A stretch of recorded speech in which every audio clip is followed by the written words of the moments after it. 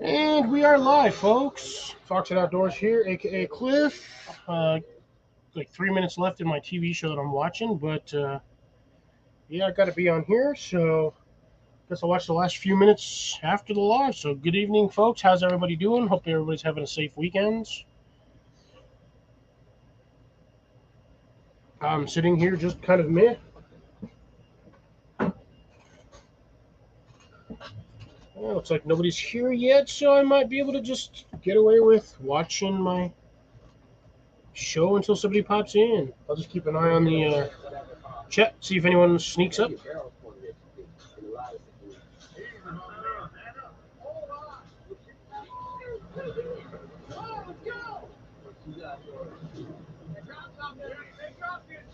this your final team? That's for you to decide. We're a little bit worried about you, Sammy. I can help. But I feel like I can keep pushing, keep going. You're getting pretty tired, dude. You can't hurt my life.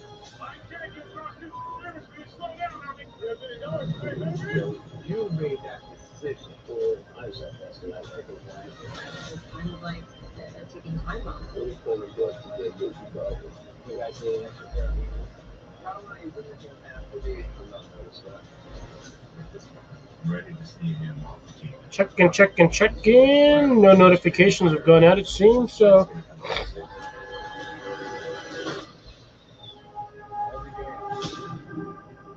Ooh, somebody flared and I don't have another episode. That's. Alright, well.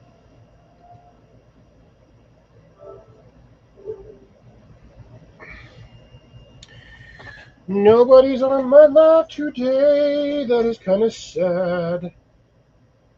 I'm just going to watch this. I'm actually kind of enjoying these now. Yeah. Nobody? I know I'm live.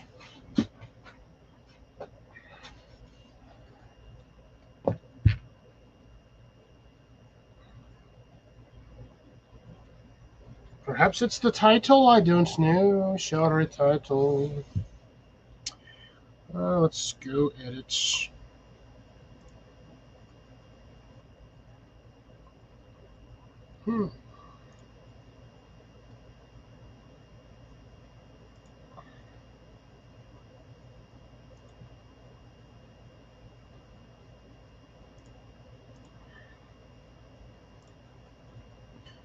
Good evening, Cecilia, my first visitor and my first person in here.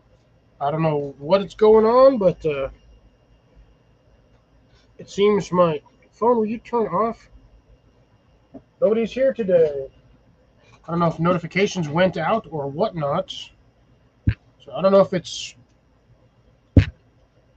was nachos.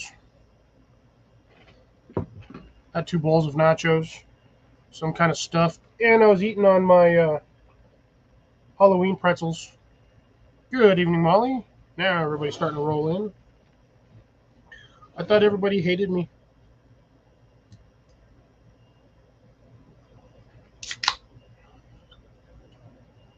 I might already start doing this, because why not? I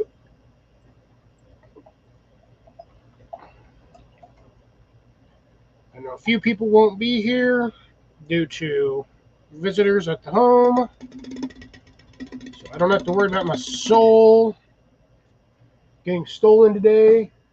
There's Mr. Blake. What flavored water are you drinking today, sir?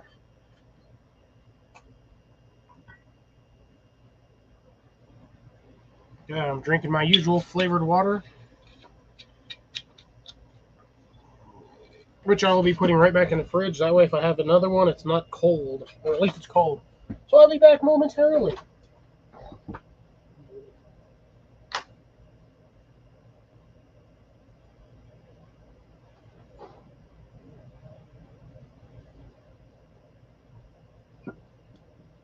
Cheese slap, cheese flap, and cheese crap. Also cheese blap. Yeah, realistic. I got 5 people here watching. Trying to get situated, and I'm just sort of uncomfortable today.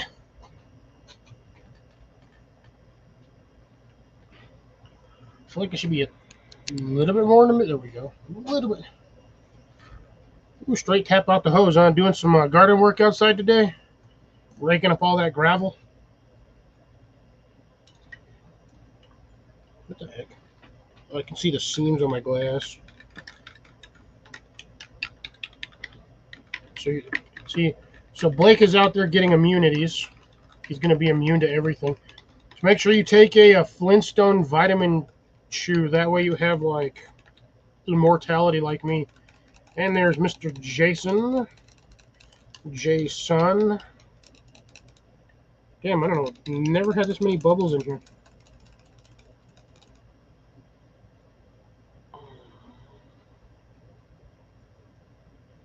Chasing bubbles.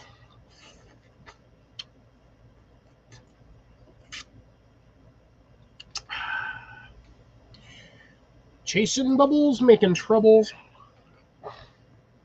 Fell down the stairs and landed in some rubble.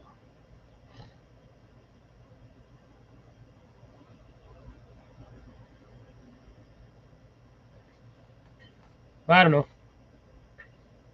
We'll see what tonight brings, or today brings, or the Esther channel. Apparently I cannot edit my channel name on StreamYard once it is posted.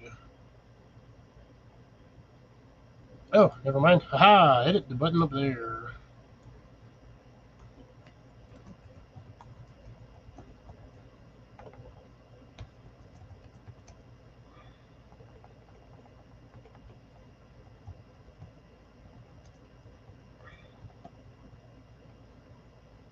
Yeah, can't spell.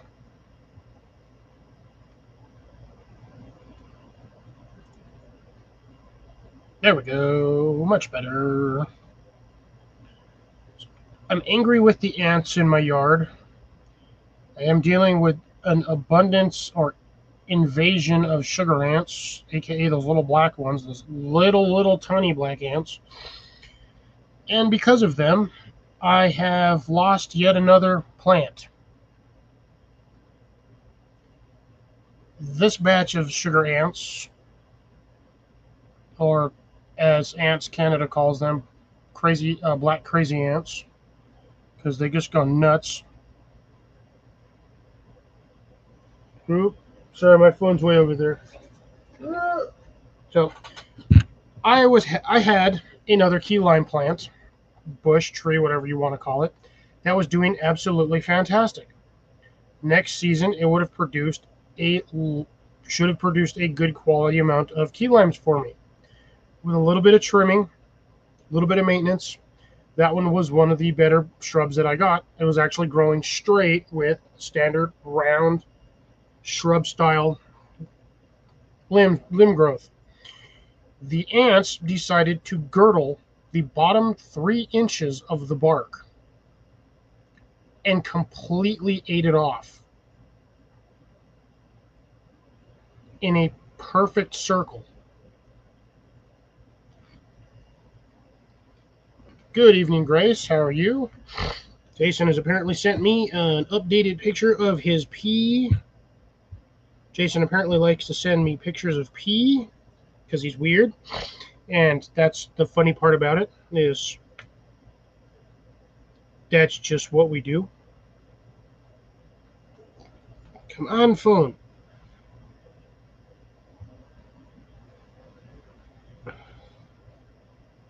Did you just staple the bag of seeds to the thing? That way you know which ones they are? Oh, there we go. For some reason it didn't pop up. Oh, yep, they're starting to get big, and you're gonna have to start staking them soon, because they're already at the stage where they're gonna start sending out the tendrils or the grabbers. The little pulley grabbies. No.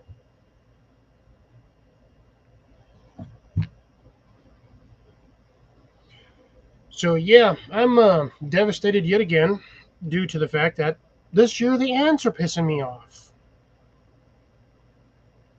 Other few times I've lost citrus was, yep, see there, yep, they're at that size already.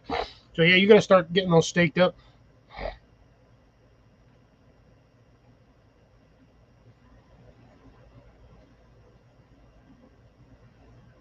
Oh, no worries, there, Grace. Do what you got to do.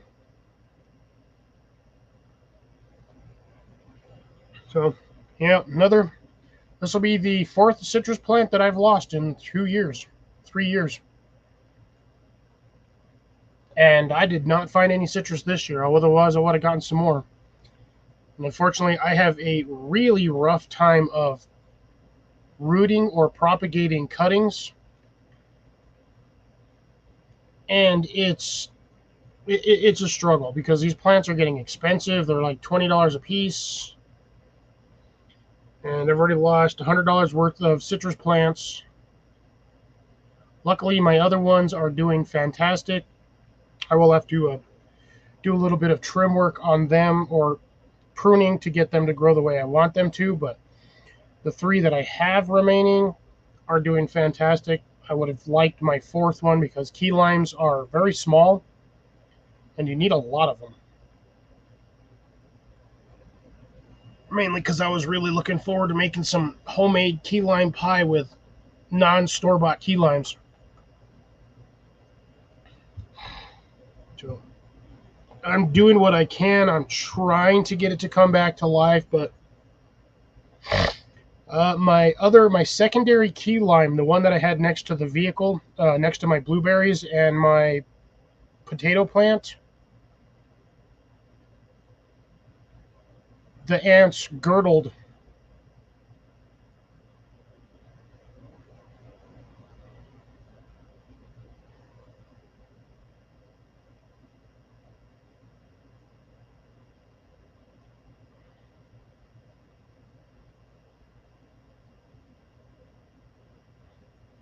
That one is not a troll. That one is not a troll. That's my neighbor. Good to see you there, Star Child. I'm not gonna pop his name out yet, because, but yeah, that's my neighbor.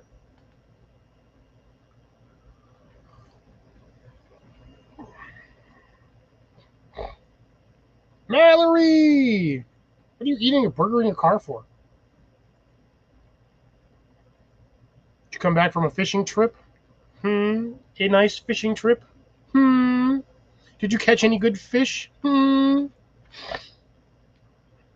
you fix your awning? I'm just kidding. I'm just being weird.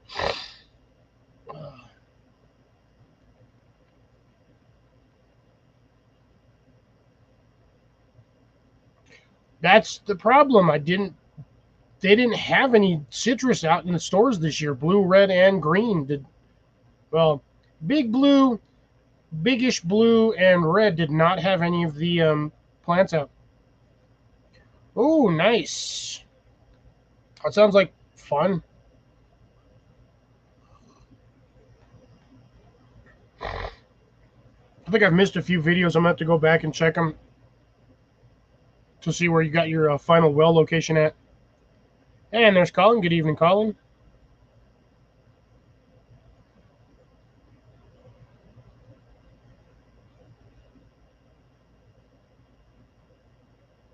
Ooh, that one's. Ooh, I'm going to yank that one out.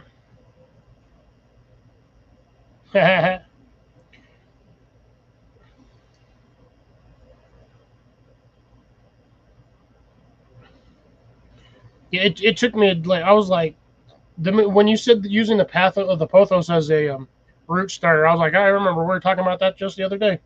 So that's why I remembered. That's how I figured out who it was. But yeah, I won't throw your actual real life name in here yet unless otherwise specified.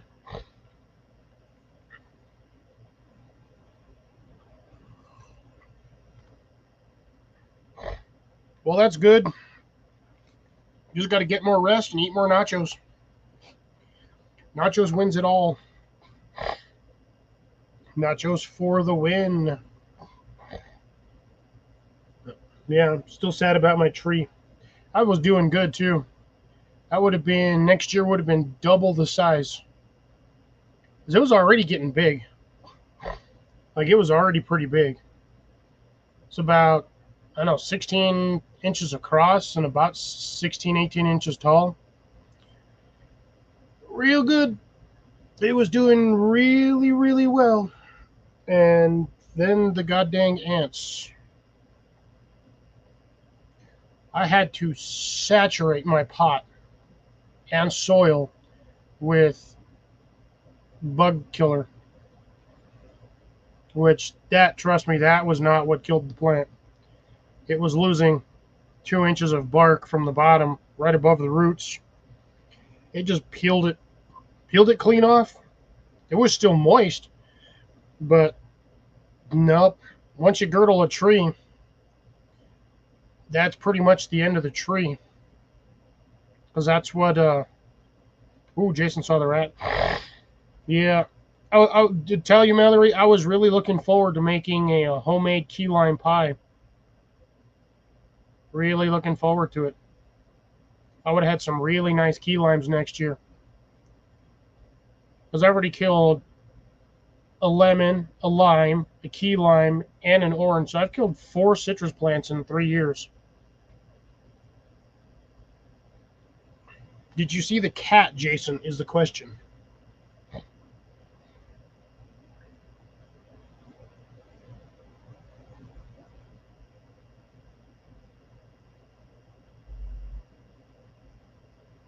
Yeah, oh no, it was, oh yeah, I'm sad about that one.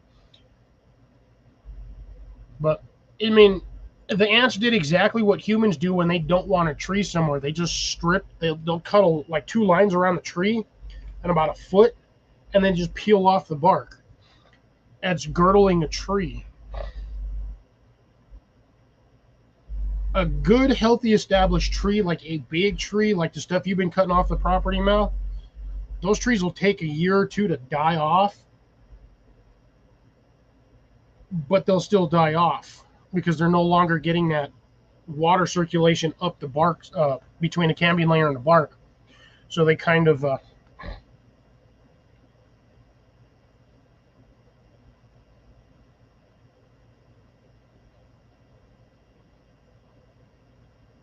yeah, that's how they get rid of a lot of trees, like certain ones. They just basically, I guess I think that's the term that's girdling them. Because I mean, let's see if that's yes, aha, I was correct. Yeah, thank you. Random bits of strange knowledge that pop into my head every once in a while. Yeah, once you strip the bark off, it's done. I mean, and the funny thing is, with a lot of plants, majority of the water travels through the inside of the plant, like the inner stems, the cores. But you dry out that outer layer, and that plant is done.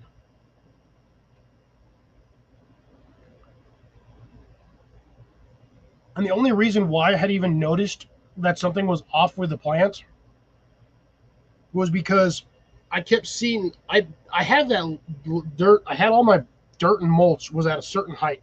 It was just the height of the planter, so that when I watered it, all of my mulch wouldn't roll off when it got, when I flood it or give it its, weekly deep soaking. And because of the way I soil leveled it, or layered the soil, I knew I would have a little bit of compression. So when I originally planted it, it was mounded. So it was a rounded mound, but I knew over progression of watering it, it was going to sink and flatten out. So it was pretty much flat with the top of the planter, but I noticed after about 2 weeks, I wasn't like really paying attention because I don't water those plants all that often. I only water them like once a week, maybe twice, because they're in pots and pots tend to dry out faster.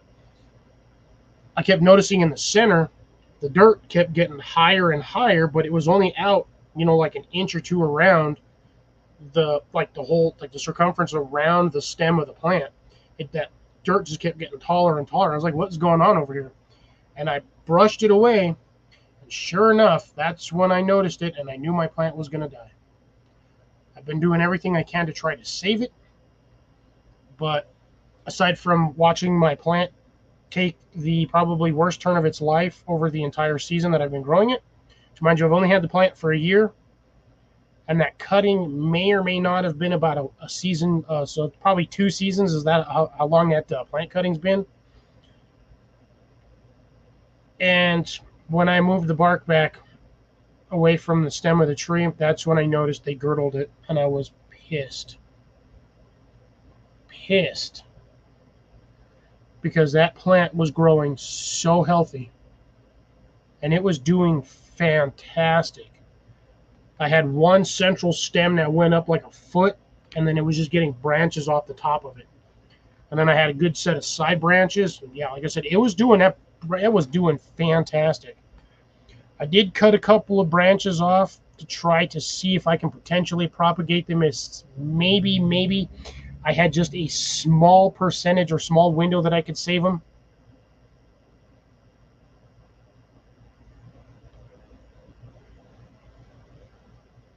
Something like that.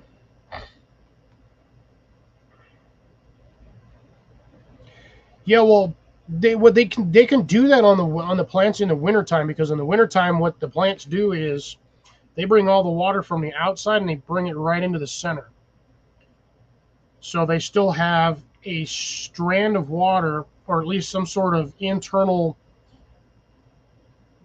water supply, so they don't freeze entirely and completely dry out.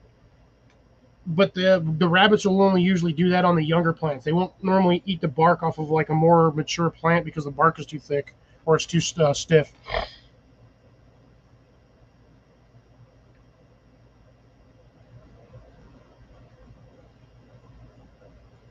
I don't have a lot of springtails or silvertails or silverfish.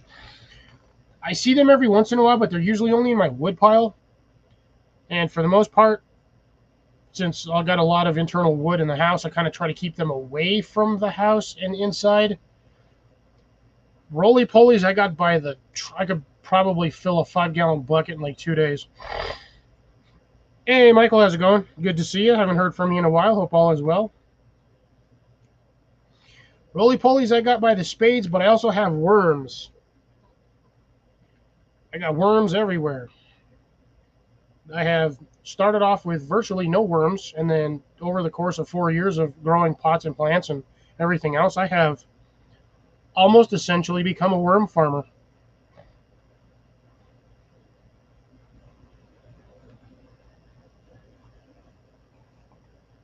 But yeah, I definitely have roly polies everywhere in the yard. I move something, there's like 5 or 6 roly polies under there. I've got remember, yeah, you know the side of my planters where I showed you I have the 2 rows of mint in those little plastic containers? You move each one of those containers and there's like 15 roly polies on there. I got to dig through some of my stuff, but yeah, if you want it, I can get you some worms. I like spreading my worms around. I got some really hardy worms. I've left them out in the sun and they've just almost dried out. Almost, but they'll still keep moving. Yeah, I got some very, very strong worms down here. Yeah, I can work on getting some roly polies in a container for you and dig through my stuff and find some extra worms. No, I don't have night crawlers. I have the standard red banded worms or whatever they're called, like the red wigglers. All right. Ooh, well, congrats on that one, Michael. Hope all goes well. You have a good one. I think they're just red wigglers. Yeah, standard red, or yeah, red wiggler worms. That's all I have in my yard. I don't have any night crawlers. It's too hot for them. They don't do well down here unless you have the right conditions. You have to have really damp, moist, airy soil for them. Oh, I just realized I don't have my YouTube chat popped out. Slacking today. Ooh, Nick is doing. Ooh, nice.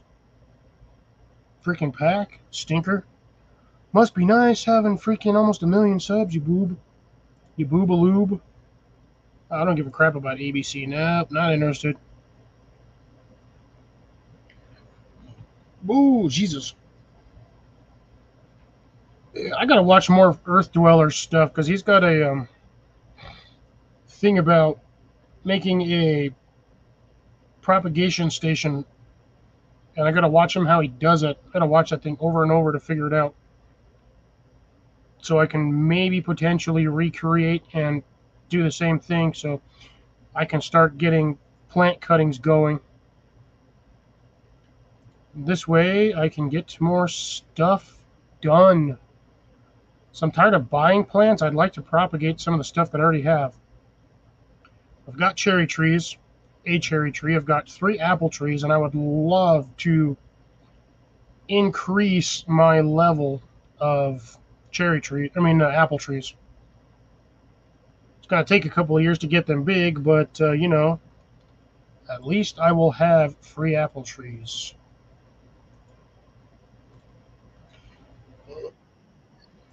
Bam, mute that one, hurt myself. Find my doohickey up here, pop that one out. So yeah, if I can start getting a setup where I can start propagating cuttings.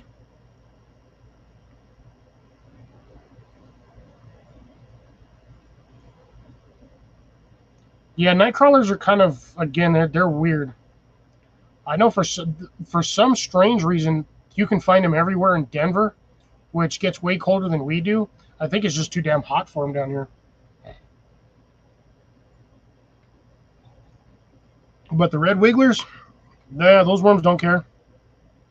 I have them all in my metal containers, and if it gets hot, they climb out and they fall to the ground and they go somewhere else. If it gets too cold, they just sit in the middle, munch on the smaller roots of the plants, which doesn't really hurt the plant too much if it's fully established. Good luck on that one. I tried doing that one year and I was almost successful. Almost. And then something went terribly wrong and my plant just straight kicked the bucket.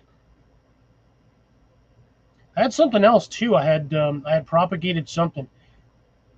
Thing took forever to finally start growing like roots, and I had like 2 or 3 little tiny roots on there, and I planted it, and the damn plant died. Mistake one on my part. I should have left it growing roots so the roots were a little stronger. I think basically what happened is when I planted it, the roots broke off and it was no longer getting nutrients. And again, fault of my own. So I have got to learn better methods because I really, really want to propagate and grow cuttings a lot better than I have been.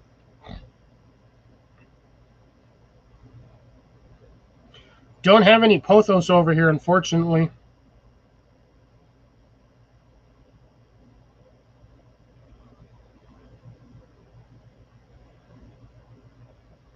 Root death situation. Yep. I don't have any pothos over here. I'm more of a, at the moment, I'm currently more of an outdoor plant kind of, if I can't eat it, I'm not really growing it.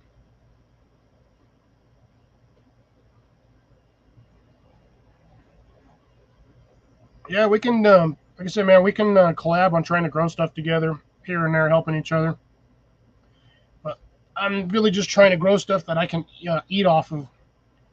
So if it's not producing me food at the moment, not my biggest top priority to grow, but that doesn't mean I can't try it later on down the road.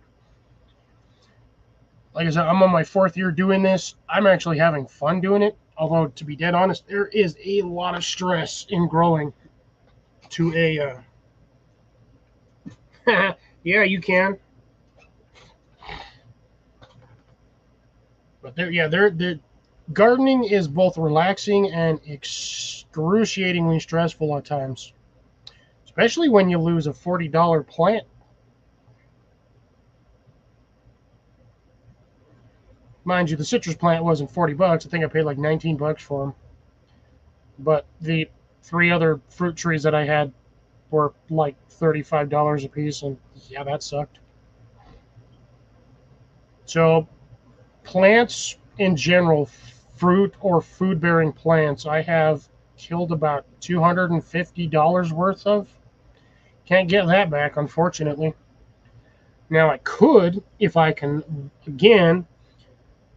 figure out a more stable method to propagate cuttings. I know Earth Dwellers does, he's got a method that he uses, and his method apparently has a high yield because he sells the cuttings. Ooh, that was quick. Must have been at McDonald's.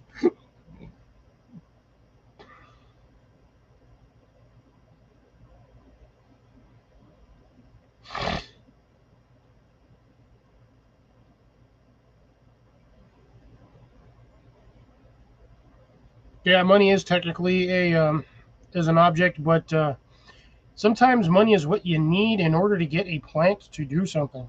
Plus, you have to buy plants.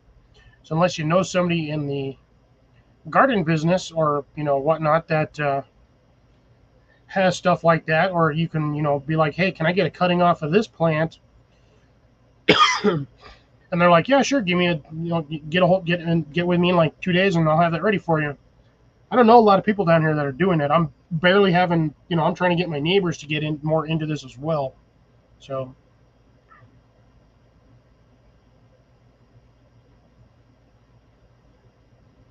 ooh, overnighter, nice. Oh wait, so you're not, so Mel, you're not on the property, or are you at the,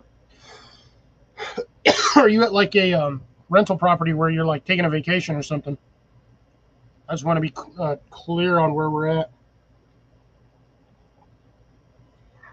Some cuttings will survive through the mail. Onions will, strawberries will. Um, a lot of your like some of the a lot of the wild. Oh, cause she's at the camper. Gotcha.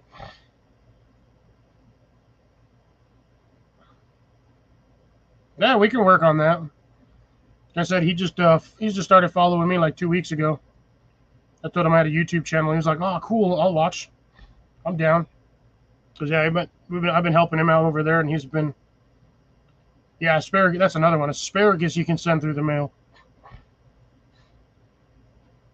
But usually that stuff you'll get wrapped. But like you get seed onions from the store, and they're dry. They're like your bulbs, your standard bulbs for like not days, daylilies, irises, stuff like that. They transport them dry. Good evening, Soundbreaker. Seed onions. Yep, seed onions come exactly as that. It's dry. Not 100% dry, but the first couple of layers of skin are dry. The rest of the plant has a little bit of moisture, but yeah, once you stick them suckers in the ground and give them water, they pop out like crazy.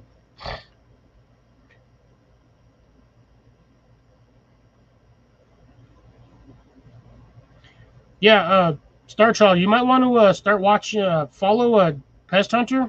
He is ex pest control agent.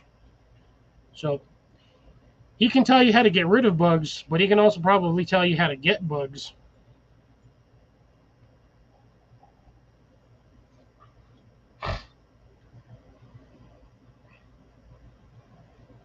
But yeah, like I said, man, if you need more roly polies, I got them by the spade over here. I can get tons of them. All I got to do is move a planter and maybe go out there with a vacuum and just like a small little mini shop vac and just suck them up. Or I can scoop them up. I usually see them by the dozens when I move stuff. And worms, I got those by spades. Stay at a hotel. Yeah, just as a fair warning, there is a lot of sarcasm and bad dad jokes on here. All brought to you apart mostly by me for the bad dad jokes. But yeah, we have a lot of sarcasm and a lot of very witty banter, to say the least. Because I've pretty much almost met almost everybody in the chat, except with the exception of Cecilia.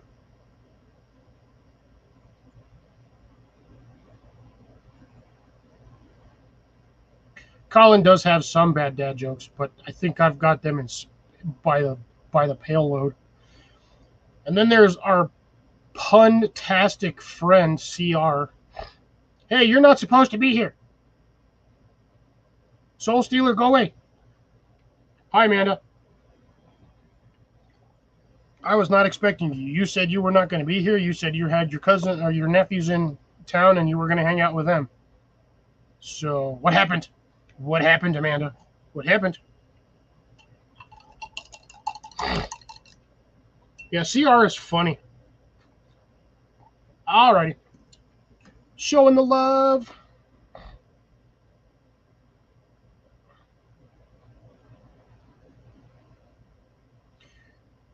Yeah. I bet you, Mel, I bet you were in a prime location to see the lights. I'm almost positive you have a prime location to see the lights.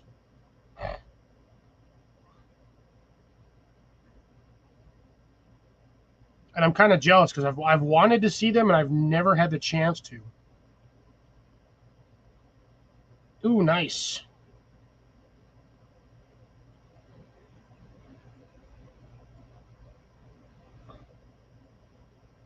Nice. Pretty good view of it, like really clear tonight for that. I haven't seen that since I lived in Denver.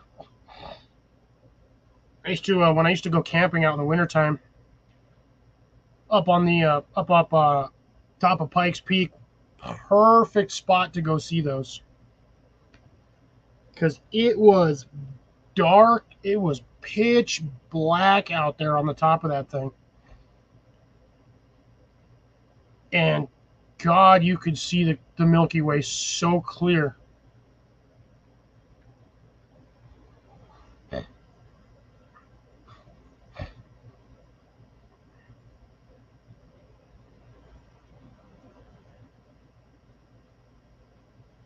Nice. By we, do you mean the girls or the... How do I put this delicately?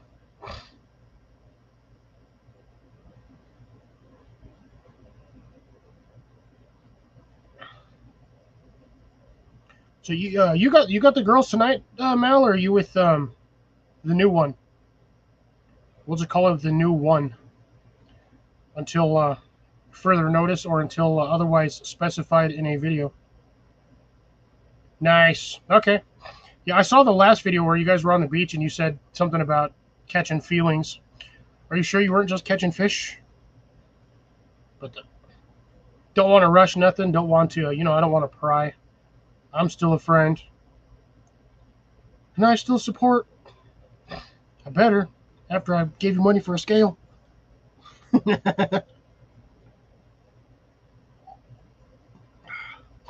I'm definitely looking forward to the new garden. Once you get the garden set up over there at the food plot, I'm definitely looking forward to seeing those videos.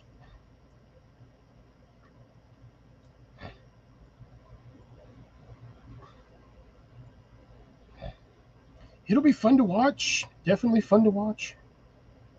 And still, one of these days, I still have to make my journey up to Canada. I have like 8 people I got to go visit.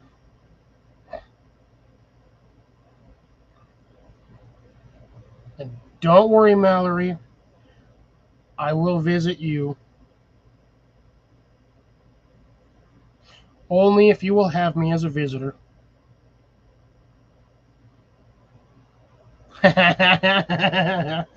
Nice. That fool will never tell me his real name. I think the last time I was in Canada, I think was like 89, 90, somewhere around in there.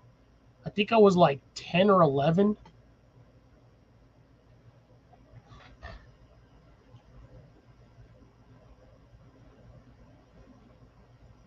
God, you know what? I can actually just find my passport. Oh no, but I was 14 when I went to Europe. But when I went to Canada, when I was younger, a passport was not required to go between the US and Canada border. because we're basically brother and sister, or family. There was never a need. We had the passports. I think I actually have mine stamped with the freaking Canadian passport seal or whatever. All right. Take care, Amanda. Have a good one. Smell you later. That'd be really, really interesting if Mark popped on too, and Tyler, because then we'd have good portion of the old Wood Squad on here.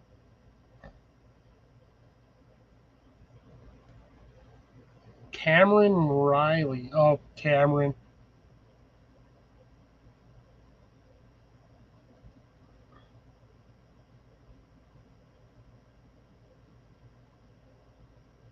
Now that would be interesting if that actually was his name. I still think it's Cadence.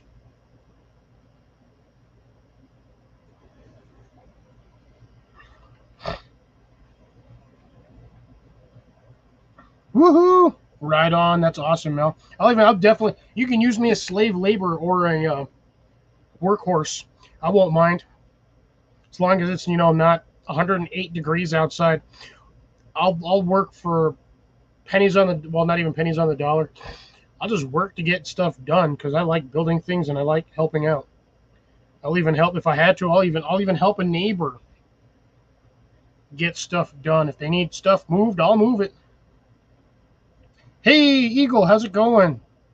Good to see you tonight, brother. How you doing?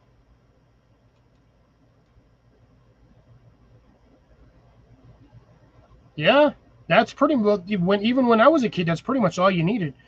They just asked you the standard. You got anything to declare? You'd bring in any fruits or vegetables over, and what's your business? Are you here for business or pleasure? And how long you're going to stay? And that was it.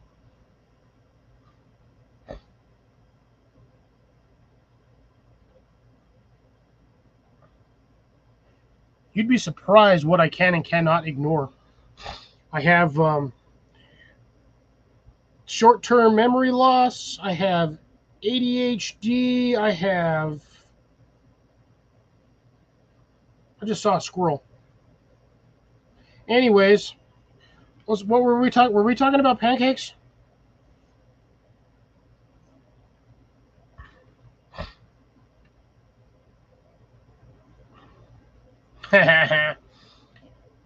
Molly, I've got some things to say on that one, but we'll keep this PG because I don't want to offend the children that are in here.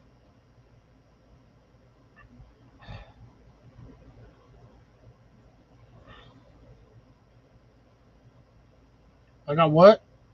What are you telling me I have?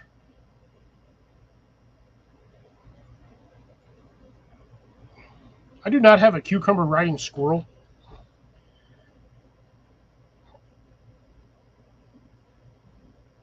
Or a camel restroom snake. Speaking of which, I still can't get that image out of my head. It's been 2 days.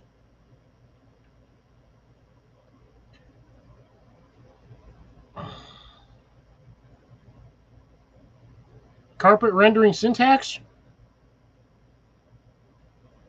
I know exactly. Children, where? Not over here because I ain't having any. Unless they're baked, broiled, fried, deep fried, sauteed, flambéed, simmered, toasted, baked, roasted, turkey deep fried. But anyways,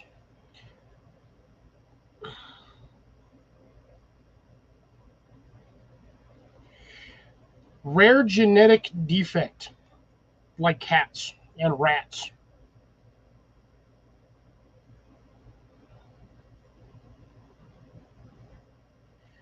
Baby goats are also known as lawnmowers. Well, I guess technically all goats are known as lawnmowers. So they just about damn near anything. Oh hell no, I would not. Oh the hell I would. Nope. I do not. Do not. Do not tolerate kids very well.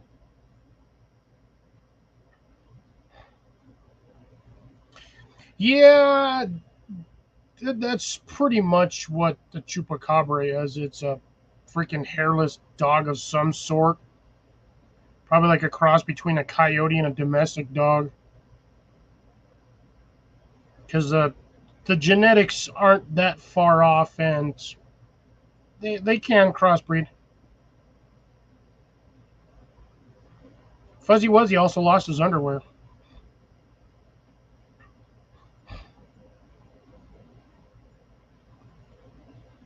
Yeah, that's what we're talking about. Hairless bear, cryptid of some sort.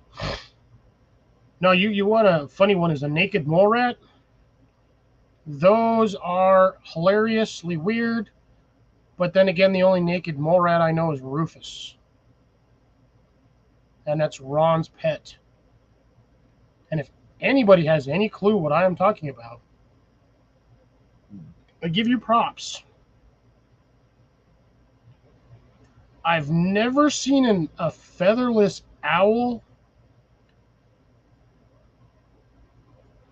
because essentially an owl would just be a round chicken. Yeah. So, all right, at least one person got my references. Nice. Ah! Almost moved my leg and almost got a leg cramp. Now, who's pestering me? Is it Amanda? Or is it, oops, it's Jason.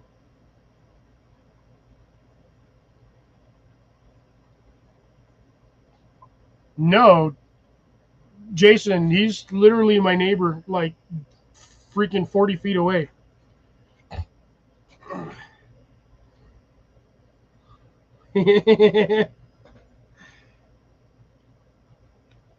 he literally lives like just on the other side of the wall.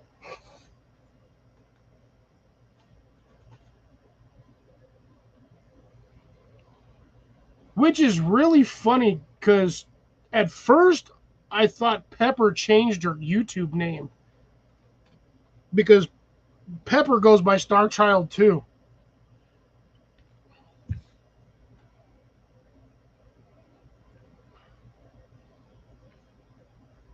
No, like what do you mean, Jason?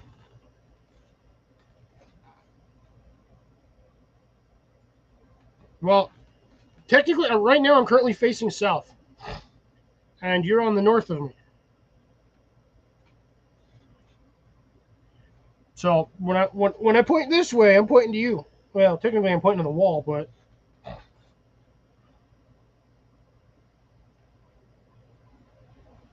yeah, that's what I'm saying. That's why I was mentioning that. Because that's what threw me off at first. I was like, at first I thought it was Pepper, but I know Pepper's channel name, and I don't think she's just gonna randomly change it. All right, go for it, Mel. Send me a preview if you can. Love you, dear. Have a good one. Catch you on the next one. Be well, be safe. Don't fall in your well. Peace out, girl. Was mice catching you? No, actually, usually once she pops in, the first thing she usually says is Osayo.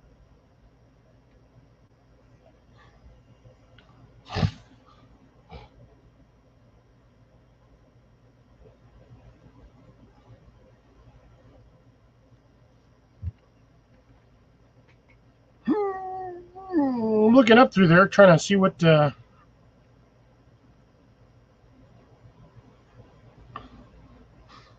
Oh, if you're talking about the word bruv, bro, even I use that one every once in a while, and I'm freaking straight up.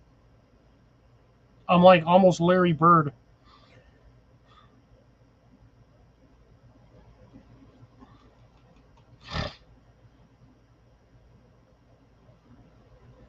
Yeah, usually for the most part this season I have been. No, last season a lot of my lives were deleted due to, we'll say, non-friendly content. But this season I decided to leave most of my lives up, even though I do know the fact that not everybody's going to sit there and want to watch a 3.5 to 4 hour rerun of a live. Thought you for some reason I thought that read I love Pepsi again. I'm like, shit, when did he not like Pepsi? Yeah, go ahead, throw me on the background. I don't mind.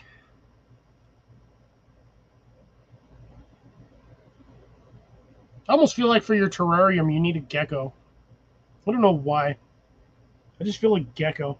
If you need lizards, let me know. I got them over here all the time.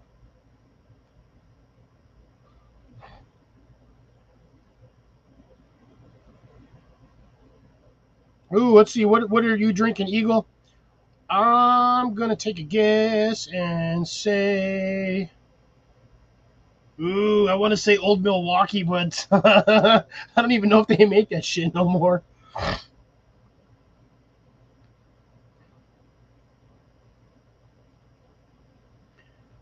Blue tails, I could probably freaking randomly come across.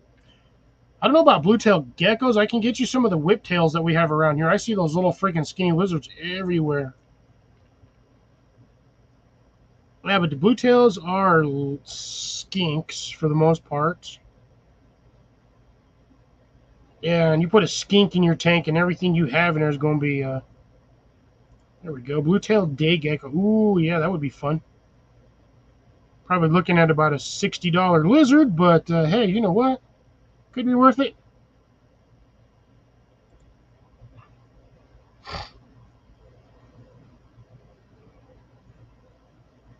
Yeah, dude, I can catch lizards all over here all the time. I just spray them with a garden hose and they stop running.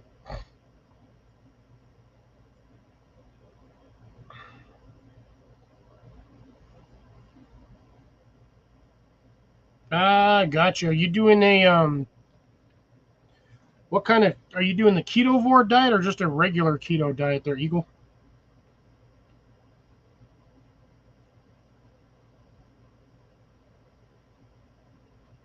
Oosh, pink isopods for 180. That better be like a 5 pound bag of isopods. Down here, I'm gonna. The easiest way to do it is your garden hose and the sprayer. Regular keto. All right, not too bad. Hope that's working out for you and you're not sitting there starving to death because I know keto diets suck. But yeah, no, the easiest way to catch a lizard is one, make sure that your garden hose water is not warm. Wait till it's actually cycled all the hot water out of it, and then you just spray the lizard with the full spray, and they stop running after about 3 feet.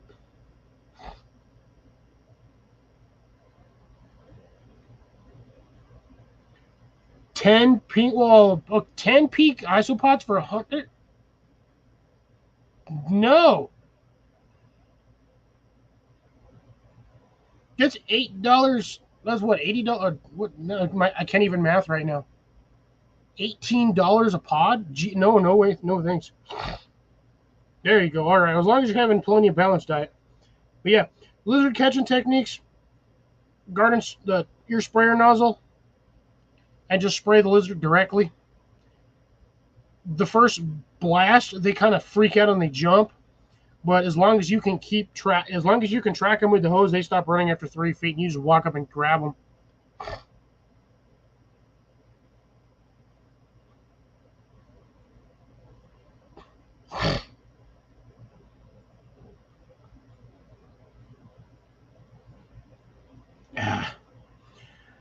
See, when you get to stuff like that, when you start doing the rarity versus quality or quantity, you're looking at isopods that are bred specifically for genetic traits, but in certain locations they don't do well. Hey, Deb, how's it going? For instance, if you're doing that from a group in Washington, that's a colder, wetter region than down here. You would have to tune your terrarium to the conditions to where they're bred and grown, and any sort of change in climate will assuredly wipe them out in a matter of days. Ooh, Pasoli. Ooh.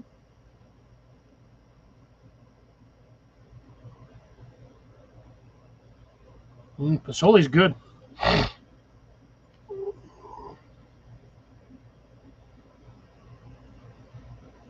Yeah, you said those were in there, but you only got a handful of them. Yeah, I think you're better off with the red wigglers. But again, yeah, like I said, you'd have to have a terrarium with the specifics of the Washington environment that they're bred in. Like I said, down here, it gets too hot, even inside. So you do run the risk of, paying $180 for 10 isopods that may or may not survive the not only transport, but the transplant of going from one environment to a similar environment.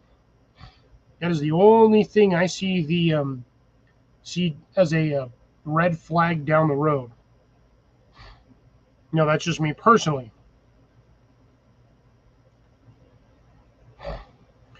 Birds of paradise are weird, but it also depends on the location to which you grow them. I have seen some bird of paradise down here that are 10, 15 feet tall, 8 feet wide, and look like small trees.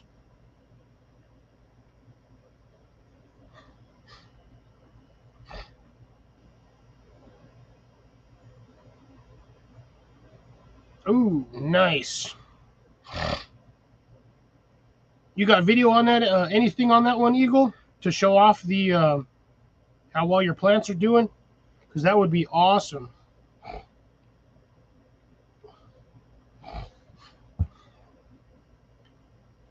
I did not grow tomatoes this year. I've had way too much on my plate, and I just did not have the opportune time to plant. I have tons of tomato seeds. I just did not have the time, to be honest, time or energy to plant them. I wanted something that was going to be fairly simple, and all I had to do was water and just watch it grow. Speaking of which, hey Jason, remember that melon I was showing you? That thing is now like triple the original size. It got so heavy that it actually broke itself off of my fence. And I had that thing up there being held on by like 8 tendrils. And it busted like 5 of them and it just dropped.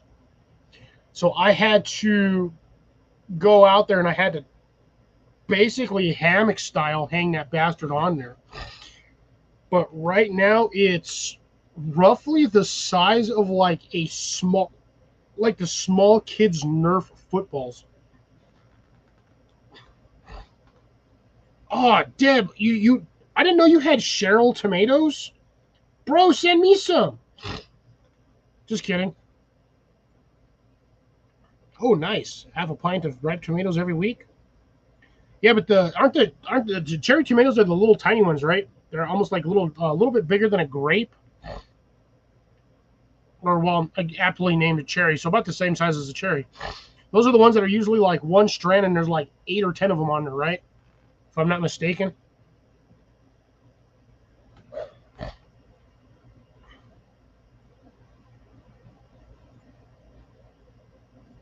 All right, sweet. Yeah, Eagle, let me know. When you throw out that video, let me know. Send me a message.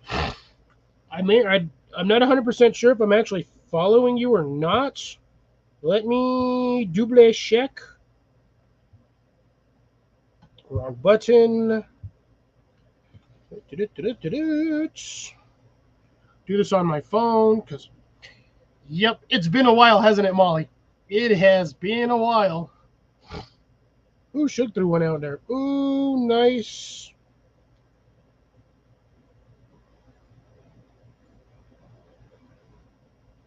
Oh, damn, that guy's got tomatoes or hot peppers. Let me see if I can find the Bearded Eagle. Bearded Eagle on YouTube. I got Bearded Woodsman, Bearded everybody else. There are so many channels on here. It's absolutely hilarious.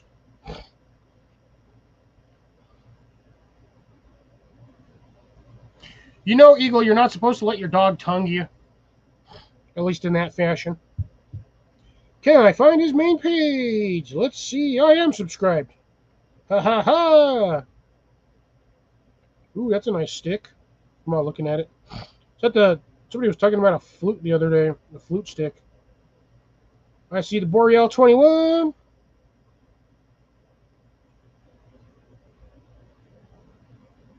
Ooh, Ooh, that chicken looks nice. Yep, I am subscribed. All right, sweet. So you pop that up there. Let me know.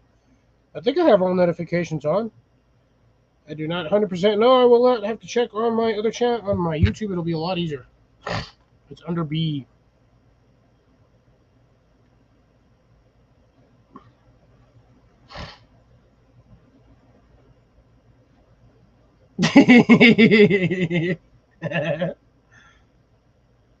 Grape tomatoes, cherry tomatoes, same difference.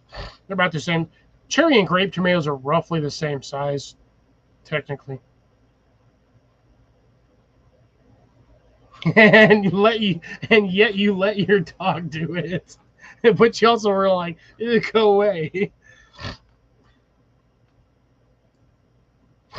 Sweet. Yeah, I'll have to double check, make sure I'm actually have notifications. I have I'm subscribed, but I just got to check on my notification status on that one.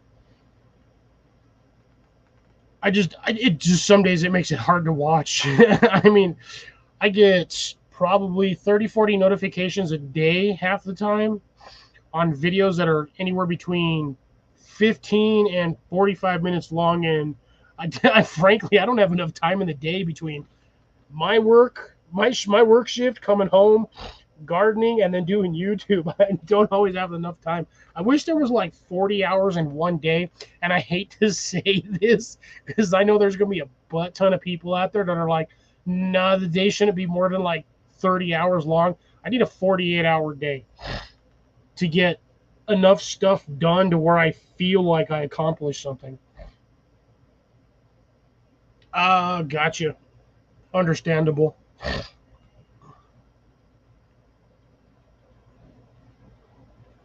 I've never seen cherry tomatoes get that big, but then again, I really don't grow a lot of cherry tomatoes. But I believe on that one, that's most likely due to the particular strain of cherry tomatoes, because I know there are some cherry tomatoes that'll produce on like these little vines. They look like grapes, but there's usually, it's like every other one on each side. It usually produces like 8 to 10 cherry tomatoes. But then there are some that'll produce like little clusters, kind of similar to like the standard red round tomatoes or the organics. I know that it's not the Romas because the Romas are usually like one or two and then they just hang. It's really odd. I hate to say this, but Romas grow like a pair of testicles. No, that was the one that was on the page. That was up on your intro page.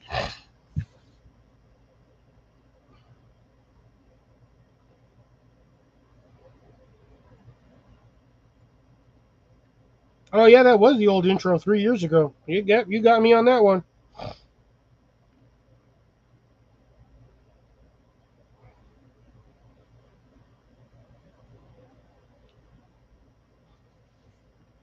You definitely got me on that one.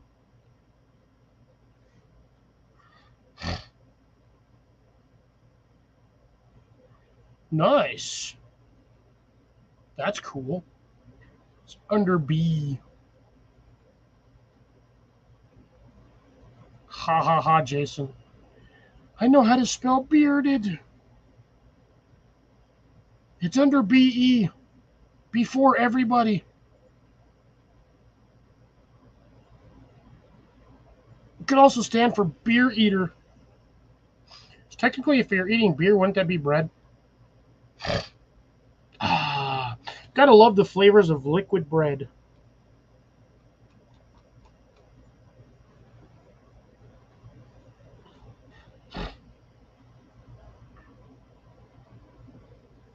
Gotcha. Be wary of the mosquitoes, because even out there in the dark, they're still out there in droves. But you go do you, and I'll catch you on the next one, bro. Peace out, and thanks for stopping by.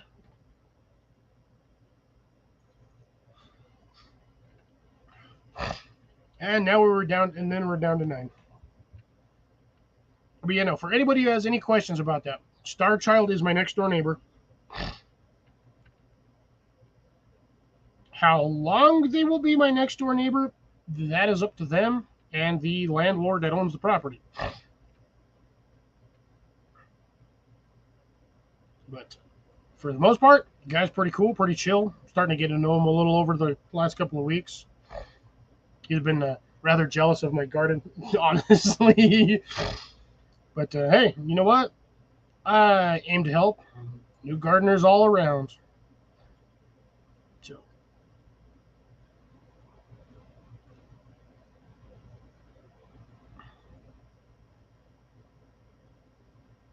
nice. There you go, Deb. Yeah, I gotta try to grow tomatoes next year again, but I gotta figure out a different spot to grow them. I've had them one spot, my plant just went nuts, and then I moved them to a different spot. My plants did not do so well. But I do believe that was my own fault due to the placement of the plant in the planter. I think I needed to move them in more because they were too close to the edge of the planter, and I think the heat was actually frying the root system, so it was struggling. Pasole, Pasole, but I'll give you that one because you're way over there. Man, Pasole is not normally in that location. It's normally a southwest kind of thing. That's like going to New York and finding an authentic gumbo place. I'm like, you ain't gonna find one, dude. I'm sorry.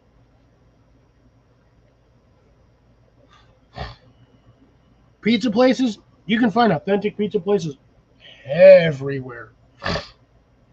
Except you'll never find a truly authentic pizza place because that shit started in Rome. And if I'm not mistaken, potato chips was originated in Chicago. Kind of funny on that one. Dude was complaining about his potato slices being too thick.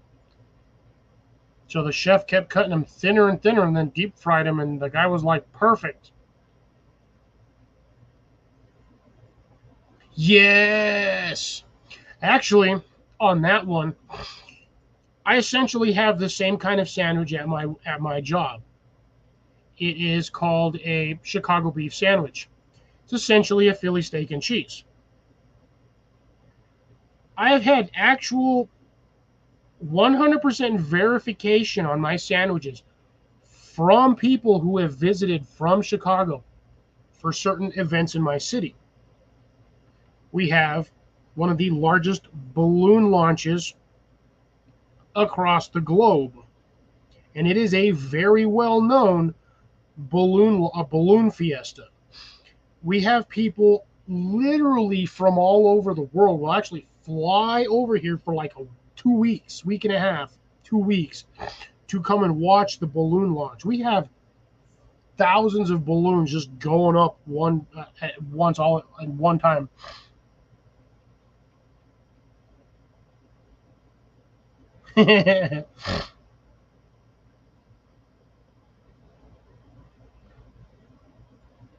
Yeah, cheers, man.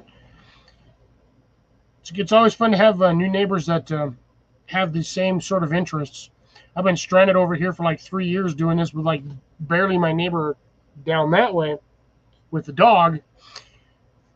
I've been helping her out because she's been wanting to grow. So I'm trying to get more of the neighborhood to start doing a little bit more. There's a few people down the street that I honestly wouldn't mind getting a whole, talking to see, their perspective on growing, because I know there's a few down there. I know specifically there's one guy down Blake, or not down Blake, down Tapia, down towards the Blake Road.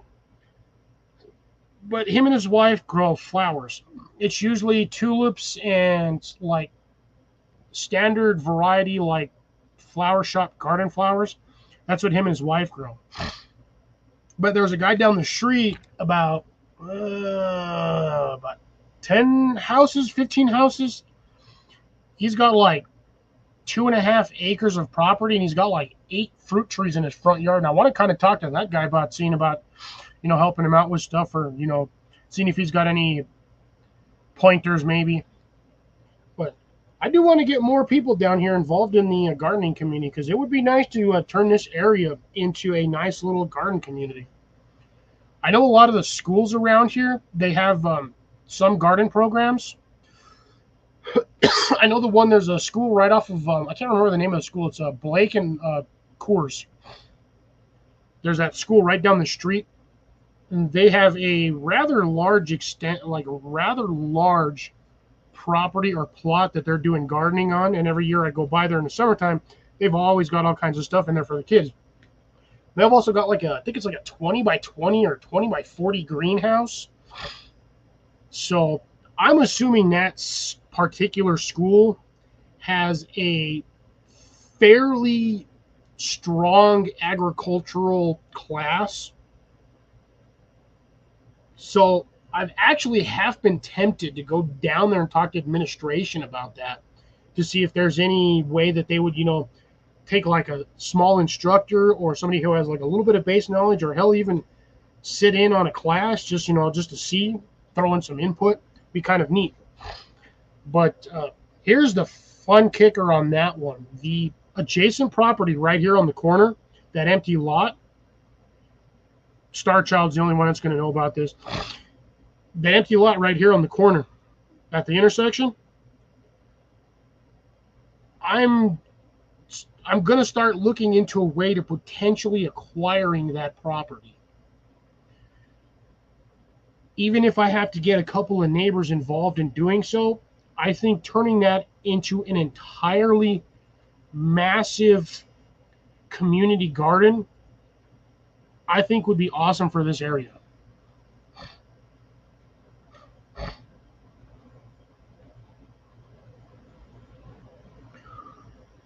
Oh, what?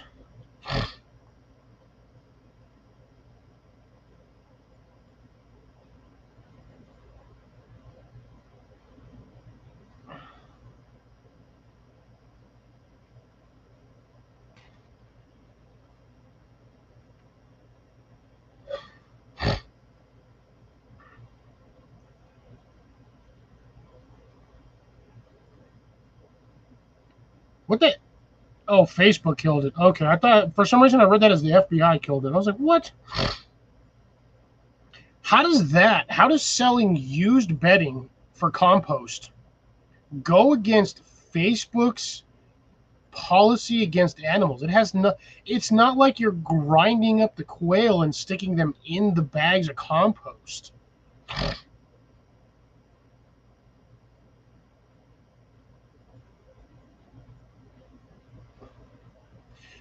Yeah, this is exactly one of the main reasons why I don't have Facebook, because Facebook straight up sucks. But yeah, I agree with you on that one, Debbie. That's just stupid. I see no violation against whatever possible contingent policies Facebook has. I think what the problem was is that Facebook just did not want you making money off of used bedding. That's what that comes down to. I guess somebody in the algorithm said, nope, this is weird. Yeah, see, exactly. The AI bot. So here's the thing. I know Cecilia physically commented on this when I posted the video, and it was like the third or fourth comment after I posted the video, and I didn't even notice it until I read the comments, and it was like I had 2 or 3 people in there tell me that my video was restricted. That one video that I did, it was like 3 minutes long, of tragedy in the garden. YouTube flagged that as inappropriate content and restricted me to 18 plus. When I came home, or I checked that later that day, I had 2 emails from YouTube, one stating what happened and the other one stating violations of TOS. And if you have any, disputes, click on this. And I clicked on that thing, and within 2 minutes, my video was unrestricted and it was put back on regular channel, because they were like, oops, our bad.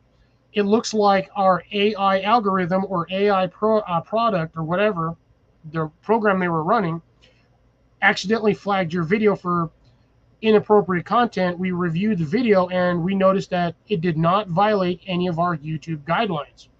Did not violate guidelines or policy. But what triggered it was the damn title. I can guarantee you it was the title. Because, dead honest, I have used swear words in some of my videos. I try not to, as best to my ability, because I know a lot of underage children do tend to watch some of my stuff. It's not like I'm restricting every video I make to 18 plus, because if I did that, I'd get no views or content watches. I'd get nothing. So I try to limit the amount of swear words I use in a video. So I'm very, very meticulous about that. If something pisses me off, I will state that in the video, and I may or may not use a swear word. But I can guarantee you that red flag. And now, so the funny thing is, it was not a strike against my channel because I am not monetized. It was not a strike against my channel. They even said so in the email. It said, this is not a strike against your channel. We're just letting you know that your video may or may not have violated or went against YouTube policies. I disputed that right away. Like I said, within 2-3 minutes, it was resolved and back to normal. As you guys know me, for all of those that have been here long enough, you know damn well that if I have an issue with a video or even a live stream, I put it on private, and that's the end of it. I will not unprivate videos. If you do not get to watch it the first time, I'm sorry. Nothing I can do about it. Yeah, see, I would have just sold them for $5. Depends on the bag, because you're using the quail feed bags, right, Deb? The nylon ones.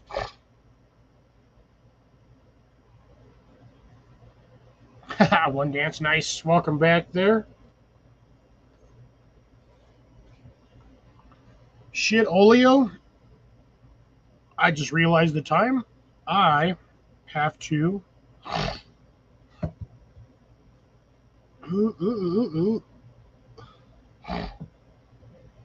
I'm just gonna throw it in the damn chat. I really don't care. I don't normally run any issues with stupid ass trolls. So, Jason, Colin, if you guys are ready, I don't know how long Jason and Molly will stay in here, but there is that. For those of you who would like to potentially pop up on chat with me, I just realized what time it was. Oh, you're using trash bags? All right. Well, Colin popped up mad quick. Aye. Popped up like morning would almost instantly. Not quite. Good morning, gentlemen. Or I should say evening, good gentlemen. And it's now to do the one thing I struggle to deal with. Let's remove comment. Hello, Rabbit. Rabbit, good to see you, brother. Good to see you. I think he's been here long enough. Shall we give him a wrench, gentlemen? What say you? Aye. All right. Congratulations, Rabbit. You have officially been voted to have one of these. Been voted on the island. Bloop.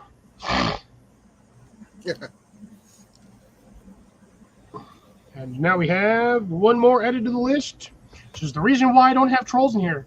They see everybody in here with a wrench, blue marker, and they're like, nope, never mind. Yep. Mm-hmm. It works most of the time. Is Pepper wrenched? Say what? Does Pepper have a wrench? I believe she does. I cannot verify 100% because I don't think I have the option of checking to see what my moderator list is. But you can, actually.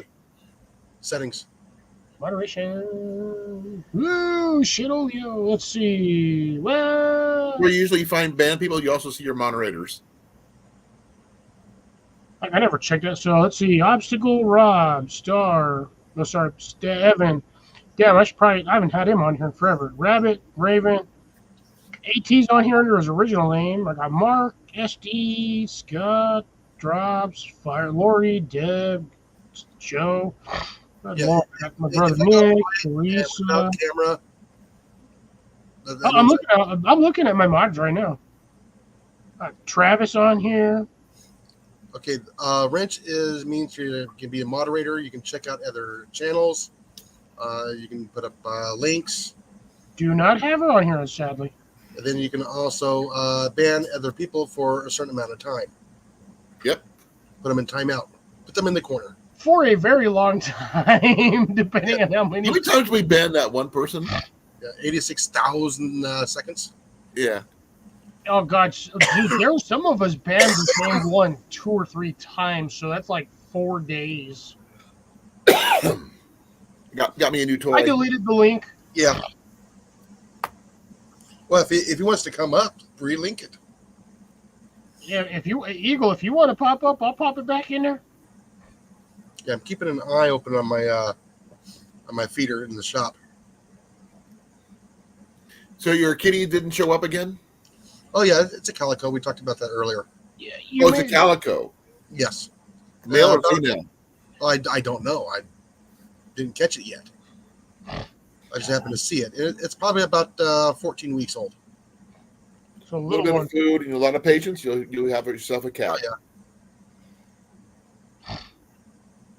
Yeah, so essentially starts out all of those with you'll notice it on the chat itself. You'll see everybody has like normally their Little blue wrench.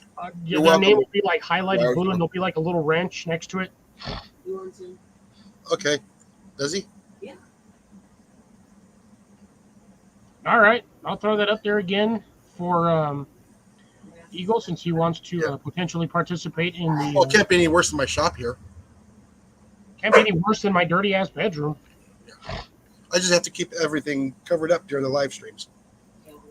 Yeah, again, I'm not monetized, so what's the worst they can do? So that side is okay. It's what's behind the curtains here. Yeah, that white thing on the top shelf to the right of you, honestly, from my angle, looks like a goddamn toilet. I know it's a coffee machine, but it looks like a damn toilet. Yeah. And there's this guy. Oh man, look at that short What beard. up, Eagle? And that's what I was gonna say. Wow, look at you. Trimmed. Yeah, I shaved the beard off. No, I was there for that episode where you finally shaved it off. Freaked out And the kid's wife. I've kind of kept it short ever since. I like it short. Yeah, I want it back, but at the same time, it's kind of nice to not have it. It's cooler when the beard's shorter, Yeah. especially in the summertime. Otherwise, it Formerly- gets sweaty and itchy. Yeah. Oh, yeah. The itch never goes away. Definitely on that. Long time no see. Yeah, it's been a long time. I was gonna ask. I gotta ask Bear. Did you do the triple S?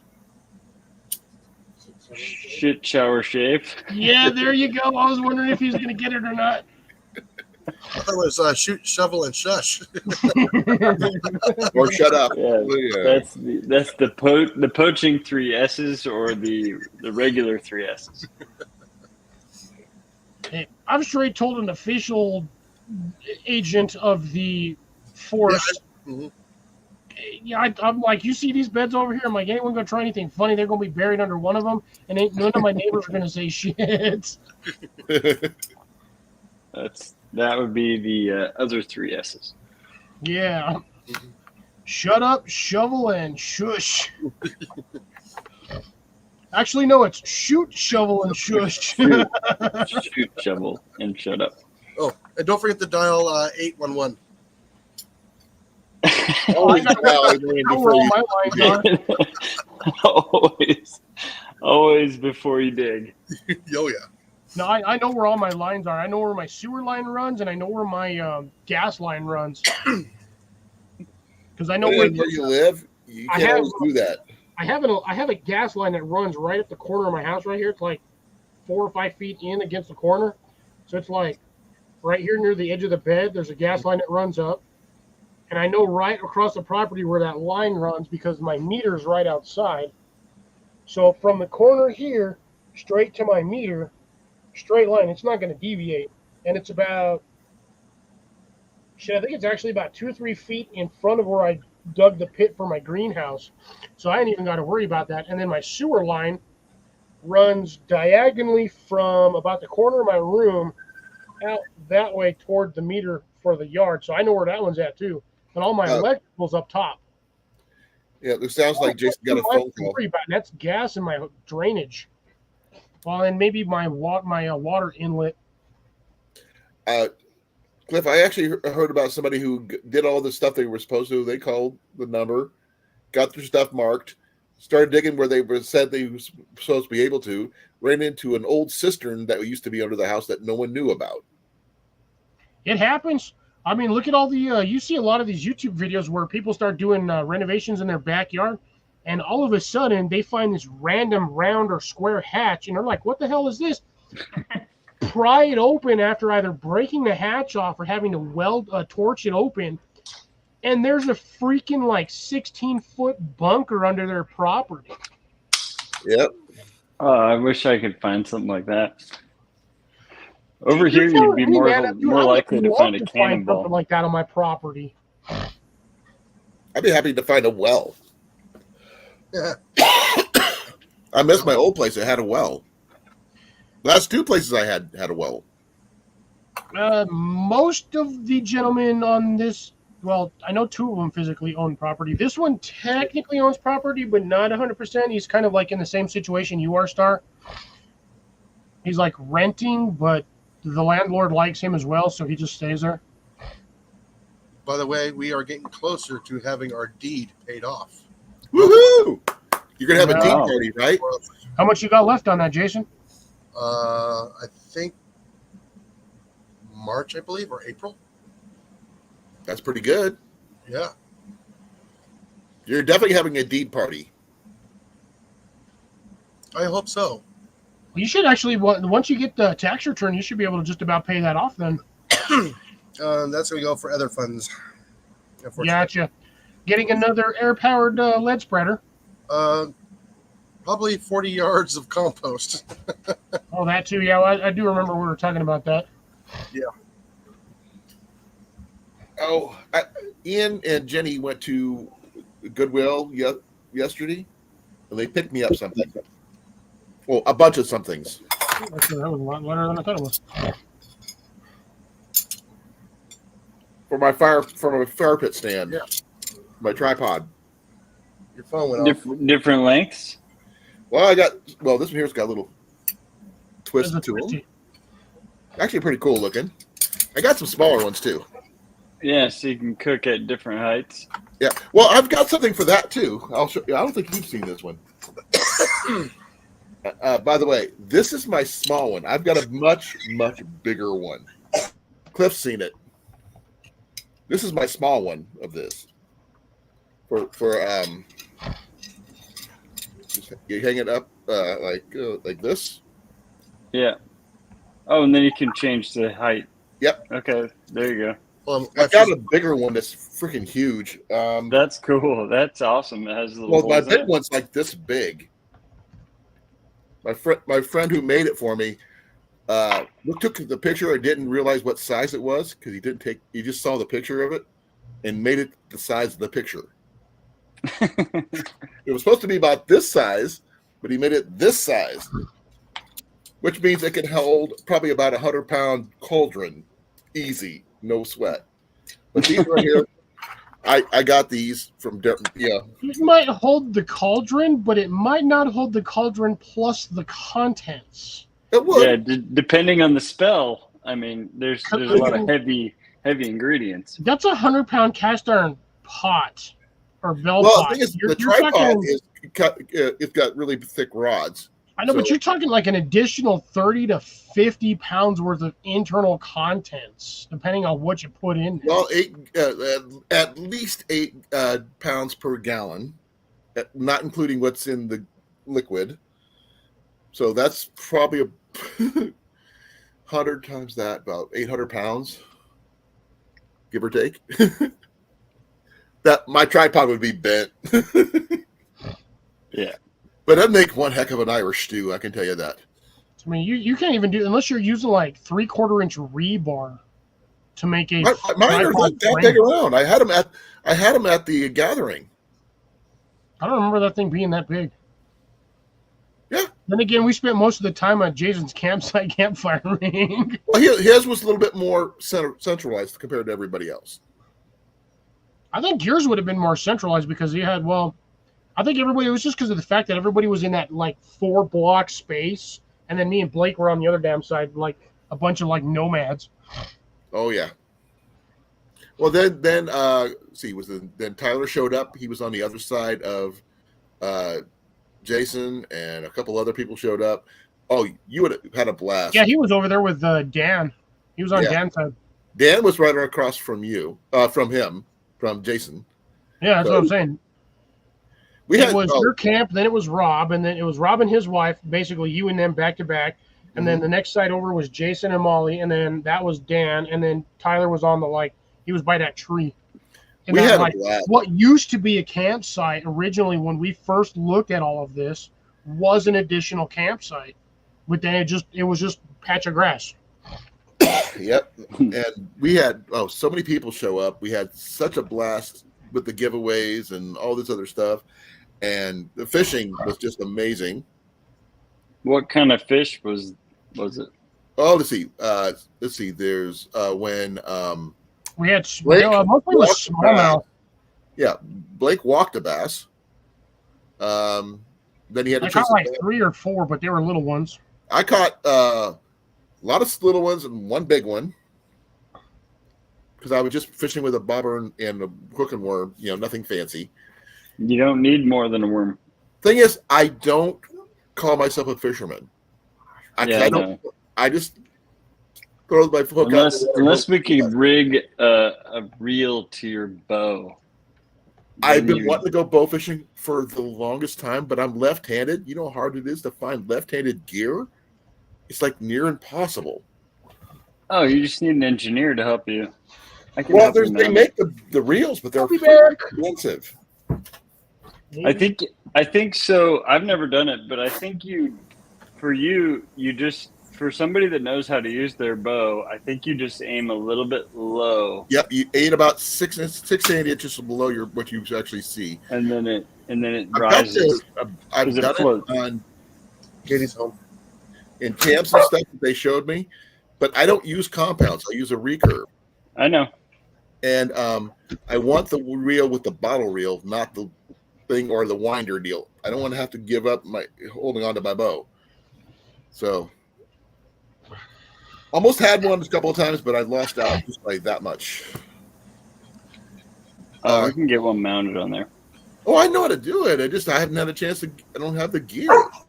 That's the hard part. And I'm good right-handed, but I'm not great right-handed. So currently he's in a situation where he can't do a lot of strenuous outdoor activities until my knee is replaced. He takes his knee apart and rebuilds it. Yeah, I get a bionic knee. Are you getting a robot knee? Yeah, I'm getting a robot knee. No, he's getting it probably synthetic, but the standard whatever they've got nowadays replacements. Titanium. So I get to be partially Wolverine in my knee. On the plus side, if you ever get your leg amputated and you have to beat someone to death with it, then I could do the atomic knee drop on him really well. Right? There's your chance to start making videos again. Rocket Doc, yeah, right? Mm-hmm. Now, I really, SD Mountain Man has offered to take me bow fishing multiple times as soon as I get a bow fishing reel. The problem with bow fishing is you have to walk. Oh, shit. But the thing is, I've got the shooting skills. That's not the issue. Having the gear for it is the big issue. Ian actually picked me up a boat fishing arrow yesterday, but he took the tip off and kept it, which doesn't do me any good. So I told him, what's the whole point of giving me an arrow without the reel? I'm not sure if I kept it over without the tip.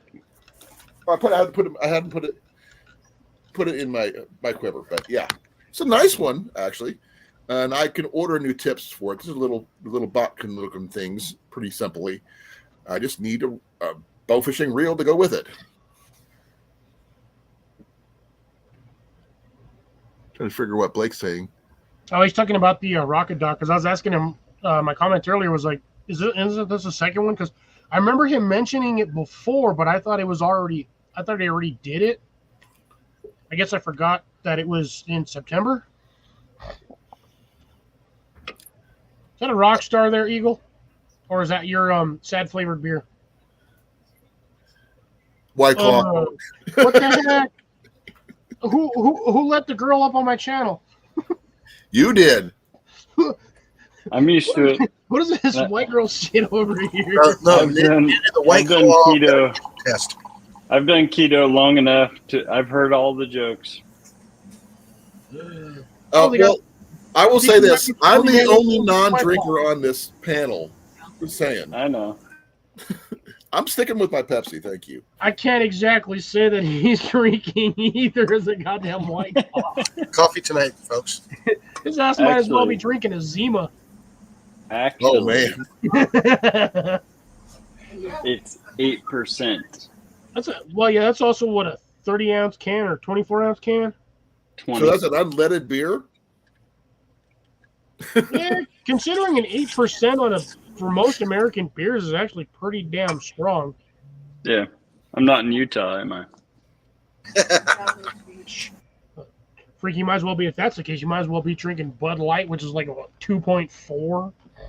I had to travel to Utah a couple of weeks ago for work, and it was interesting.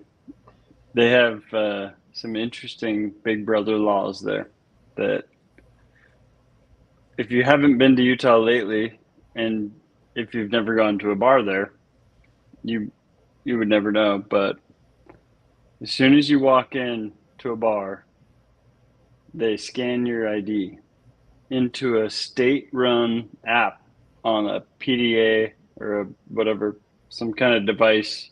Damn. And so if you think about it,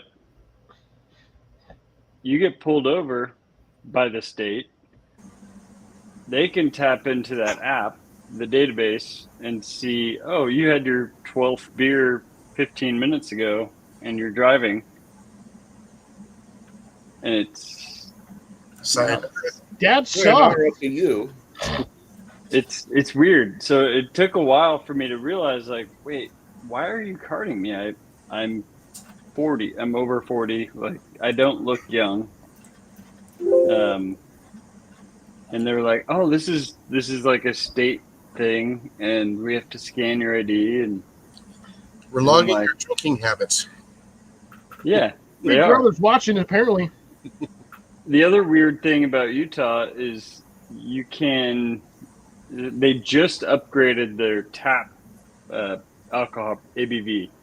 So it used to be you could only get like a 3.2 or I can't remember, 3.4 ABV from the tap. They just upgraded it to 5, but they'll also sell you a bottle that's 12%. And It was so like it's like, Terminator almost. how does this make any sense? You think of it this way, because that bottle's going to be 12 ounces regardless. They're going to charge you a premium for that. Your tap can be anywhere between 12 to 16, or up to, a standard pint. It's like 16 ounces. So you're getting that additional 4 ounces, but again, you're going to get charged accordingly for the pint versus that bottle. Yeah. Well, granted, most bars, their pint glasses are actually 14 ounces. Most people don't know that. But the other thing, the tangent here is that their liquor laws are interesting. Someone's getting a kickback somewhere. That's what it sounds Yeah. like. No, what it really is the fact that, again, Utah is a desert state. Utah, Nevada, Arizona, New Mexico, Southern California. You cannot be completely sloshed out there in the middle of the summer, because you walk outside, you ain't even going to make it to the end of the parking lot before you can pass the hell out Oh, yeah. and get baked on the asphalt like a damn fish. It's not like that. In Salt Lake, I can't speak for the whole state, but in Salt Lake City, it's not like that. But you're right. In the desert, you're right. Absolutely. Yeah, you don't want to be intoxicated out here walking around when it's 110 degrees. Nope. But let's just say you're a bourbon guy, or you're a vodka or gin or whatever. They're Sure. required by the state to put the bottle in this little contraption before they pour the shot, and this little contraption is tethered to the counter. It has a little coily cord, and it is monitoring the amount that you pour, so that when tax time comes, they can validate that per ounce you actually served what you say you sold. Yeah, so if you're supposed to serve like the standard shots, like an ounce and a half, Yeah. if you're serving them ounce and 3/4 or 2 ounces per shot, then yeah, you're gonna get whacked on that. Wait, There's so no- Somebody buys the bottle. There's no such thing as a free pour in Utah. No, what is They the don't. one? A bar will not sell you a bottle. They will not sell a Nowadays, bottle. Someone no. wants to buy a bottle. They will not do it. That's weird. I didn't go to a liquor store, so I don't know. But I remember I work 10 feet, like 15 feet from a physical bar. The building I work in has 4 different bars. you're in Technically five if you Arizona, count the one or on the are Yeah, you side. in Nevada? he's in New Mexico. New Mexico. New Mexico. I have tried to buy a bottle from them and they will not do it. And everybody in that building knows me. The owner of the building, his kids know me. The managers at the bars know me. Half the bartenders know who I am, and they still won't sell me a damn bottle. they'll get in trouble. Yes, it is against liquor license etiquette or whatever code or whatever for the state you're in to sell a patron a bottle of alcohol. Especially They when can you want a sell you bottle of Jägermeister. They can sell you the internal contents of the bottle, but they will cut you off at a certain point. And again, that certain point level will literally be based on not only age, it'll be gender, and how big a person is. Because Curious, though. a short, skinny person cannot handle more than 1 or 2 beers, even at like a 3.4 ABV content. Okay, weird question, Cliff. On that particular note, say you're someone who's buying alcohol, but they're not drinking it, but they're stashing it, putting it in another container and taking it home. Well, that's expensive. Yeah, that's way. Yeah, you'd be paying a premium. Oh, I Yeah, you're understand that. That's not the essentially point. paying If 3 someone to tries to 4 pull you over, times. they're following the rules that Eagle just stated in the state of Utah. They can see all this stuff the person bought, but that person didn't drink any of it, but stashed it instead. At But they that still- point, if, again, as Eagle stated, if you happen to get pulled over by state police or, local police, But their and they alcohol scan that in there, 0.0. that has that information That's saying, open hey, container. you had 18 shots, But you say but you're you drink it. sober, Yeah, where's it's an the open sticker at? container. It gives them cause for probable search. But the thing is, they can blow 0.0. Where's the probable cause? We all drink, bruv. Exactly. So again, if they scan that license, if they pulled you over for any sort of And what indiscretion, if the person was a designated driver? DD's usually not going to have the issue with it, but at the same time, unless there's probable cause, they actually have no legal ramifications to Yes, honey, I have an open container. get the passenger. So the passenger can be drunk as a skunk. But usually the passengers, when they do that, they usually prefer them in the back seat. That way there's no ramifications of, hey, if the driver decides to go pee, what's not to stop the passenger and the driver in the passenger seat right next door hopping over to the next seat and just driving off. Because we all know drunk people do stupid stuff. When you're I've seen it. when I- you're on I- the cusp of being blackout drunk, you do dumb stuff. I seen this one. I know it's just a TV show, but there was 2 guys in a car. One guy was drunk, and the other guy was blind. So the blind guy was in the driver's seat. Why? Because he wasn't drunk. Yeah, that's one of those weird classifications, but at the same time, a blind guy physically can't have a driver's license because he can't see. That's right. There's no way in Hades he's passing the eye test. Okay. The farthest he's going to get at the DMV is, Point off. yes, he's got 2 eyes, but this guy can't see. He's as blind as a bat. Literally. Here's your ID, no license. Yeah, that's it. You'll get a state issued ID, but you will not be allowed to drive a ton Well, and a half. in that case, he could see until he was like 16 or something. Then he had a car accident, took his eyes. He knew he could remember how to drive, but the other guy was basically being his eyes for him, telling him to turn left, turn right, keep straight. You But can, he was- to an extent, do that. I mean, think about it. When we were all kids, we used to do the same thing. If I do, well, okay, I can only speak for myself. To be honest, I don't know how the rest of you all do this. You get that one, you get a friend or parent that's driving, and they're like, hey, okay, hold on to the wheel, and I'll technically let you steer, but you're steering from the front passenger seat. If you've done that, raise your hand. Okay, so we've all grown up under that situation. That's essentially the situation of blind versus drunk. But the thing is, with a drunk person in the passenger seat versus a blind person behind the wheel, is the fact that you still have a slower reaction time, even though you're not physically driving. Yeah. So if you tell them to stop or slow down, you're already behind the ball on that, because your perception of time is already altered due to the amount of alcohol you've had. And then the reaction time for the other person. Well, these two guys couldn't stop laughing about A it. chance of rear-ending somebody. The guy said, "Yeah, I haven't driven since I was 16." Like, he was having a blast. See no evil, hear no evil. Something like that. How do you get a DUI for blowing a zero? Like, that doesn't make any sense. How do you get a DUI for blowing a zero? Oh, that's where you get cops who are not, the corrupted ones that are looking for anything? They'll just arrest you for anything just to get the points on their. That's when the option of having a dash cam for both forward and driver's side come out handy. I've seen a story that a guy was put in jail, got released, and it took 4 months to get it off his record for a DUI that he didn't have. Oh yeah, I would have sued the police station. He did.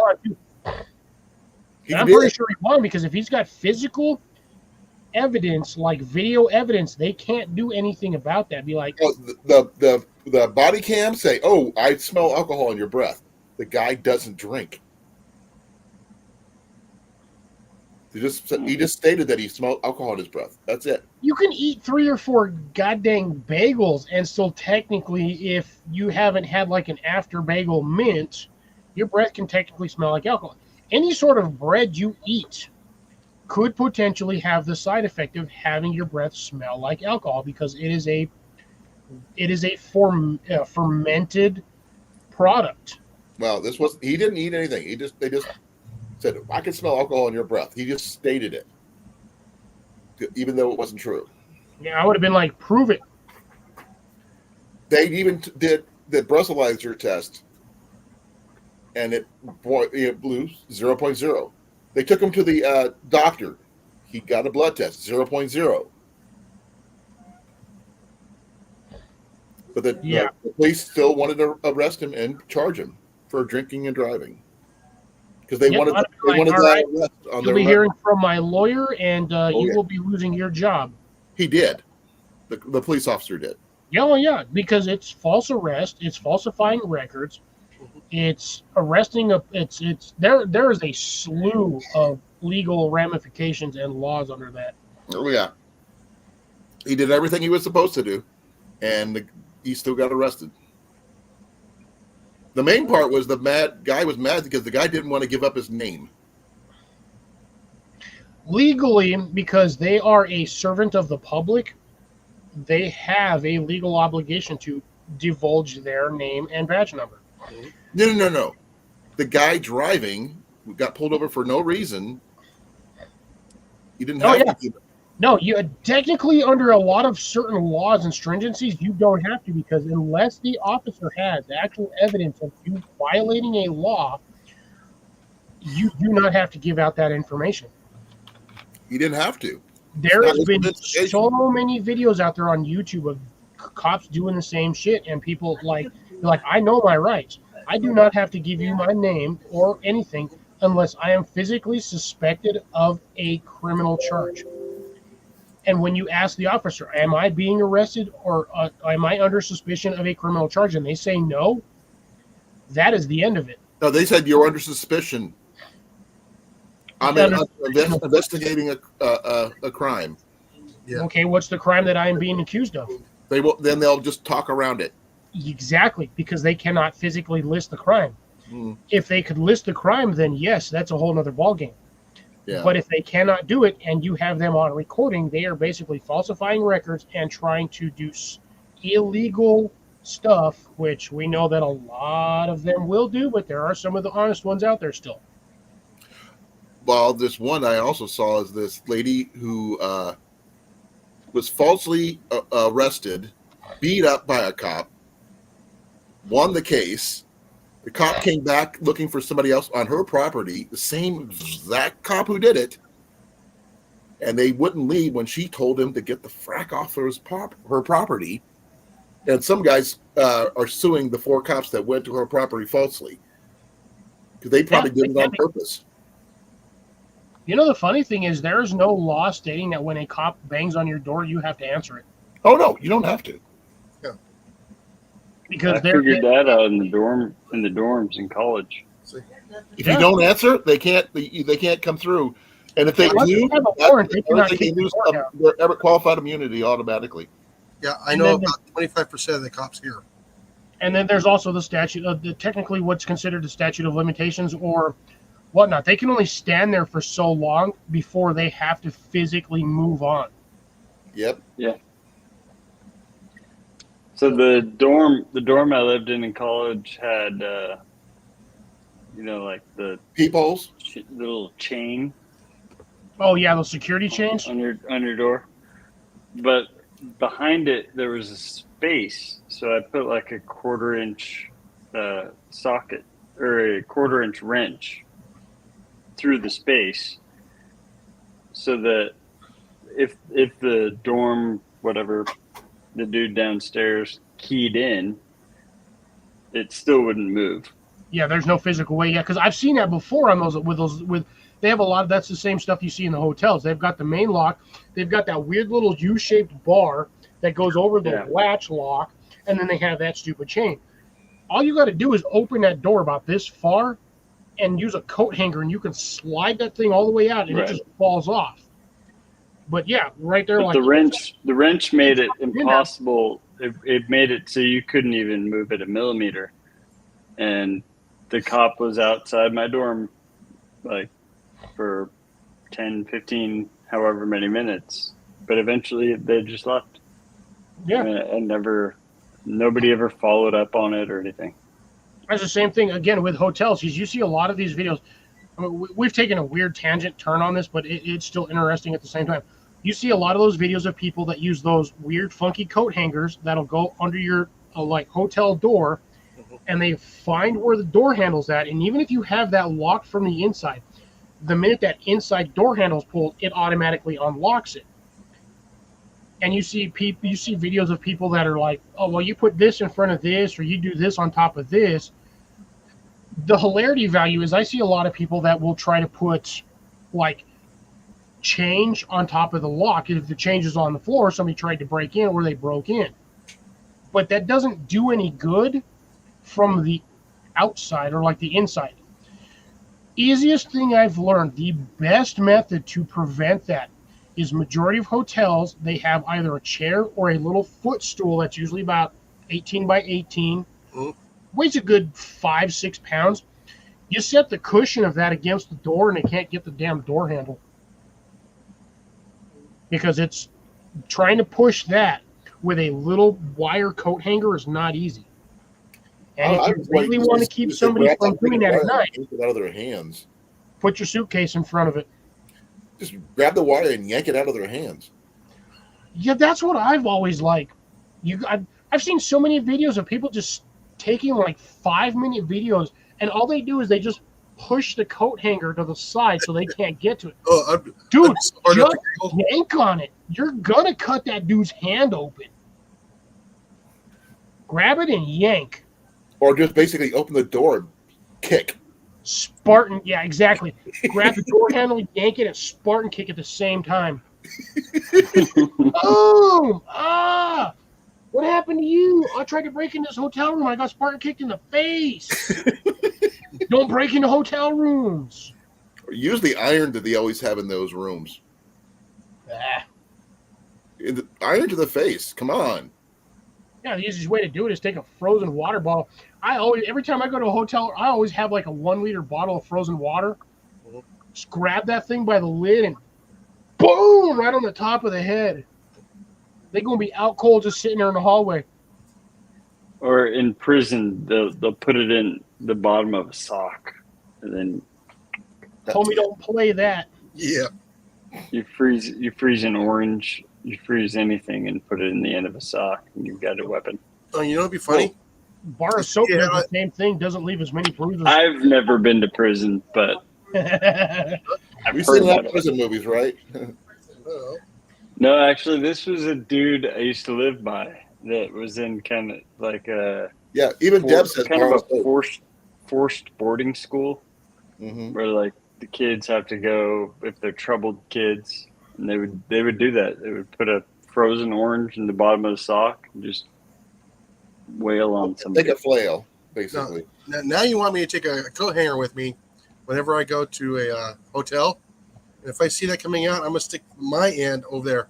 As he's sticking it in, if he pulls it out, I'll pull it back in. Just twist them together. It's the Tom and Jerry effect over there.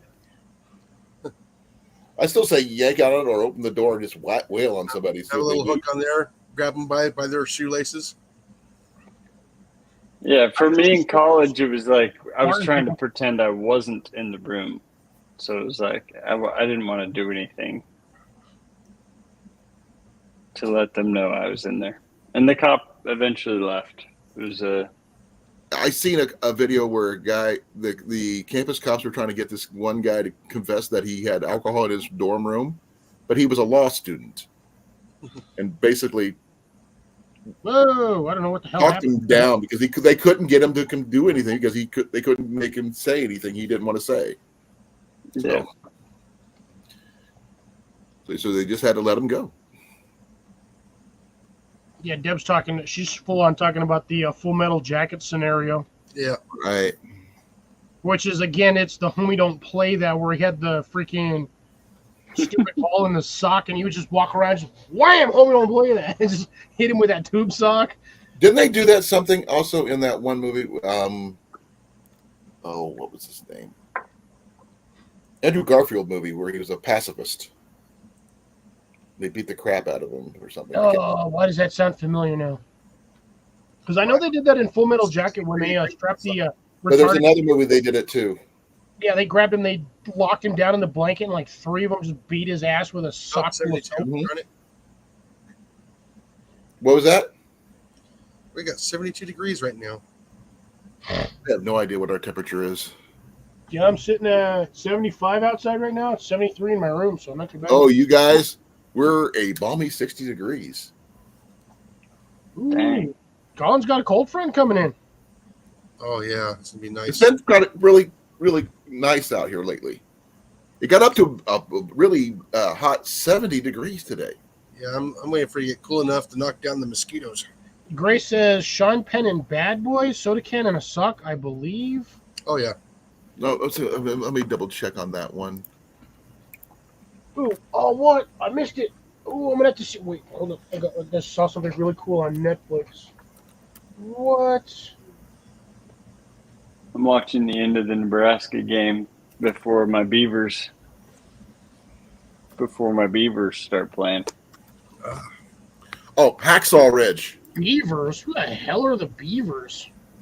You watching? Oregon, Ward and Oregon State. Boone Oregon State. Oregon Beavers. State is Beavers. and Wally and the Beeve. Come on. The the anti-Ducks. Yeah, that's to me that sounds like college. It is college. It's Yeah, see, Saturday. that's what I thought. That's what I was saying. The Beavers. I was like, I don't know the Beavers in the NFL, like the pros. It's got to be college. Shit, now I forgot. Damn it. I forgot the name of the thing I was looking for. Shit, pancakes. Well, I guess I'll watch it. It'll pop up again on But the movie I was talking about was Hacksaw Ridge. Hacksaw Ridge. The guy was a pacifist. He was a medic. Since I was an Army medic, I understand that one quite a bit. But I haven't seen Hacksaw Ridge in forever. Yeah, me either. See, he played. Almost ready? Actually, if I'm not mistaken, they have that on Netflix right now.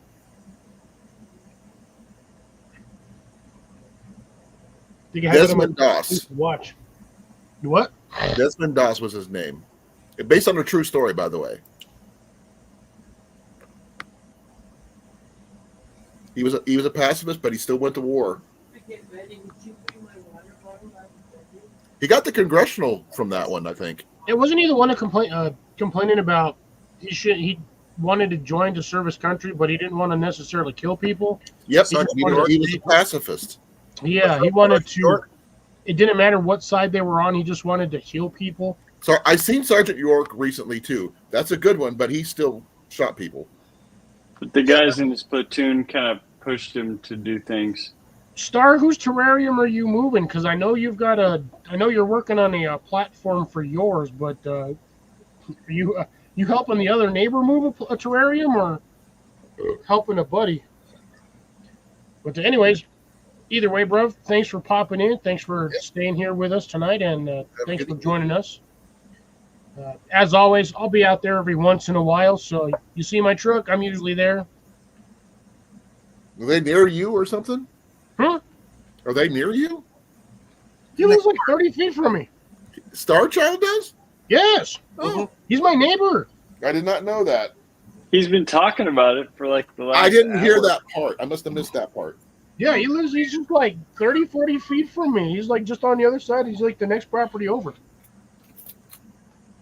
Me and him have been talking for a couple of weeks about gardening and stuff. Yeah, I would like to see Cliff get that piece of property across the street too.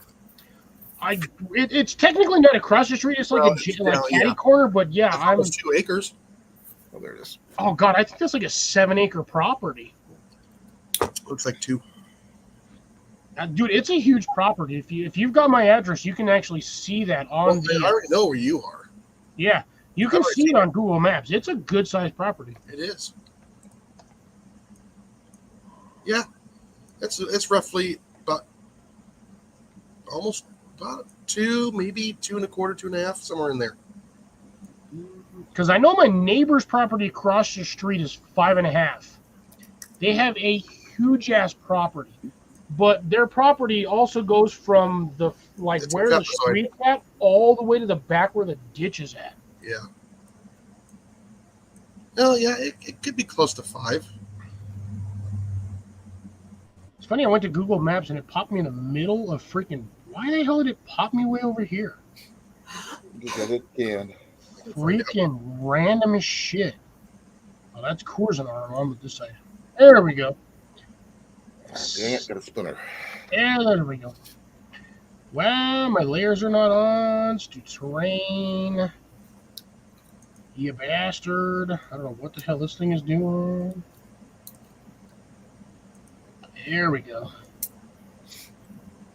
Yeah, so so I know Jason has my exact address. Yeah. Along with Colin. So those who have my actual address can actually GPS my location. The neighbor's property. No, I'm telling you, Jason, I think that's like 4.5, 5 acres. Like I said, my neighbor across the street, I believe they told me they had 5.5 acres. Okay, so we got 173,542 square feet divided by 43,000. Not just do that, just do feet to acres, and it'll tell you what it is. Oh no, I already know. So 170. It is like legit. It is a huge property. I actually used to know the guy that lived on there, but he passed away. So the funny thing is, that gentleman that owned that property. So if you go north on my street, you see 3 little houses in a rather groomed back field. The house next to it, just right up the street, is my other neighbor's house. His dad, 3.99 acres. so 3.5 acres. 3.99. Oh, so almost 4 acres. 4 acres. So, see, I told you they had a large property. It's deceptively larger than it looks. Yeah, because it's kind of a weird shape. It essentially, if you look, it looks like a funky submarine, but it also looks like the curve of a shoe. No, it looks like the butt of a rifle. If you have the whole, yeah, but so where they have the little tree in the roughly what looks like in the middle of the property, Yeah. where you get to that groomed field, that dude used to have a house right next to that tree. Oh, so they removed the home.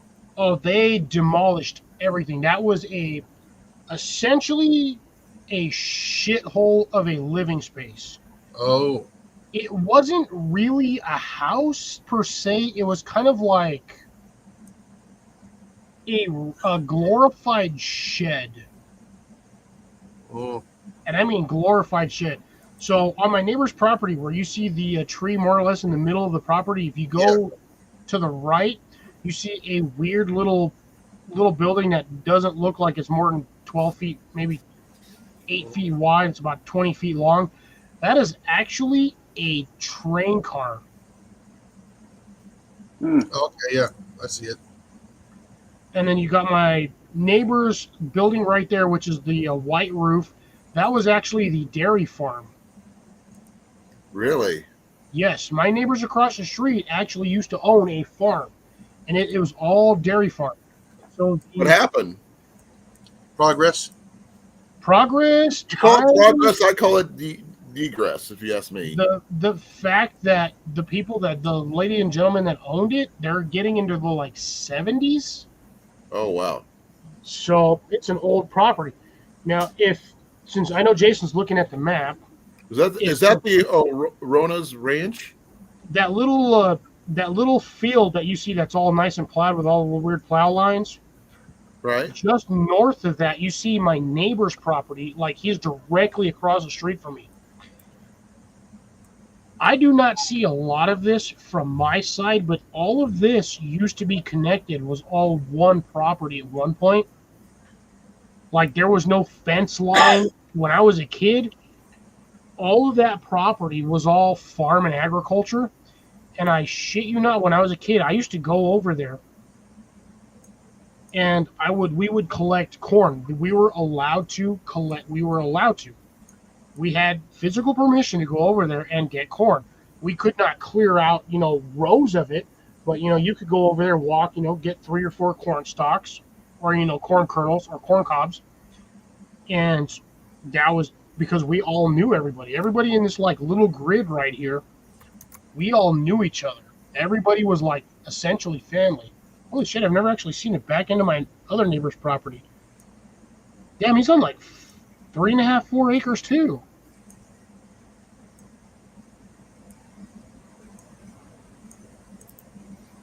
That is nuts.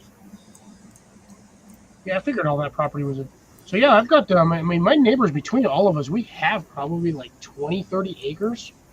Yeah. Between like 3 or 4 properties. Uh-oh.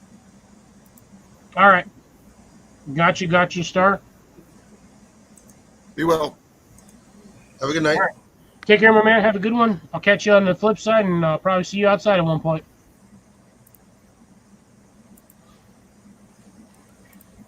You good there, Eagle? Is your girl beer kicking in? Oh, Beaver Game's supposed to be on. I'm on Beer the wrong game? channel. What? Oh, the Beaver game? He was just sitting there, just passing. He's just straight up zoned out. It was so interesting. You were talking about stuff. I was watching. Yeah, I was listening to you and watching the Nebraska game. Total blowout. Oh, the They're Cornhuskers. beating Colorado. In my opinion, football should be all terrorized by. Yeah, it's just every stadium should be terrorized by a bomb scare. In my opinion, I hate football with a passion. And I grew up in Denver with the freaking Broncos. And There it is. Screw them bastards. Mind you, they have a fantastic stadium, Who? the Broncos. Oh, But yeah, I mean, personally, I cannot stand football. I hate it with a passion. I'm You not a don't football believe fan. me? Ask people in this chat. I fucking hate football. Good night, Cecilia. All right, take care, Cece. Have a good one. Night. Now I'll watch Arena Bowl because it keeps going. It doesn't stop. so I was born a Beaver fan because both my parents graduated there. Most before guys I are. did. Oh, And they- thank you, My Colin. parents Thank you. met there. Hey, I'm just saying like it is. Do you prefer the hairless or the full bush beaver? Hmm. Beavers are on the board. 6-0. Who are they playing against? San Diego State. Like, I have no idea who their college team is, to be dead honest. I don't know Grace. I know. about- You should, Grace. You know darn well that this is what's going to happen on this chat after a while. Oh yeah. Bad puns. The bad dad jokes. Surprisingly, no bad dad jokes tonight. We haven't. That had was one. That was a bad pun. Yeah. I love puns, though. Rapunzel. Ooh. There, Are you being punished now? Jason just took the cake on that one. Eagle, I gotta ask one question. Why are you in the kitchen? Oh, I That's don't know. closer to the beer.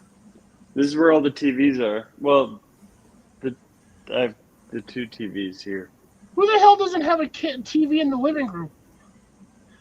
I do, but my daughter's asleep over there. Wait, why is she asleep on the couch in the living room? Doesn't she have a bedroom? Of course, but I don't move them if they want to sleep on the couch. They sleep on the couch. All right, I'll give you Makes that. sense. That's logical. I can agree 100% with that logic because I've done the same damn thing as a kid. Just pass out on the couch and you just wake up the next morning and be like, why am I on the couch? How'd I get here? No, they love that couch. Both It's a big my son and my daughter have rooms over there, and they both sleep on the couch. They have a big, you have a big puppy Very couch? frequently. It's a good couch, and then the dog We and didn't the get the cat. reference. Sometimes Cuddle up you with get them. the couch that you just can't get off of and you sit on it and you're like, oh, this feels good. And then like, you lean over and the next thing you know, it's the morning. It's like me and my lean back in my chair. Oh, you're terrible on that one. You lean back in the recliner and the next thing, like, sorry, guys, I fell asleep and I woke up at like 4 in the morning. I just happen to go like this. Yeah. So I'm sitting up for. He's 4. done it on the live too. We shit you not. Oh yeah. I've done it. Numerous times he's just leaned back and within seconds just bam out. When I tell you I'm tired, I am physically tired. And we understand that. When you say you're tired, you should log off and go. Yeah. But if I'm really interested in something, it'll be. It changes if I'm talking to about something really interesting. But if I'm tired, I'm gonna I fall asleep easy. Military trains you to sleep on as soon as you can. Just Yeah. pass out. I'm honestly surprised I haven't seen you sleeping on a live with one eye open. No, But then again, you're not a Marine. my dad was a Marine. Yeah, you're an ex-medic, but at the same time, Marines are creepy. They legit sleep. My brother-in-law, well, my step-brother-in-law technically wasn't family, but he used to do that shit. He would fall asleep on the couch with one eye open, and I never knew if that guy was asleep or awake. It's disturbing. No, I'm sure Grace can do the same thing. But she was a lot higher in the hierarchy than I ever was. Her security clearance blew mine out of the water. Speaking of which, I know he said it earlier, but Grace, congratulations on Michael's wedding. Yep, I said congratulations when he came in. I did say that. We said congratulations to Michael when he went, but that Grace was over there basically sucking bags of flour flat. Well, she wasn't. The machine was. But Well, at the same time, congratulations on the new daughter-in-law then. and potential grandkids. Yeah, Got to. I have not seen that rat since it saw me earlier today before the live stream. Yeah, it saw you and it was like, oh hell no, I'm hiding. I don't know if Eagle gets the reference of the picture on Jason's little thing there. Oh, I'm pretty sure he's been around long enough to know that one. What is that? Okay, you see, like Cliff's got his LLC thing going on. That's Jason's slap a rat. Yeah. It's Okay. been Jason's new thing for a couple of months now. Is slap a rat. Slap a Rat Productions. Yeah. I've seen a lot of those videos from his channel. Oh, of the hunting of the mice. Yeah, the scoreboard and all that. Yeah. Like I said, when we first got here, I had really good numbers. In the past few years, I'm lucky to even get 15 maybe. The dog has how many now? Dog has 0. Cat has What? 0. Cat has 0. That's weird. The cat has 0. Except the new cat might have something. He's got a new kitten. Whether you Jean like Marc, it or how you doing? Jean-Marc, how are you doing? not. Hey, Jean-Marc, how you doing? Good to see Long you, time my no see. Canadian friend. Bearded Eagle. If you want a good entertainment for the mouse hunts, you got to go see Johnny Mac. Yeah. Type in You talking Johnny. about him getting covered in peanut butter to hunt squirrels? No, that's Ajax. That's Ajax. Okay. That's Ajax. Yeah. That's Ajax. Okay. Johnny Okay. Mac. Yeah, he All picks off mice at 94 yards in the dark with an Yeah, air was gun. he using thermal or night vision? He's using night vision. The Thor 4. No. Yeah, I think it's the Thor 4. It's an ATN product. Oh, by the way, Jason, Ian got out to use his air rifle to go squirrel hunting today. Ah, We saw lots of evidence, not a sign of one. Hmm. We There's saw. a better question. Have you gotten rid of that damn groundhog yet? It's still there, but it's because I didn't see it last. Jenny did. I haven't seen it since last year. She's seen it last week. Yeah, I came unfortunately, home I and it did was not know sitting what- underneath our one of our trees. If I would have seen it, I would have tried to took a shot at it with Ian's air rifle, but I would have done it with my bow if I could have got it out in time without disturbing him. But he was Gotcha. apparently on the other side of my trailer. yeah, they have good eyesight too.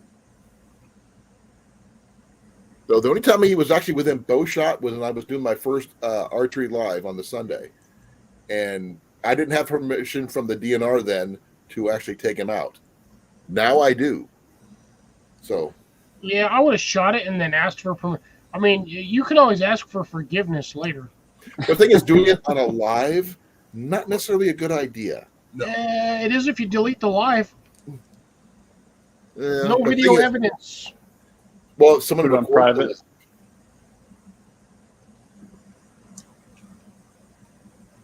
Well, I mean, you could post it on private. The problem is with YouTube, they can still access that private video regardless because they Right. have administrative rights to access any video that you post content on. Mhm. Right. If you delete the video, they have no record of it.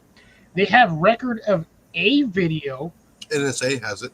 but unless they have, higher level government clearance to access the predecessor file, they ain't got jack squat. Well, as soon as I am able to see him when I have my bow available, he is going in the pot. He's been planned. We got a recipe already picked out and everything. And he's going to be good. It tastes like Dusty. Like what? It tastes like a Dusty. What's that? It's the equivalent of Africa's groundhog. But I didn't even know I never even heard of it. So how could I know that? Oh well, that's because I watch other channels.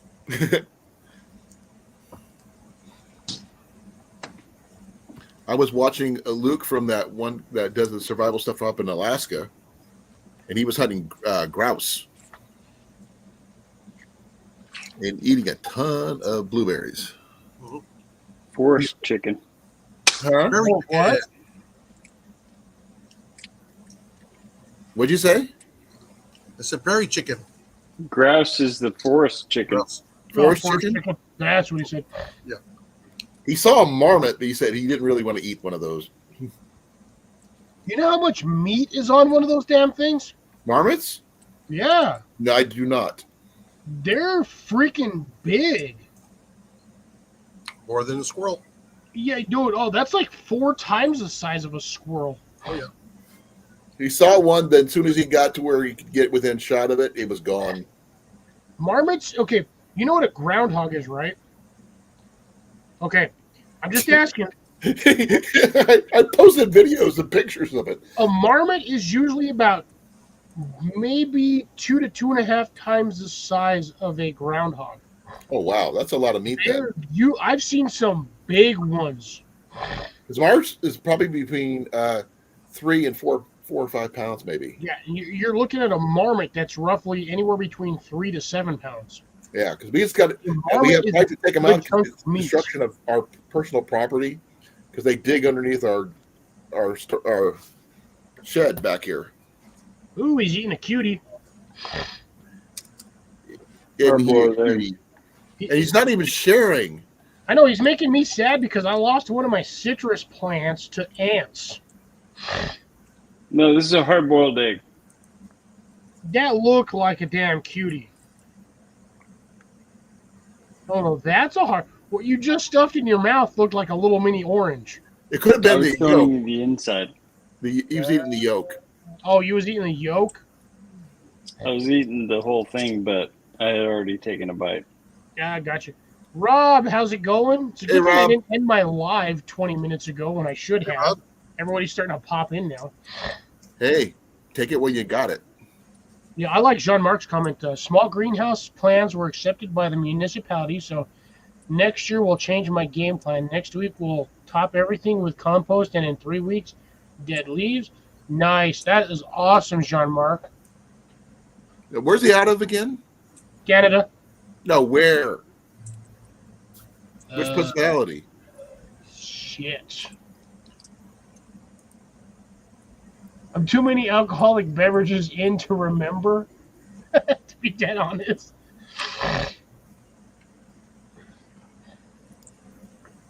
Canada. Just It's Canada. I don't. He's not in the Quebec area, if I'm not mistaken. well, he's leaving anyway. All right. Gotcha. We'll figure it Gotcha. out later. Have an awesome Sunday, Jean-Marc. What the hell? Oh, That is I'll- an African Dussie. Give me just a second there, Jason. I'll pop that up. Good night, Jean-Marc. Have a good one. Once again, thanks for Good night, stopping Jean-Marc. by, and I hope next season and everything with the municipality goes extremely well for you. Yep, me too.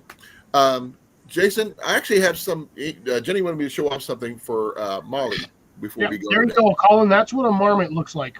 Yeah, it's This is an African Dussie. It's Oh, actually that's African. Not semi-related to the elephant. Is it? Yes, the Dussies are. Yes. It's the Ow. rat version of a loaf. It's a fat weasel. No, it actually has feet like a Dussie, and it has tusk that continuously to grow. Huh. Weird. They're almost along the lines of like beavers, but they're not. But they live in the rocks, on rocks, Go cliffs, and beach. stuff like that. Yeah, same with the American marmot. You always see those on like mountainsides. You're like, and you hear this like high pitched chirp. It's like a fat squirrel. Now, if you watch Air Arms South Africa, which is going to be Matt Dubber, he hunts them as a pest control for a couple of the ranches there as a pest control. And the farmhands are always asking him for Dussies whenever he shows up. So he takes it to them for food. I don't know if we have marmot here because Grace says she doesn't have Marmots it there. darn near everywhere.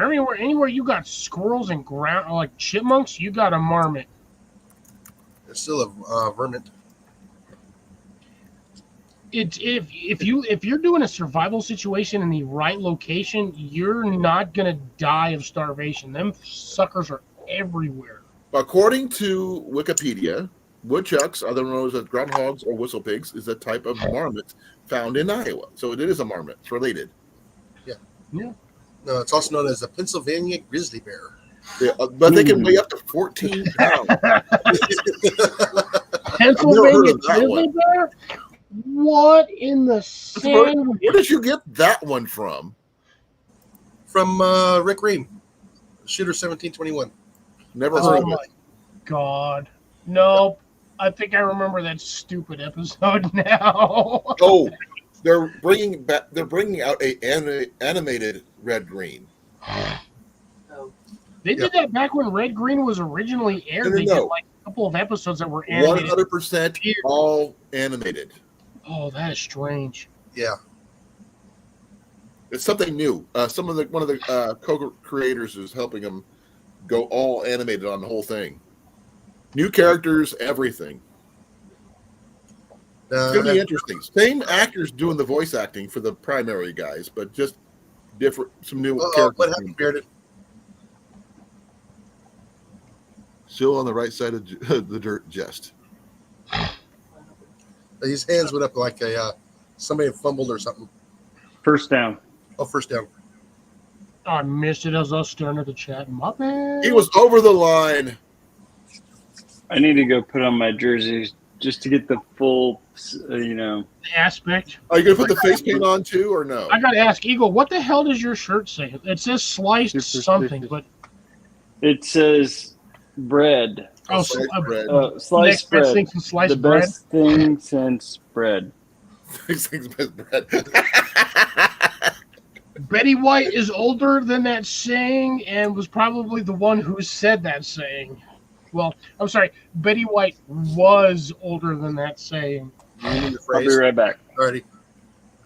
If he comes back with face paint, I'll be laughing my butt off. I'm just waiting. I see the microwave, the two cabinets. That's almost like the standard subdivision kitchen. It's bigger than my kitchen. No, I'm on like almost 5 acres. It's not standard or anything. Yeah, no, he's got a nice little pool house. This is Custom home. Is he? Wait, hold on. Is he walking around with a damn lapel mic? Yep. No, I got AirPods. Okay, Pretty that much makes the sense. same thing. Ooh, Apple user. I hope your apple rots and the seeds fall out. Have you thought about getting one of those lapel mics, though, Cliff? I have those considered too. it. I was considering getting one, but I wasn't sure if I could justify the need for them. They're not great. You have to get the good ones. No, I mean, I can't justify myself using them. Well, they have DJI has a nice one. they got some halfway decent ones between $40 and $60. Yeah, the one Steve used to use on his channel before he took his next journey, he had some decent ones. Oh yeah. Him and Julianne used, so they always wore those things out there. I wasn't sure if I could, I mean, when I talk to people, I don't know if you guys could hear me when I'm shooting or anything like that. Probably when I'm walking around the flea markets, maybe like could use it. The lapel mics are really, their main function is for when you have your tripod set like more than 10 to 15 feet away from you. Yeah. Because at that point, even with a dead cat on your speaker or on your microphone, you're not going to pick up sound. Those things are usually only designed to pick up sound within roughly 3 to 5 feet of you. That's for the phone, though, right? Absolute max. That's with a phone. Even with the phone with a dead cat, even with if you're using like a like the D80, the Nikon D80s or the D40s, I was thinking about something like this. Yeah, again, they do make the attachment for the GoPro that gives you the option to put that little microphone on there, but that microphone quality is only good to up to a couple of feet. After which you're gonna need the lapel mic. So you basically just basically Bluetooth it to whatever contraption you have, which will pick up the sound from there. Right. But again, that's roughly, with the lapel mic, that's supposed to give you a range of like 15 to 20 feet. So what number you got on? 54, I think is what that's. Oh, 24. 24. What's Jeff Gordon have to do with it? Oh, that's sad. Yeah, this is my little hard case here where I keep my my lapel mic in. Oh, you actually have one? He's used it. Yeah, I think he needs a better one, honestly, because I being don't honest, all the Jason, a time. lot of your videos do seem a little quiet. I use it when I use my my Nikon. Most of the time, I'm using my phone because it's quick. It's right there. It's easy to move around. Yeah, because you can just Bluetooth link that thing, and it's Yeah, and then I also have my shotgun mic with my dead cat. yeah. See, yeah, that's usually going to give you about a 3 to 5 foot Yeah. range when you're filming, but you have to speak directly at the thing. It has to be pointing right at you. Yeah. It's You can't be on this directional. side. It is directional. You can enhance your sound if you put a collar around it, like the cone of Okay. shame for cats and dogs. The problem you're going to have with that is then that becomes a directional microphone. Do any of us here remember the whisper ear? Is that little thing that with the people used to spy on people with? No, the whisper ear used to be a very portable sound device. You would put it would literally be like a standard headset piece attached to a cable with a little box, and it would directional input speaker. So usually what the FBI or the CIA would use, it would have that round cone with a microphone in the center, and you would point it like a radar gun. It's basically a reverse microphone, or what's that stupid thing called? Bullhorn. It's a reverse bullhorn. So you have the cone that would capture direct sound, and it would enhance that sound so you could hear what's going on. And we get rid of any ambient noise around it. So that was essentially the poor man's version of one of those. It's a sound amplifier. But you can do that with a directional mic and just put a collar around it. But now the problem is with that, any sort of sound that you could have coming in towards it is going to be amplified.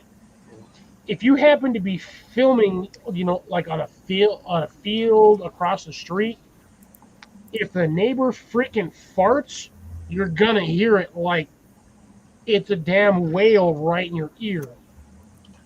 A parabolic mic. Yes, there you go, Dad. Parabolic mic. Thank you. I'm too many in to figure it. My brain just. I've used them before. I've had one. They're great, honestly. The old school whisper ear, I miss those things because they were like $5, and you get the little directional mic and the little headset. And they used to run, if I'm not mistaken, they used to run on one random AAA battery, and they would work for hours. Well, Yes. Molly, if you don't have the thing shoved all the way in, yeah, you ain't got to worry about underboob silencer. Help, let me out. Eagle, it took me a second to realize what you're doing, and I almost said something extremely dirty.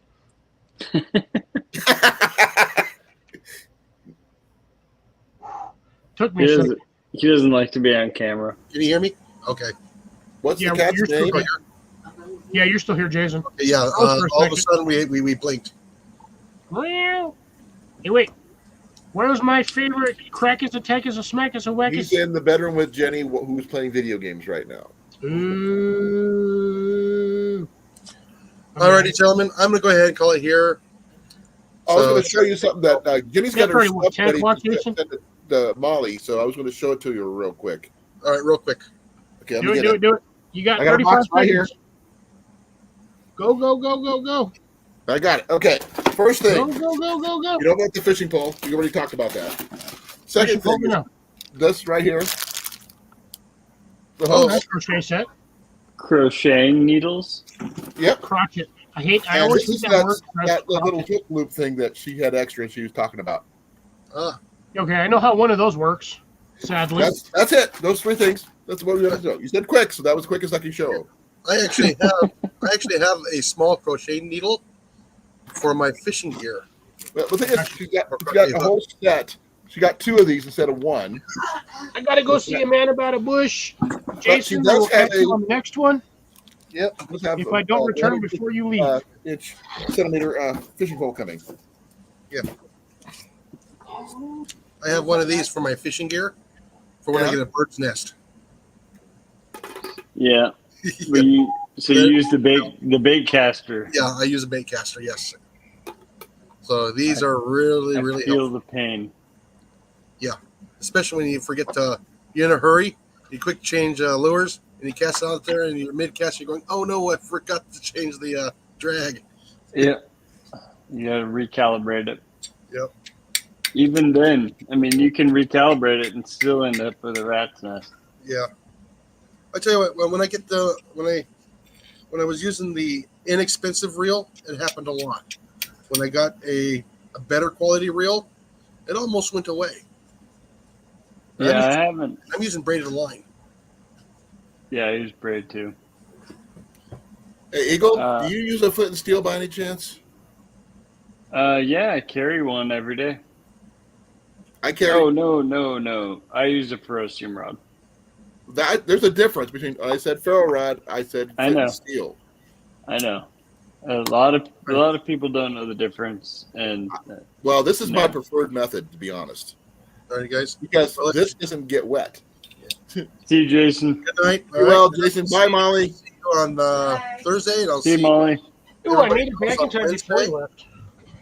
So yeah, see everybody next Wednesday. Like I said, I don't know if I won't have any videos until next week when I make some because I didn't do any this last week. All So right. are you going to Quick be on question Tuesday before or you go. no? Huh? Tuesday, you going to be on with me? Yeah, you should be on next Tuesday, right? I'm feeling 100% better than I was. That's for sure. Yeah. Right. What was that, Cliff? I was gonna say, quick question before you go. What are you doing tomorrow after you get off of work? Don't know yet. Okay. When you get off of work, let me know. I'll probably be about an hour after that, but I can show you the way I dismantle a Oh pallet. yeah. I should be getting off at 3:00. So that'd be 2 o'clock my time. So we'll say roughly 5 or 6 o'clock, 5 or 6, so about 7 your time. Okay. And then I can, hopefully you'll be able to, well, you should be able to see because I still have daytime, but yeah, we'll I'll get with you via either text or Instagram. I'll let you know, and then we can get together accordingly. Yeah. Sometime this upcoming week, I'm gonna try to get a hold of Ajax so we can Do a quick- collab. a quick collab live, Gotcha. so we can do go over safety and stuff for like squirrel hunting. Yeah. Gotcha. Well, safety for us, not for the squirrels. Me too, Grace. It bugs me too when people say Unfortunately ferro rod for the squirrels. fire steel and all this other If stuff. the squirrels were wearing hard hats. And We love Kevlar. you nuts. Right. Alrighty. All right, I'll catch you, Jason and All right. Molly. Good night, Larry, have a everybody. good one. Bye. Night. Bobby, say Bye Good bye. night. Molly says bye. Love you bye, guys. Molly. Who's winning? Beavers are still winning 7-0. Okay, I want to say this sounds like hockey, but I know it's not. But It's not hockey. I don't think the Beavers there's no hockey team named the Beavers. they would be. It's, You think they would it's be? college football. American football. Oh, thanks for clarifying that one at least. I figured that shit out right away when he said the Beavers. I was like, Well, the thing Oregon is, State Beavers. it could be something. Oh, was that stupid? So that tells Going. me Eagles in Oregon, or Or he's whatever just a they fan of the call it. Oregon Beavers. San Diego Aztecs? What the shit? I'm not a football fan, so please bear with me. What are they in? They're barely in the first quarter. 20 20 left. Yeah. I'm glad I'm not down south where they're like nuts about football. I'm sorry. I'm not. Just never been into it. Oh my God! You come down here, dude. Everybody and their grandma. Football, football, football. I'm just like, bro. My dad wasn't into it either, except on Thanksgiving and Christmas. That was it. Every other rest of the year, we would not even have it on our TV. That was it. Maybe he just liked John Madden. He wanted to see what he was eating. I have no idea. My dad just never liked football. I mean, he would like NASCAR. I can't stand Madden NFL. It's the same goddamn game. The only thing that ever changes is the freaking roster. Yeah, my kid asked me today. He's like, Dad, I'm not asking for a new game, but I was just thinking. He's 13. He's like, NBA 2K just came out, a new version of basketball, NBA stuff. Or do I get the new Madden? And I didn't even respond. I was thinking the exact same thing you just said, Cliff. Both of those games, even FIFA, I hate to say this. I worked in the gaming community. I worked at GameStop for like 2 years. All of those games, FIFA, Madden, NBA, NFL, even the baseball games, they're all essentially the same game. The only thing that changes over time is the slight increase in graphics and the damn roster. Oh, Yep. The music. Other than that, it's and the the same music. game for like the last 10 years or so, like the last decade. The exact same. When he asked me that, I was thinking of like the old Maddens that we used to play and how I would probably play one of those right now. Or like Tecmo Super old Bowl. school Madden from like PS2. Or like Everything got Tecmo this- Super Bowl with like Super Tecmo Bowl. I can't remember what they called it. Yeah, I but think it was Super like, Techno Bowl or something like that. Yeah, it sounds familiar. Yeah. Okay, Old I school, feel old you have to be the graphics. Raiders.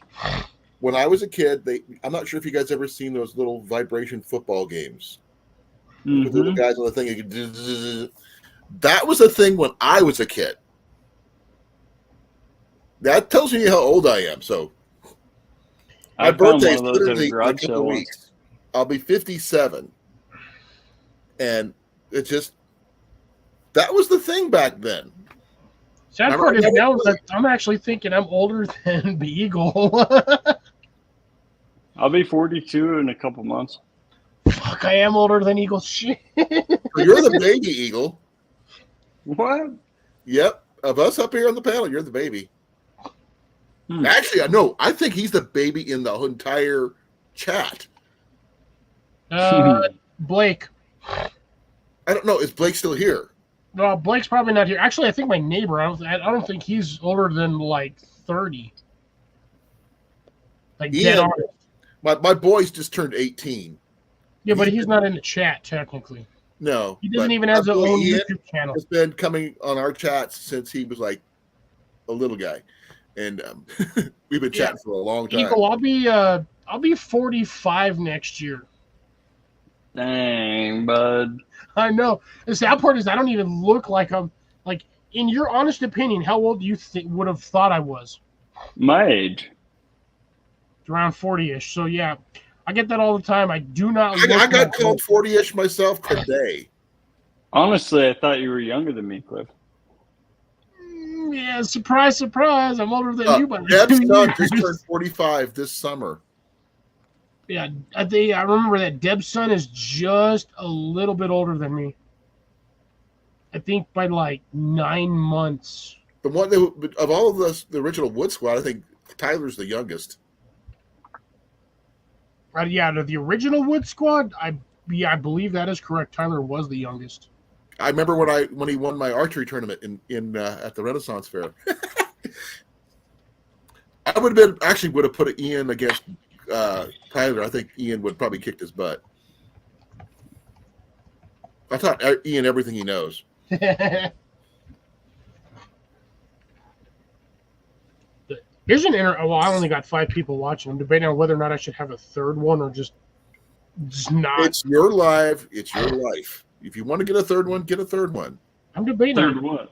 Technically, okay, so my version of a third one, to mind you, that is 6 or 8 because I pour heavy. Well, I'm still finishing this one. To answer your question, Eagle, that would be a Jaeger bomb. Oh, I'll take one with you. Rob says drink more. Now, keep in mind, my Jaeger bombs have a heavy Oh. alcohol pour. Rob, how old is Rob? I believe Rob's close to around my age, if not just a little older. I've never asked, to be honest. I assumed that Deb was older than me. And Well, I'm yeah, assuming that Grace Deb's is older than me. she But said numerous. Yeah, she's older than you by like 5 or 7 years, something like that. Yeah, like an older sister version, yeah. Yeah, I never asked because I'm going by the time she was in service. That I she can was way check. before I was. So, like I yeah. said, I got Rob on my thingy here, so let's look for Mr. Rob. Because my birthday's on the 22nd. Of September? Yep. Nice. I'll be 57. And I I will almost spelled start your being last name scared wrong, when I Rob. become 57. And you won't realize. Ooh, he doesn't have a profile. I'm gonna punch him in his ear Oh, hole. wow. I didn't know Deb was 71. But I lost my Deb's like the mom oldest one in here. when she was 57. I lost I my believe dad it's- when he was 57. I I lost my older brother when he was 57. my viewers, it's Deb, I believe. Then it goes to Cece. Then I believe Grace is 63. 63, and then so it's Deb, Cecilia, Grace, Colin, and then I think after that it's Jason and Molly, and then we start getting down to like the 40s. The 40s. Actually, I think it's Cliff. Reverse that. How It's old's Molly? Jason. Molly's older than Jason. Is she? Really? Yep. Oh, okay. Must have forgotten. Yeah, Rob does not have his age posted. Well, we could always just ask him. He's in the chat. I know, but the funny thing is he still hasn't posted it. Well, he has. But remember, he's got a little further to go since he's in England.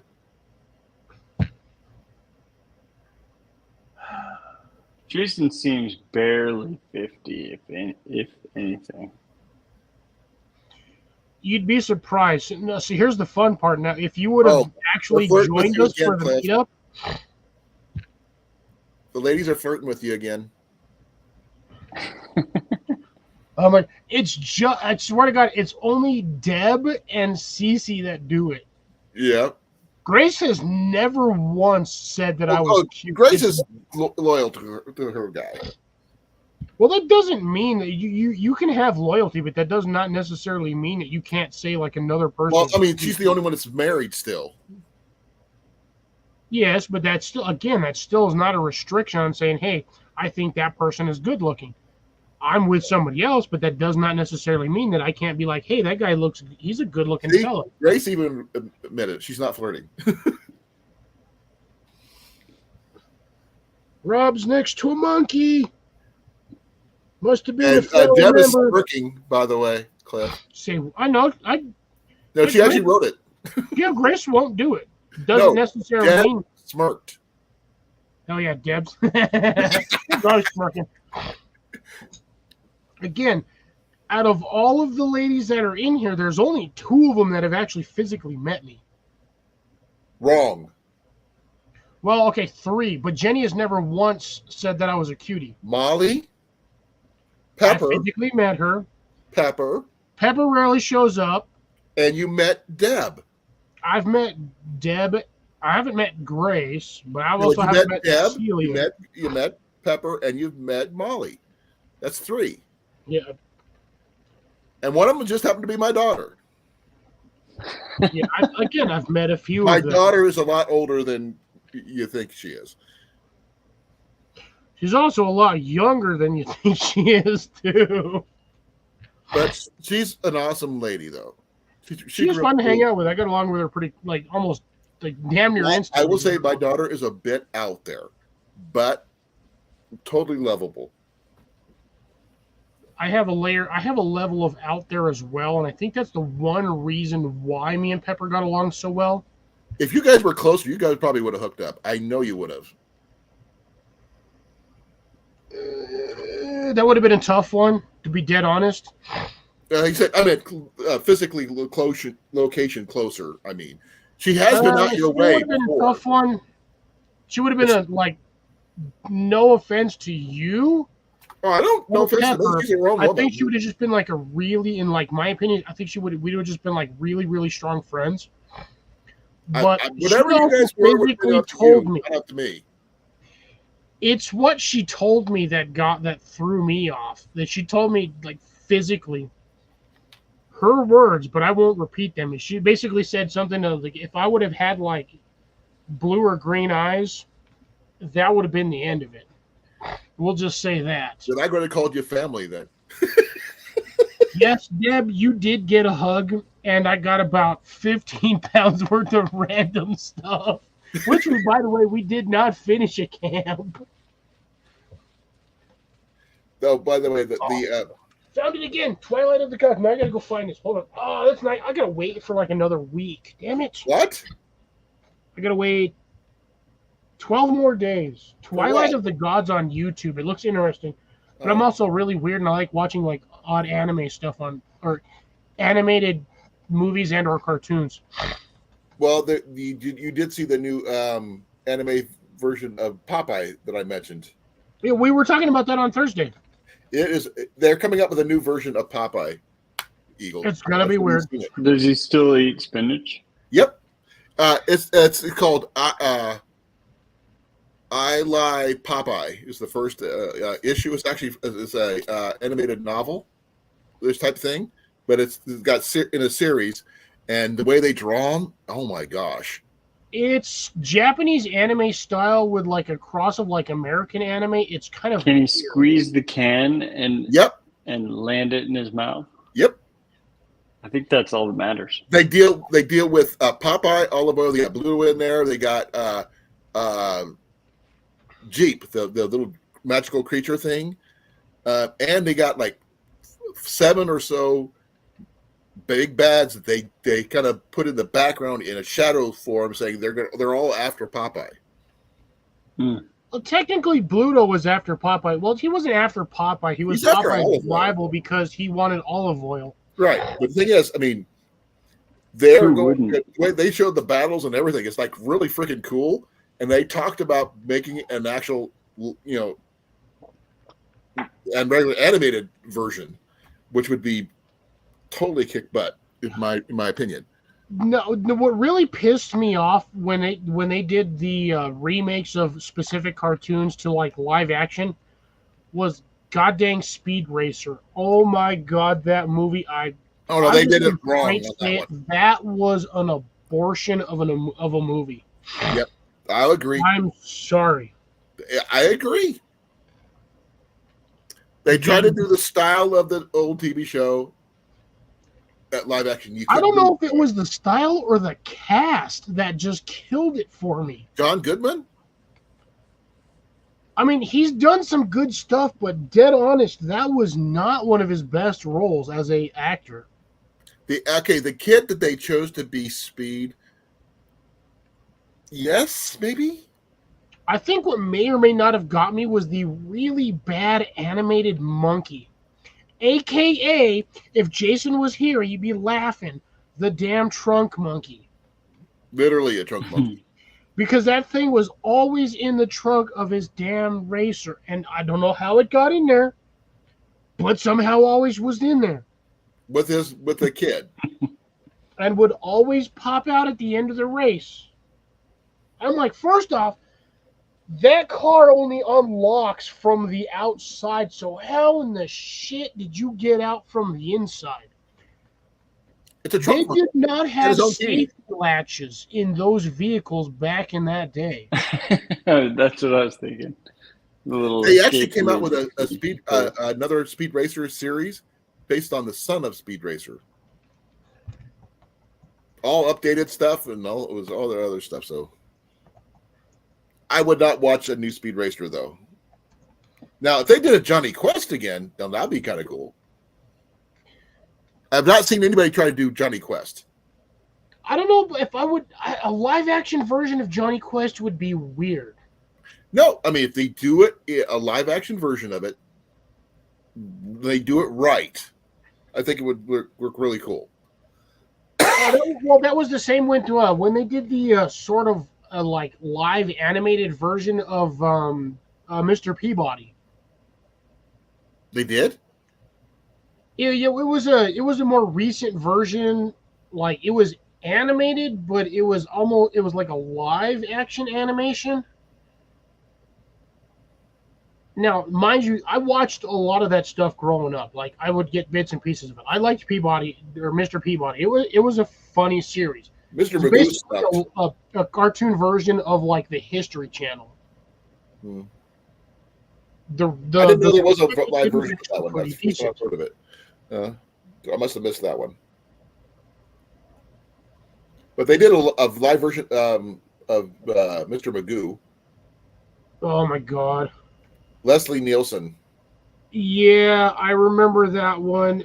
And to be dead honest, he was probably the only one that could have pulled that off. Grace is asking if you wanted to marry Speed Racer. No, not Speed Racer. Trudy? Mine was a cross between Gadget Hack Wrench and Rebecca Cunningham.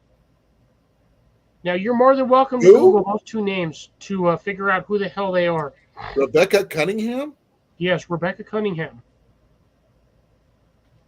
The only Cunninghams I know is from Happy Days. Not that Cunningham, Rebecca Cunningham. She was a bear. I thought she was cute as a kid. She Beard was a Eagle's sitting there. bear. I think he's laughing because I think he knows exactly who the shit I'm talking about. Oh, from Tailspin. Yeah. Okay. Tailspin. Ooh. The manager of the freaking air company. I thought she was cute. I also had a thing for Gadget Hack Wrench, which is probably wrong, That's the mouse, right? but I thought she was cute as hell when I was a kid.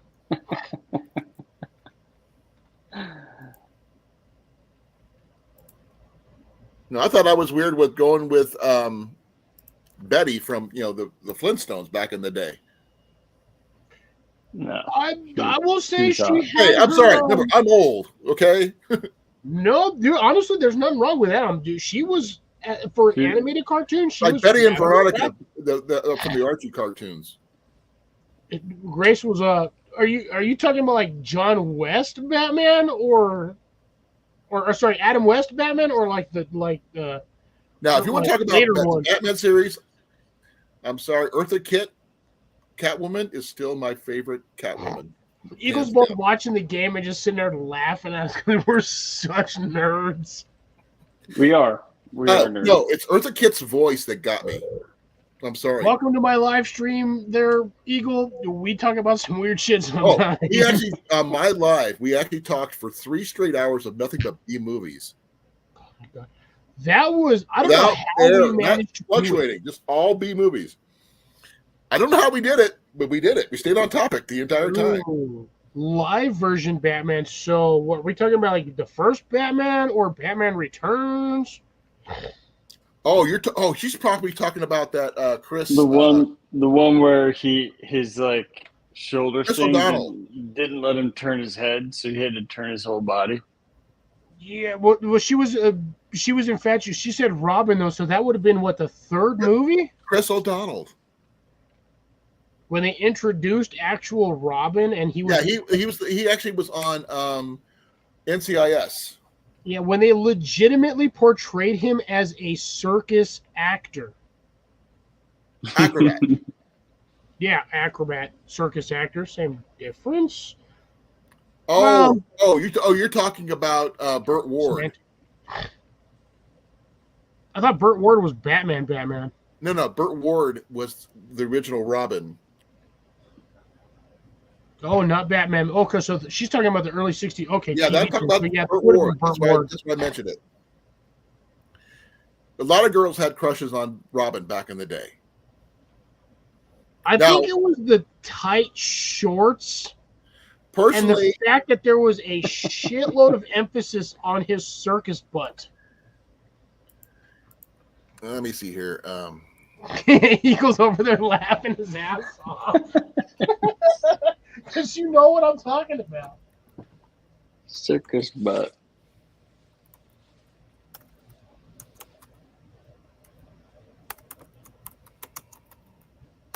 Come on.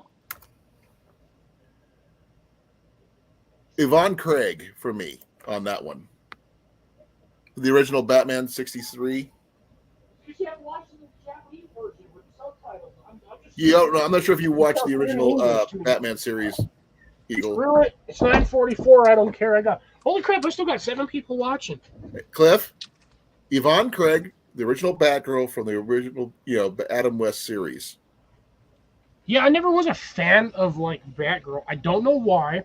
I just never was. But like I said, Catwoman was the hottie on that show. God. Any one of the 3. There was 3 of them, but I prefer Eartha Kitt. That's just me. I hate to say this because I'm normally not attracted or have towards that area, but the Catwoman from when they did the one before they cast Jim Carrey as the Riddler. Oh, what the hell was her name? Oh, give me a second. I'm just gonna throw it out there. The black lady that played Catwoman, not the crazy white girl from like. I can see her face. Halle Berry. Yes, thank you, Halle Berry. Holly. Not the crazy white chick that was like she looked like she was from. Lee Merriweather was really good. Don't get me wrong, but no, Halle Berry as Catwoman. I hate to say that, dude. She was hot as hell. She took on shades of Eartha Kitt because Eartha Kitt was black too. I did not when they did the crazy white the chick with the blonde hair as Catwoman. Personally, I think she would have been a better Harley Quinn, in my opinion. Because it seemed to me like she had that psychotic or odd mentality. And I don't like the fact that she fell out of a 5-story window, landed in the snow, and it was revived by like 40 cats. Michelle Pfeiffer? Yeah, that was just weird. And then there's Anne Hathaway. She was the one with Christian Bale. Yeah, no, sorry. I mean, yes, but also no at the same time. Oh, well, I love Anne Hathaway. No. Yeah.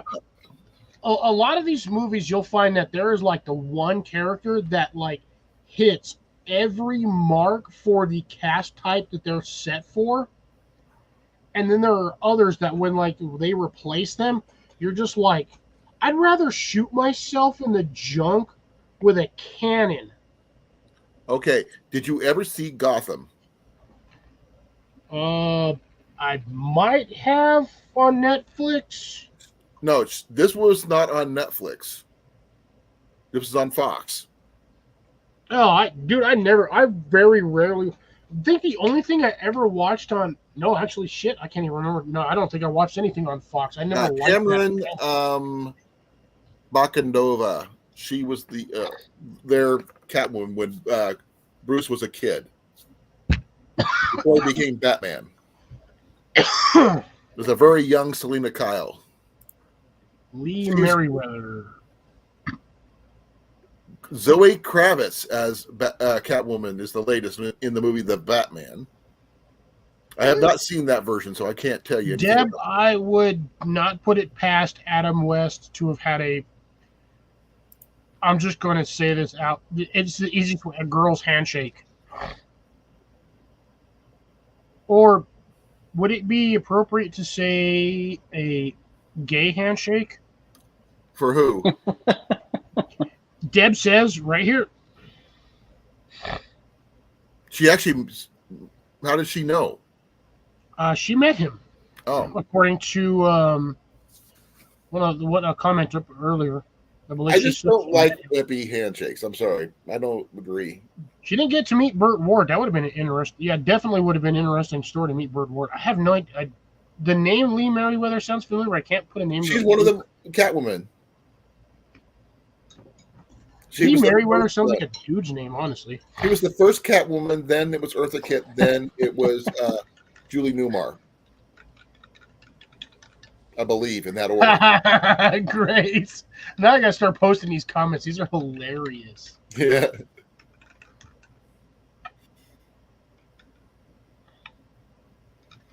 That is funny. That would be Grace's one pass. That's her hall pass, huh? Yep. She says kitchen pass, but hall pass, same difference. Was that Thanks for Everything, Julie Newmar? It's a That's bad TV show. Bad movie, you mean? Yeah, same difference. Bad movie, bad TV show. Grace is still waiting for the hall pass.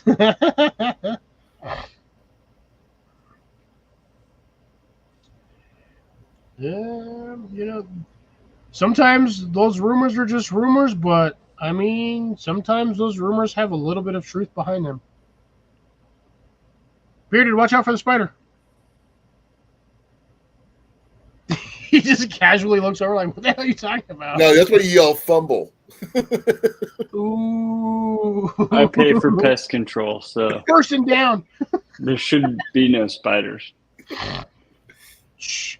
Just because you think there ain't no spiders doesn't mean there ain't no spiders. You ever check behind the refrigerator? I guarantee you got at least 3 spiders behind that. Or under the sink. And now he's looking at the refrigerator. I do pull this stuff out more than most people. Christopher George from Rat Patrol. Rat Patrol's a good movie, good TV show. I watched that. It's on a lot of the live TV channels with the retro TV. You see a lot of those being played again. Eagle, you say you pull that stuff out, but you'd be surprised how fast a spider would just be like, oh, there's an empty spot. I'm going to make a nest right there. I'll smash it with my bare foot. You really hate spiders that much? I don't want them to live. It's not that I hate them. He just doesn't want them in the house. No. Not even close. I pull He has them out got of a thing for snakes, so I can understand that. I get them out of the pool skimmers, like snakes, frogs, spiders, and I smash them. Surprised you haven't gotten an alligator yet. If the frogs are alive, I throw them in the pond. There you go. They'll eat the mosquitoes and the mosquito larvae and other things. But the worst spiders are the ones with all the baby spiders on their back. And then you mess with them a little bit, and then They all the scatter like babies just cockroaches. scatter. They scatter, and it's like, all right, well. That's when you hit them with a dustbuster or the shop vac. It's hard to get out of the shop vac once you're in there, especially when the damn thing's turned on. Or a spray washer. Power washer. Oh, you don't want to power wash a spider carrying spiders, and then you have wet spiders everywhere. No, they drown just like anything else. No, the baby spiders, they float on everything. No, they break the surface tension. They can't get through the surface tension. A lot of the adult spiders swim here in Ooh. North Carolina. They just float. I've seen tarantulas walk on water, and that's a heavy spider. Here's a good thing to do with spiders. Yep. Kill them. Oh, by the way, that's my new toy. I just got it for my making arrows. See, here's the funny thing on that one. I'm fine with spiders, like legit in the house, because they'll eat like the other bugs. Things that you do not want flying around your face in the middle of the night.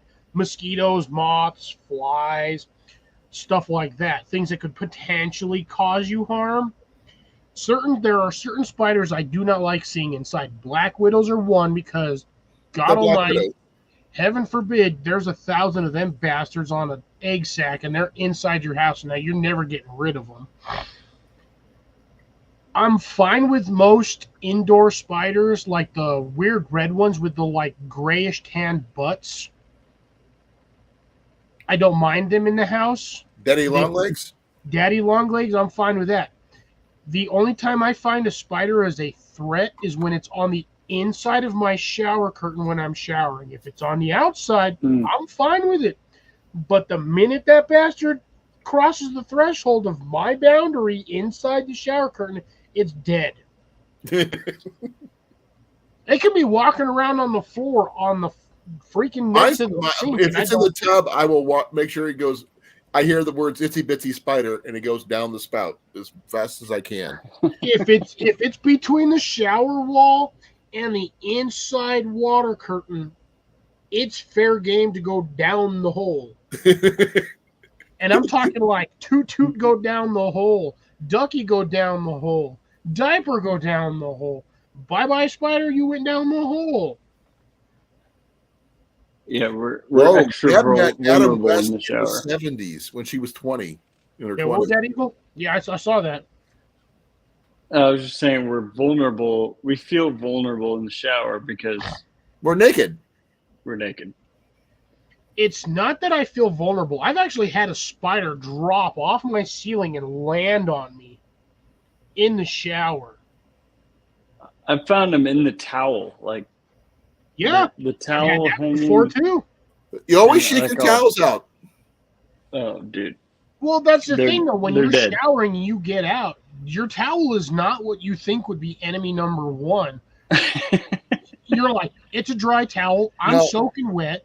I'm going to dry off.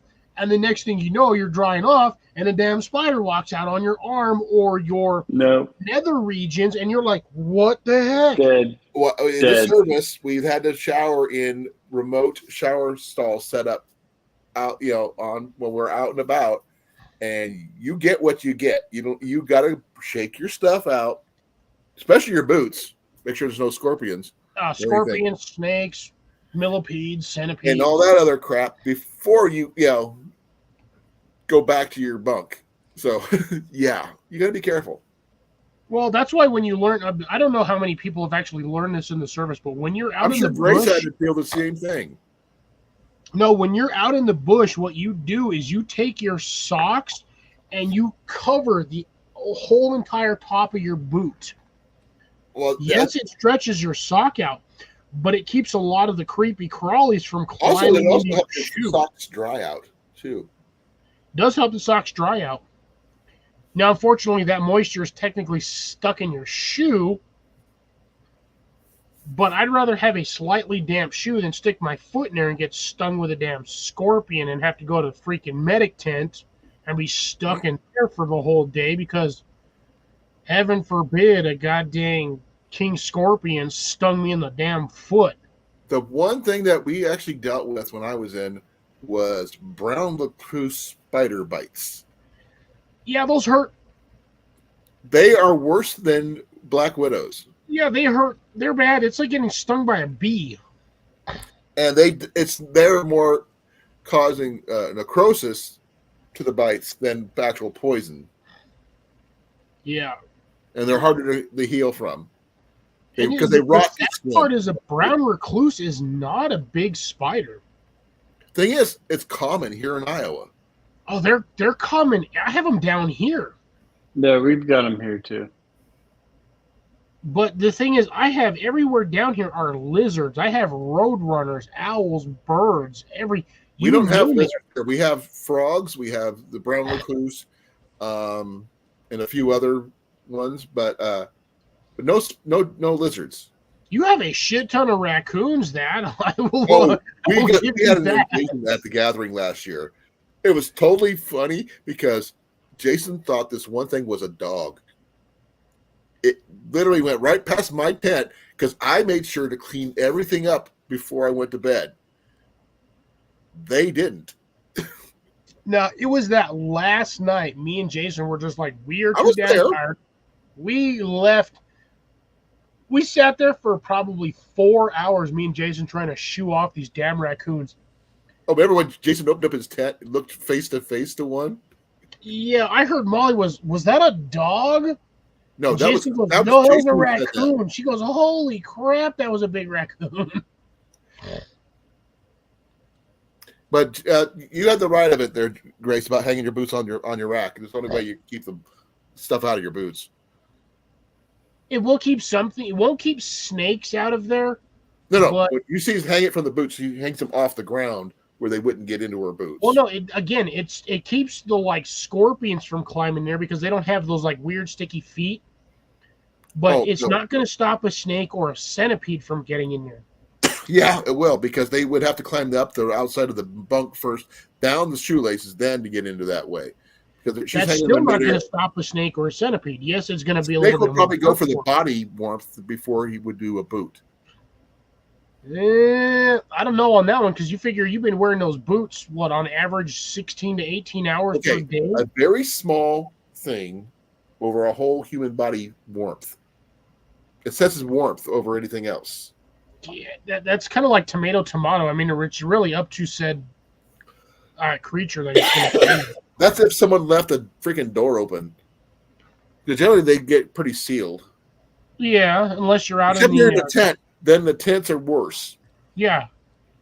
Yeah, it looks like they're still 7-1, so they basically got a touchdown and one conversion point, or one touchdown and a conversion, or touchdown and a field goal, I guess.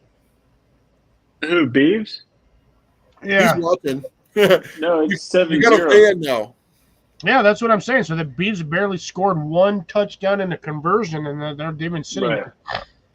So they're doing good defense then. Because it's what? They have a great defense. What is a field goal now? That's what it tells me. If no one else has scored, Field goals they have- 3. they're still ahead. That's all that matters. I mean, they're doing Point, So point touchdown, after 5 field goals, point 3. after touchdown is 1. Yeah, okay, that's what I thought. Yeah, so Yeah, touchdowns so 6 and they then got their field goal. field goal. They got their point after touchdown, and they scored a touchdown. Yeah, and they're in And they got 2 minutes since left in the then, second the half. ball has switched hands several times. Defense is definitely holding on. They've got what down are they on?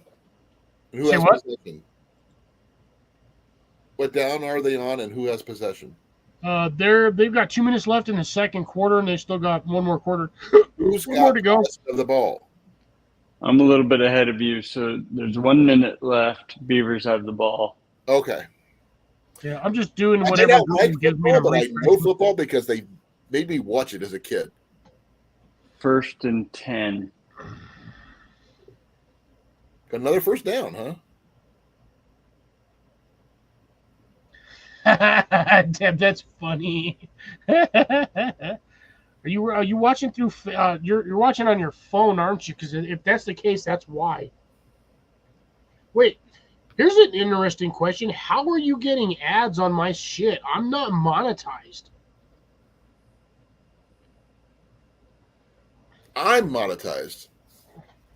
Yeah, but no, I'm not monetized. So how am I getting ads on my channel? They usually only do that once you start getting to the, or when you're at the Well, no. monetization stage. So if people don't check the privacy settings on their phones or their Alexa device, it'll just pick up audio, and pretty soon you're shopping for what you talked about yesterday. So definitely not Android. So that's got to be Apple, because that's the only one that I can think of that does it. Android doesn't do that shit. I'm all Android here, No, it's Amazon. Amazon does it. but I'm not on Amazon right now. No, but like we're talking I don't about an think Cliff app uses that has Amazon. access to your audio path. Yeah. So I disable a lot of my audio access. That way, You nothing have pisses. I hate getting. I used to get that on my old phone. It was just like random. Here's a random ad for you. I'm like, I was just talking about like 20 minutes. I'm like, nope, this is all getting disabled. To hell with that. yeah, I only have certain things enabled, and that's not one of them. Alexa's This is just banned they in my start house. doing the AI thing on Amazon. Huh. I don't do it because the AI thing is very annoying. That was not a typo, by the way. That was me physically typing that. I just want y'all to know, despite the fact that I'm on my technically 6th one, that was not a typo. Is that Red Bull and Jaeger? Yes, it is. And again, back to that whole story. I do not pour these lightly. These are 2-ounce shots to a 12-ounce can times 2. So it's 4 ounces of Jaeger to a 12-ounce can of Red Bull. Cliff, Yes, Colin. Yeah, he just sucked down the last of his Pepsi. mm-mm. Bro, that's like 1/8 of a swig. I know. But I started this one this afternoon, and I've been working on it. This is the first Pepsi I've had in about a week. It took you an entire evening to suck down a liter. I haven't been drinking a lot of Pepsi this week because I haven't been feeling well, remember? And here's the thing on that one. Okay, so I hate to say this, but at the same time, I also don't. I feel like being sick is the best method for weight loss. Hands down, I shit you not. Every time anybody's either got the flu or like a standard cold, even 3 or 4 days of being not well, I feel like you lose on average like 5 to 7 pounds. But it's not just that. It's all substance abuse. Like, people that smoke cigarettes probably don't smoke cigarettes when they're sick. I don't smoke, so I don't have to worry about that. People that drink a lot probably don't drink when they're sick. I don't drink Speak either. for yourself. But I will say this. This right here is not straight water. This is electrolyte. Oh, He's drinking electrolyte water, so yeah, it does kind of. I've been drinking this all week, and coffee, and milk. Those are the 3 things I've been doing. Oh God, electrolyte water plus coffee is what, almost a diuretic. So you've probably been shitting your guts out. Nope. But I've been doing one of these a day, and then I'd have a glass of milk for my meal and a coffee in the morning for breakfast. Yeah, I would say balanced nutrition, almost. Aside from the coffee, which we all know coffee is technically a diuretic, But this is my coffee, though. You're looking at electrolyte water, so you're reintroducing whatever you've lost. 1 liter of coffee every morning. That's a lot. That's a half a pot of coffee. Hey, if you're going to drink coffee. Don't just sip it. Grace says that last bit is flat soda and spit. I might have to agree with that. the backwash. Yep. It's the only You thing. still sipping on that White Claw over there, Eagle, or are you down to like water now? I'm done. I'm down to water. He's down to Petty Paw now, just because it's not a White Claw anymore. Hopefully that was the last one. Yeah. If you tell me you got 5 more, I'm gonna be sad. That's the 5th one he's had tonight. Somebody's got to drink them, right? No, there were 4, and they're all gone. So we had. Wait, you sucked down 4 White Claws this entire stream? No, I think I had a couple of them before we hopped up here. The only thing I've ever seen anybody use them for is target practice. Full for target practice. They explode so well. Now, the best thing to do with a White Claw is stick it in a potato gun and see how far you can launch the damn can. Oh my gosh! Did we discuss that once or something? I think me and Jason were talking about that one time for V8 cans to see how far you can do like the little mini V8 cans out of a potato gun. Oh my gosh, that would just use that as ammo. I would, dead honest, I would hate to get shot with a mini V8 can. That shit would hurt. It'd go straight through you. Oh, dude, you'd have like broken ribs depending on where that hit you. Oh, it would stop your heart, Cliff. If it hit you in the heart, it would stop your heart. I think it would be either more painful or just as painful as getting shot with a shotgun beanbag. Worse, because it is a can, and it is under pressure, which means it would be solid, not just. Oh yeah. It wouldn't collapse. It would hurt. It would go in. It would penetrate. I don't think it would. Well, it depends on how the distance and how much propellant you had behind it, but it would still hurt like the dickens. Your heart would stop, Cliff.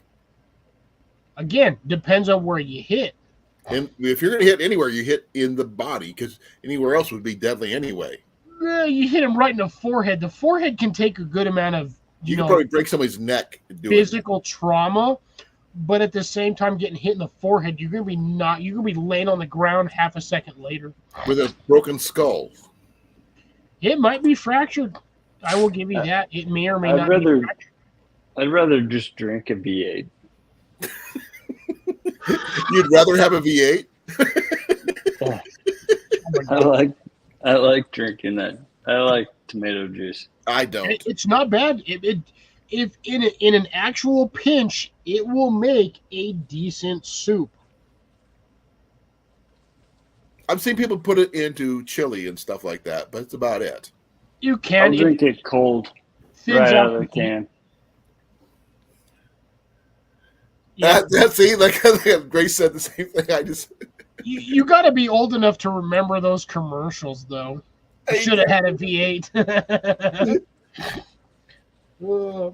Man, back in the '90s, like '90s to like '99, we had some hilarious ass commercials for stuff like this. Oh, where's the beef? Dude, where's the cream filling? Which we were talking about the other day on. Yeah. I love giving Blake shit about that one. Yeah. Oh, let's see, what's another good one? Holy shit, JV! What the beans, my brother? Hey, JV. Wow, I'm surprised he's here. I'm shocked to see him on here. There's a throwback from the past, blast from the past. Oh, come on, dude. V8 is awesome. That's all your protein. Basically, just blended vegetables and tomato sauce. Nope, not yet. No effing way. Yeah. Deb apparently does not like V8. I do not like it either. Most people don't. Dude, it's literally tomatoes, carrots, celery, and like 3 other vegetables, like all blended into a sauce. If I was a vegetarian, I would probably love that, but I'm not a vegetarian.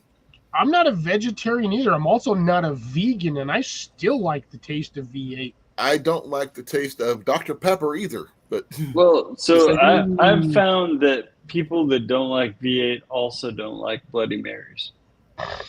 I don't do Bloody Marys. Well, okay. That one makes sense, Eagle, because technically a Bloody Mary is vodka and V8. Pretty much. That's literally what a Bloody Mary is. I mean, you can make it differently, but it's essentially the same thing. Well, like I said, I don't drink anyway, so it doesn't matter to me. How can you possibly? The only way you could possibly make it different was if you were actually using tomato soup and vodka, which, in my opinion, would be absolutely nasty. Okay, if I recall what's in it, isn't there Tabasco in there? You should put Tabasco in your Bloody Mary. Nope, you're right. It is V8, a dash or two of dash to 3 dashes of Tabasco and vodka. I don't drink. This is like what I remember when I used to drink when I was back in the service. Yes, I used to drink when I was in the military. I don't anymore. Ew, I almost put that. It clicked on the wrong shit. I haven't seen. So what would you use as a V8 substitute? No, the only thing you can use a V8 substitute is literally tomato sauce. Well, or they come up with their own puree, if they have fresh ingredients. It doesn't have to be called V8 with all the sodium. True. I mean, if you physically blend your own stuff for that, but I mean, majority of the time, Yeah. standard Bloody Mary is small can of V8 or the little short cans, like the same thing as like the Starbucks double shot. Like I said, your dash or two of Tabasco, and then like a shot of vodka. Yeah. Especially on an airplane. Yep. I never was a vodka fan. I mean, I remember the screwdrivers, when I was younger, but you can only handle those so much. I think the worst one is vodka tonic. That is the most nastiest drink. No, well, when I was a kid, it was like, I'm saying kid when I was 21. Instead of using orange juice, someone was starting using grapefruit juice, which I hate grapefruit juice with a passion. Just tastes nasty. You don't make screwdrivers with grapefruit. That's what grapefruit juice and vodka is. Sucks. If I'm not mistaken, that actually turns it into a pseudo diuretic. It's just literally sucks. Doesn't taste good at all. Because I know you can do prune juice and vodka, but God Almighty, don't have more than one or two of those because you're gonna be sitting on a can for a while. Basically, we might as well just add vodka to Dr. Pepper. You got it already. I've heard that actually tastes good. No, because Dr. Pepper is prune juice. To some people. No, it's No, in the there's ingredients. it does contain fruit juice. It does contain prune juice. What? Yep. No, I've you're heard full that. of shit. No, Dr. Pepper has got prunes in it. I've heard that. One of the 23 ingredients. I don't like the taste. They always mistake when I go to McDonald's to grab a Coke. They give me Dr. Pepper. I said, this is not Coke. This is Dr. Pepper. No, it's not. Yes, it is. I know the difference. Take it back. Ooh. He didn't know that. No, I'm still looking at the ingredient listing and I'm not seeing that it has prune juice. No, in it. it won't. It won't tell you. I mean, technically high fructose corn syrup, but I mean that's like in every goddamn beverage made on planet other than water. Oh, here we go. I've heard about the prune juice in Dr. Pepper, but I've also heard that their ingredients list is pretty closely guarded secret. Yeah, they've got a list of like some of the ingredients, which now I can understand why Colin doesn't like Dr. Pepper because they have black licorice technically extract in there. Oh, I hate black licorice too. That's exactly why. See, I when I was a kid or like even when I was a younger adult, my two favorite beverages were either Dr. Pepper or Orange Crush. Crush, we used to sell at my work when I where I work. They had Orange Crush. Orange Crush is my one of my all-time favorites. I used to drink that shit by the case. Yeah, we had the bottles until they changed out our mixers. Ah, hold on, I did something weird. And my computer's being slow. What in the hell happened to my YouTube chat? Oh, I must have accidentally closed it. That was weird.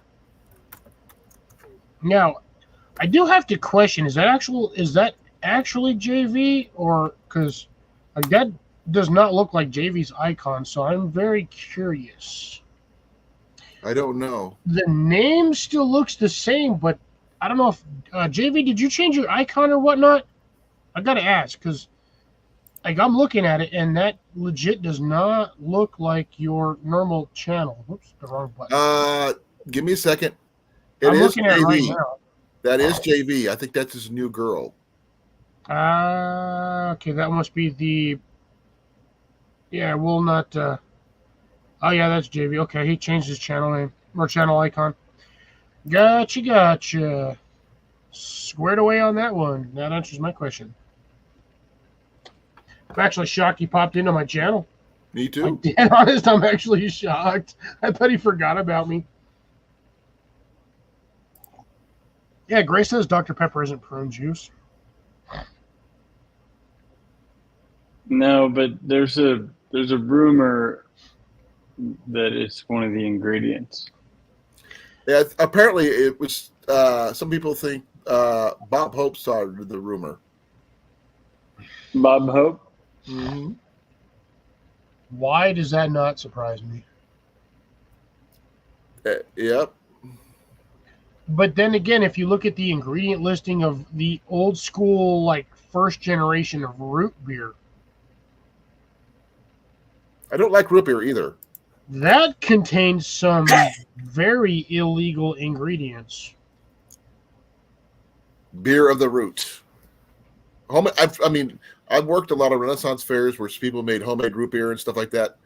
I literally cannot physically drink root beer. It causes adverse effects in me. I cannot drink it. I'm okay with root beer. What gets me is cream soda. Cream soda is the same way. Oh, cream soda is nasty as hell Sarsaparilla in my is opinion. also the same thing. Same with Oh, I have seen grape knee-high, for surprisingly enough. Jesus Christ, I haven't had a. God, it's gonna been what 20 years since I've had a great knee high. I actually like the orange knee highs better. I'm from Iowa, where Gary Berghoff's character was from. So literally, I grew up in the same area, like 15 miles from where Ottumwa is. Yeah. And yeah, it's a thing back in the day. Yeah. See, Deb says right there, homemade root beer is fermented or ferments and contains alcohol. That's because they don't have the true ingredient listing for root beer because these companies will not release 100% contents of what is actually in this shit. And it's drinking soda is along the same lines of doing heroin and cigarettes.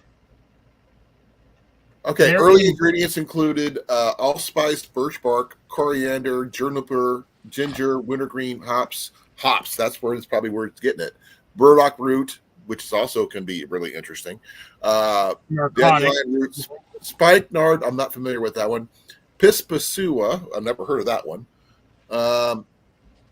Guayacum chips, whatever that is. Sarsaparilla, spicewood, wild cherry bark, yellow dock, prickly ash bark, sassafras root, vanilla beans, doggrass, and molasses. That's an early root beer. Wow. Yeah, that's funny because the sarsaparilla is its own drink too. Yeah, I know. They kind of split off into their own thing. Yeah, that's weird. All right, ladies and gentlemen, I got to go see a man about another bush. Okay, we'll take over your channel. Yeah. It's going to be an all beaver channel now. All dick pics. Go for it. Do a blow-by-blow type of thing. You're watching the game. I can't see it. Tell us. It's a commercial. No. Okay. I think it's halftime. So there's a halftime show? No, it's just halftime commercials. Ah. They don't never show the halftime show. They should always do that. Yeah, no, they barely ever do. I know there's a band out there doing something. They're showing highlights from all the other college games today. Ah. Teams I don't care about. Anything that's not the Beavers. Exactly. Those are the teams I don't care about.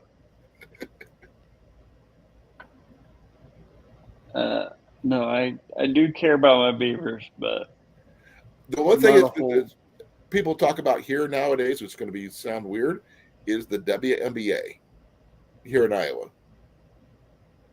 What about it? Well, Caitlin Clark is from Des Moines. She's like the newest. I don't know. She's a basketball player, and it's women's professional basketball, and she's from Iowa, and she became We're still sitting on the oven. Professional basketball player for either Illinois or Indiana or something like that. And she's like being the phenom this year for some reason. Don't ask me why. That's what all the people are talking about for some reason. I'm not a fan, but it sort of just keeps on popping up. I missed things. Yeah. Is that the chick that got arrested in Russia for having marijuana? No, not her. Halftime. They got anything good for the halftime? Indiana. Okay, that's Grace knows who it is. Just commercials. That makes sense because it's not a Super Bowl. So yeah, you only get to see the halftime show if you're there. You always get to see the fun stuff for the Super Bowl halftime show. They never show anything like cool or interesting, like otherwise. Yeah, they're like it's a halftime show. You might get the 5 minutes of marching band intro shit because it's a college game. So you'll get the marching band out there doing weird stuff, and then that's about it. That was Brittany Griner. Yeah, that's right. It was. She had an ounce or something, ounce and a half of weed on her, and she got arrested. No, I think I don't know who that is. I think she had a vape pen.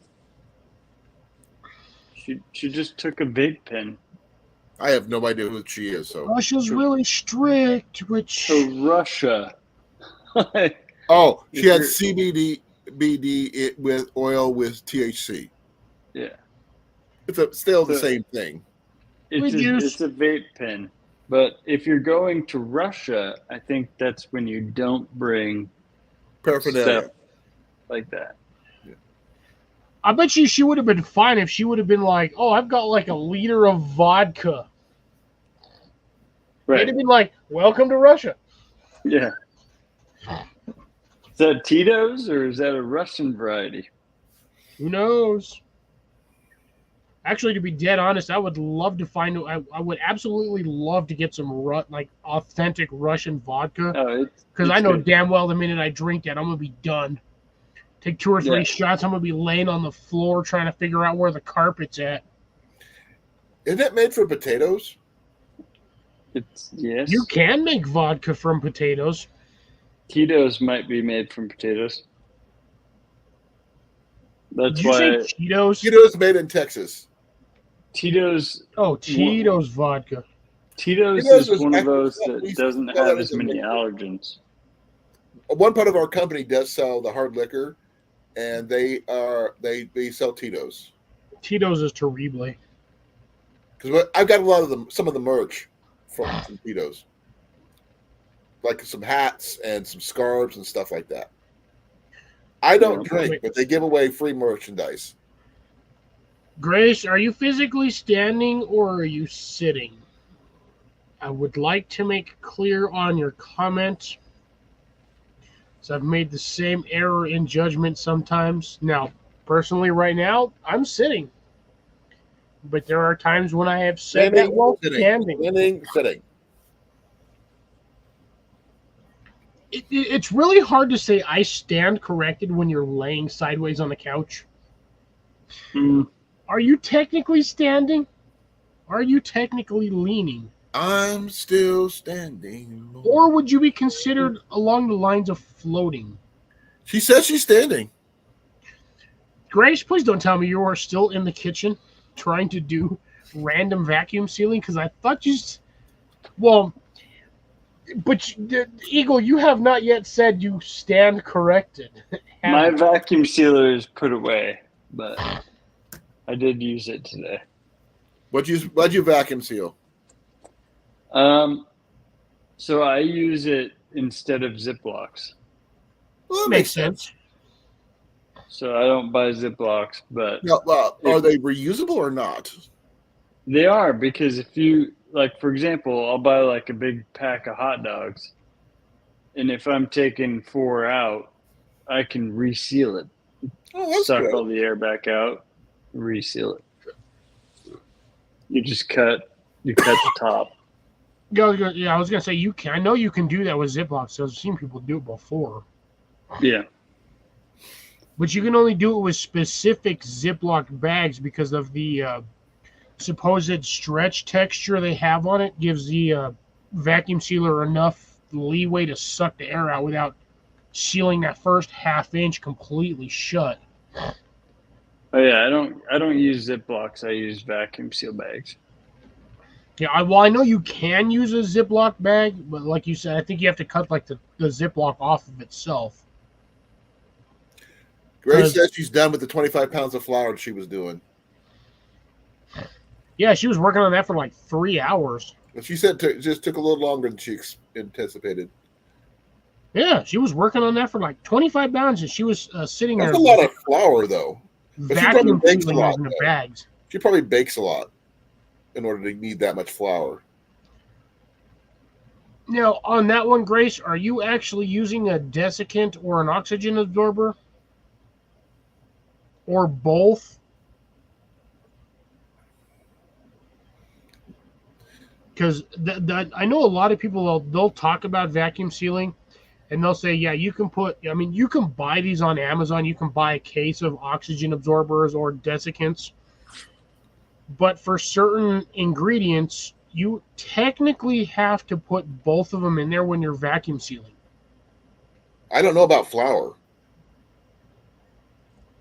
Flour, you would run a desiccant because you do not want any sort of moisture in the bag itself. What about salt? Salt, you want a moisture absorber.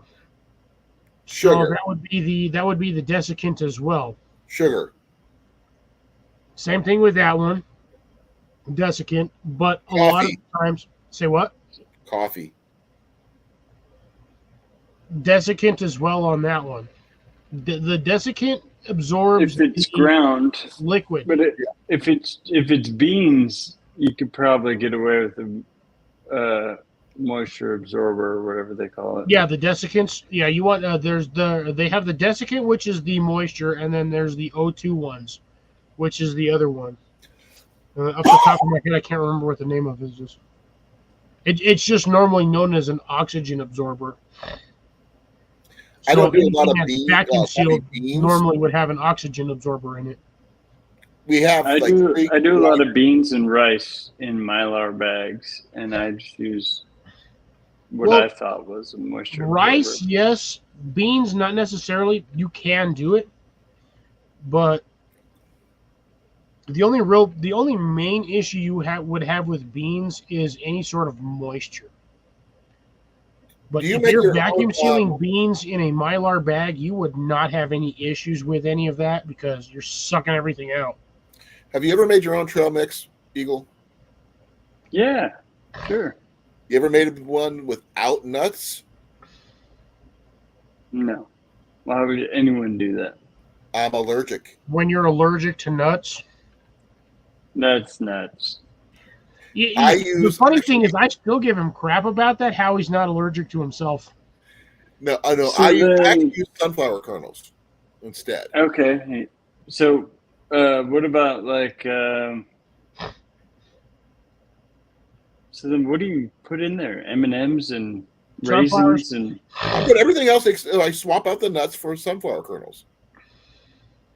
so you can have sunflower seeds. They're Because the seeds. sunflower is not considered, it's not along the lines of a nut family. It's not a legume. So he can't do like pistachios, almonds, walnuts, peanuts. Sunflower does not qualify in that category. Sunflowers are weird. They're like their own seed category, and that And is you can it. actually get them candy coated, which is really nice. Yeah. So Yeah. it adds to the enhancement of making your own trail mix, because you don't have to worry about them getting soggy or anything like that with the oil or anything like that, and Right. you can fit a lot more in them, the bag, because they're smaller. Yeah. I love sunflower seeds. Well, the thing is, I like them without the shells because I don't need Yes. most people the only thing they suck on the shells for is the salt content, but you don't Right. always need that. Me, I need rather have the protein from the seeds themselves and go from there. And they're Unless you're at high elevations, then you want the extra salt. but Yeah. on average, I use sunflower kernels instead of nuts, and it works just fine. I can put everything else in there. I even throw some jerky in there too, just because why not? Because it works. Just wasn't sure if you've ever made them that way or not. Grace. Well, I don't have any allergies. if You Grace, should if try you're it sometime. standing, It's actually pretty good. You should try it. And also, because you can get them in really big bags, really cheap. They're cheaper than regular nuts. well, that's because Yeah. sunflowers are dirt cheap. I mean, they grow them by the billions. Yeah, you can get big giant bags of the candy coated ones for like almost half the price of regular mixed nuts. Well, yeah, And it they give you costs a little bit of more sugar to and make you the get mixed the nuts. protein and stuff like that. It's a good combination, especially because you can do them with the M&Ms, regular M&Ms, not the peanut ones, obviously. But Obviously. I also throw some dried fruit like pineapple or banana chips. Not everybody hates pineapple. It's stuff like that. Every time I hear that word, I was going. I've had some apricot leather throw in there sometimes. Sure. Those are all good things you can throw in that are alternatives to people with allergies. I mean, if you're Prunes. going to sit there and do fruit leather, then you might as well just make your own freaking fruit leather. I've only had apricot leather once, and I've only done it once, so that's the reason I did it, because I had some. It's ridiculous. The A amount. friend of mine made some apricot leather. His mom made it. He brought it to me. I added to my stuff. That's the only time I've ever used I it. understand that, but in order to make that stuff, the volume to which you need in order to dehydrate that is ridiculous. Oh, she had a professional thing for It that. does not matter. You're made it looking by at almost like a pound. 10-to-1 ratio. She was making it by the pound. Yeah. That And not when me. she I started, just happened to have like maybe quarter of a 2 or 3 ounces of it. That was it. That was enough for me to add to my stuff. So it was pretty light. freeze dried honey candy. What the hell? I've seen people doing the freeze dried candies at the local farmers market. Freeze drieds Did I are get it right? I did. super Oh, I expensive though. They had a whole booth on it at the farmers hell? market. I have never seen. I'm not a freeze-dried fan, but honey if candy. you are, that's great. But if you're gonna have honey, get honey. All right, You got honey. I gotta ask Grace, what the hell does that taste like? Because I'm looking at this. I'll Can you admit, I do had to Google freeze dried honey candy. honeycomb? It looks like peanuts and/or slash popcorn. No, I'm in saying, like can you do freeze packing dried foam. honeycomb? I wonder if that's a thing. Oh, she has not tried it yet, so she ordered it, just hasn't gotten it. Yeah, I'm curious to find out what that actually tastes like.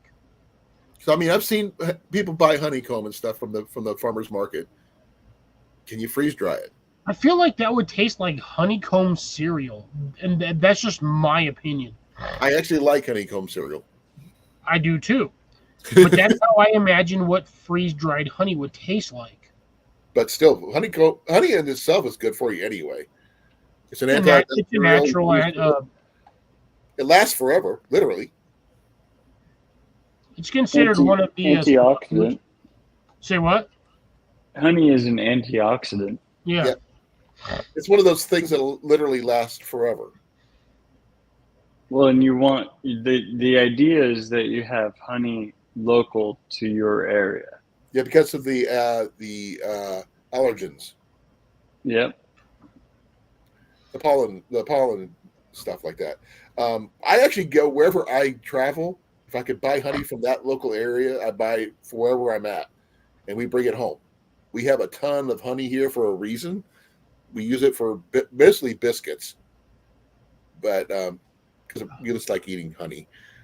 That just made me want a seriously huge ass batch of corn muffins with freaking honey. That Honey actually sounds butter. good too. I do. The minute you said biscuits, I Oh, was like, ooh, watch corn this. muffins with freaking honey. You got to mix the honey with butter and make a honey butter. I've done that before. Oh, Jenny does that. But I picked this up for Jenny recently. 3 of these. Cast iron corn muffin pan. Oh, you better believe it. I have one of the old school ones that actually looked like little corn kernels, like corn Nice. pops. It was like a 6 or 8 pan. These are the Crofton 11-ounce pans. So these are great. You can also make them for making very small meatloafs, individual meatloafs for people. That way they can't say, I didn't get one. This is one of your own type of thing. One for Great. Jenny, On that note, one for me, one because for Ian. kids under a certain age are not technically by nutrition or health standards allowed or supposed to have that amount of concentrated sugar. Oh yeah, we never gave it to Ian. That's the main reason why, because I mean, if for He all didn't of have you it until he was that like a had year and kids, a half. you know darn well what happens when you give a 5-year-old a can of soda, or like what we were talking about on Thursday, a freaking tube of Pixie Sticks Oh, dust, which is We basically were figuring out Kool-Aid Pixie Stick for transporting spices and stuff. The big ones, not the little ones. Yeah, they're going to be For, driving up the backpacking wall and like a survival parrot situation. on caffeine. Using using your vacuum sealer, your resealer on those giant Pixie Sticks with, you can put your spices in there, your sugar, your salt, whatever you have in those giant tubes, resealed. Ooh. They'd be waterproof and you'd have a decent enough supply. Deb, I did not know that natural honey could possibly contain botulism. I knew that. I mean, I don't understand how that would even survive in essentially pure sugar. It's part of the whole system, how it's made. I'm not a freaking scientific scholar, so yeah. Wait, honey flavored leather? What the hell? Sorry for the French, but that Never was, heard of that one either. That's the first one I've yeah. heard. Deb, you're gonna. Could you do me a favor and elaborate just a tad bit on that statement? That sounds kinky. I'm sorry. Can you imagine? Oh, why does it sting? Tastes like honey. Any kind of flavored clothing material. Hey, we've got some weird ones on here. Started talking about gardening and dead plants, and now look where we're at. We talk about a little bit of everything on this freaking. Technically, harvesting Oh, honey would be considered under gardening if you have yourself a beehive or two. And so, are you an apiarist? I think the word is apiary. That would be is it Apiary? I'm not sure. Apiarist. Yeah, see that's the weird thing. It's another one of those odd ones. So if I can somehow find a way to buy decent property, I'm gonna put beehives over there. I'm gonna do at least 4 of them. If I can find a way to buy that property. I can almost guarantee if this, because it's purchased, it's basically owned by the state or the city, and I can almost guarantee they're going to want at least 300,000 to 400,000 for that location. I did say the word right. I could not pronounce the word right. I knew which word it was, but here's what it's the word I'm trying to pronounce, but my pronunciation sucks. Oh, okay. Yeah, an apiary. Apiaries. Apiarist with a T. Those who control or those who harvest or whatnot work with bees. Correct. I spelled it right, everything. So with everything on my property, all the flowers, all the sunflowers, for some odd reason, the only thing I'm really seeing around my property, butterflies and bumblebees. I have never seen so many bumblebees in my lifetime. The big ones? It's a Colin. It's a damn bumblebee. Have you ever seen a small bumblebee? Well, I'm okay. There's bumblebees and there's bees. Yes, I'm talking about bumblebees, not regular bees. I have these little tiny bees, which for my location is kind of odd. They're a specific kind of bee for a specific kind of plant. Normally, you don't see them in my area. But I have these little tiny bees, which are about a 1/4 inch long. The fuzzy black and yellow ones. Yes, that is a bumblebee. Your standard impossible aviary flight mechanism, which doesn't make any sense because you're looking at something that has 4 times the body weight to wing length, which scientists still can't figure out how the hell something that fat on them little ass wings can fly. Right. But they still do. Their name is actually called bombus. Scientific name is bombus. Bombus. Bombus. Bombus bee, technically. Yeah, bumblebee, aka bombus. Bombus. Yes. If the definition of that, I believe, is clumsy. I'm not sure on that one. It's the equivalent of like a drunk person walking down the street after like 35 beers. You ain't walking straight. You ain't flying straight. You're not moving in a straight line. Half the time your movement is a zigzag. They make very little honey, though. Because they are not honey producers. Bumblebees are more or less a pollen distribution center. The So this is great for your garden. Yeah, a honeybee would be, a bumblebee would be along the lines of like Amazon, like truck delivery drivers. They get the parcel and they deliver it to another location. That's all they do. It's basically distribution. I have never seen in my entire lifetime of 43 years bumblebee hive honey production. You always see that on honeybees because that is implied in the name. The name actually comes from a Beatrice Potter story. Huh, interesting. It's from Tales of the Titmouse. Again, they Mrs. really Fiddlemouse, need to or change Fiddlemouse. the name of that. Huh? They really do need to change the name of that. Oh yeah. And the funny thing is, if I'm not mistaken, a titmouse is a goddamn blue bird. It's a little tiny It's a blue bird. Fiddlemouse. I mispronounced the name. Fiddlemouse. This is Fiddlemouse. And yes, Deb, bumblebees usually have underground nests like ground wasps. Those guys are nasty. Those things. But the difference between a bumblebee nest and a ground wasp nest is if you mow over a bumblebee nest, they're not going to swarm you and sting the shit out of you like you just rolled over like 5 cactuses. I think they're hornets more than anything else, right? The big ones? They're like wasps. Wasps will do either underground or in trees. I've found several wild honeybees nests before, but that's about it. But I've never dealt with the big. I mean, you wasps. can. When I first met Cornfed, I found a tree where he was camped out. It was a hollowed, and it was full of bees. Damn, San Diego still ain't scored. They suck butt. Or just that the beavers are just that good. Yeah, that there's my guy right there. Yeah, from the looks of the score, I'd say the Beavers have an actually good. I'm not even offense. paying attention to either one. I'm just, I'm going by what you're telling me. The only logical assumption you could make from that is that the defense is Penalties really good. offset. Or they're having a really, really bad day.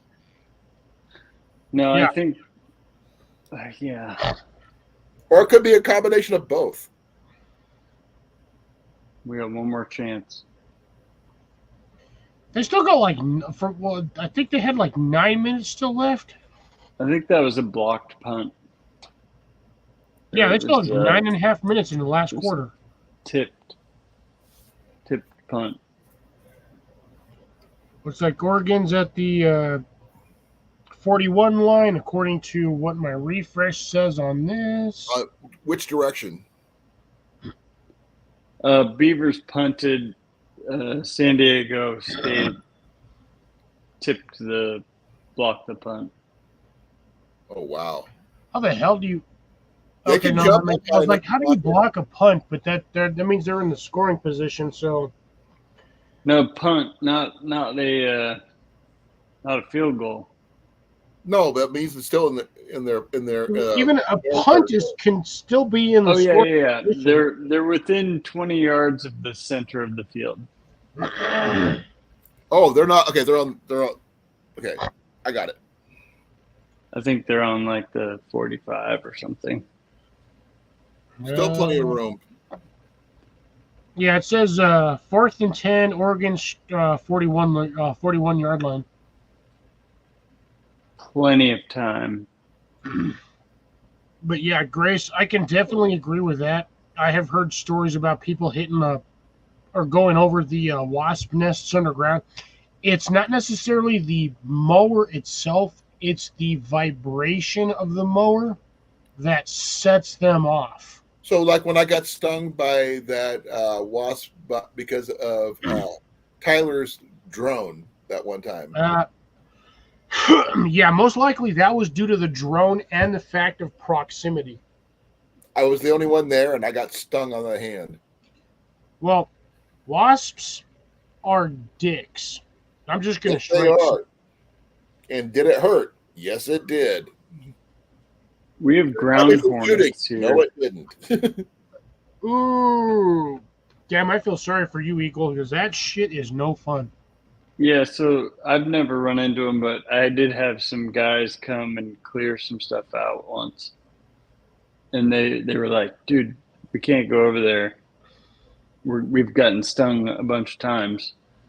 And I guess they're they have their nest underground and you wouldn't even know that they're there. Yeah, they're like But, fire ants, yeah. And they except just swarm for 5 times and more pissy. they go after you. I think they called them ground hornets. I don't know what they really are. No, they're either ground wasps or hornets. Yeah, those things are never Depending on the fun. size, they're probably most likely hornets. And they have the biggest stingers ever. Oh man. No, you want the biggest stinger is the damn tarantula hawk wasp. Well, we Beavers know just that, took but the the thing ball is, at the when 1 you're yard line. dealing with it, getting stung by them, you think they're the biggest ever. Man, what was that, Eagle? We just turned over the ball at the goal line. Oh, nice. So looks like San Diego ain't scoring, and you guys have a possibility of recover. So they did recover. We recovered it. So now you guys are in position of scoring. No, we're now at the 1 yard line. We have the long field to go. Oh, they're at their goal line. You can still potentially score in 99 yards. You got a lot of room to run. True. It's all scoreable. But the problem is if you get a turnover and the opposing team grabs that, they have only got a yard to go to score. But I think the biggest impact of a play like that is the Psychological warfare on the opposing team that they got it that far, that close. And they got denied. And then just lost the ball. And you're on a So now first down. You still got 4 chances. And now we're going to see some emotional plays where they're fighting and to see how many penalties. Something like that, and you got that much room in the backfield, you're going to run. You're going to either pass it as far as you can. I mean, that's 99 yards that they have to run from the opposing team. It's not like it's not uncommon to do that, though. It's definitely not. But that's still, again, that's a challenge because, again, you got that much room in the backfield, you're going to take it. The problem is if the Beavers lose a turnover, the freaking the freaking San Diego's only got to run like freaking 4 feet to score.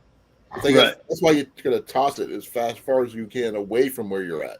Yeah, I think at that point your best chance is a Hail Mary.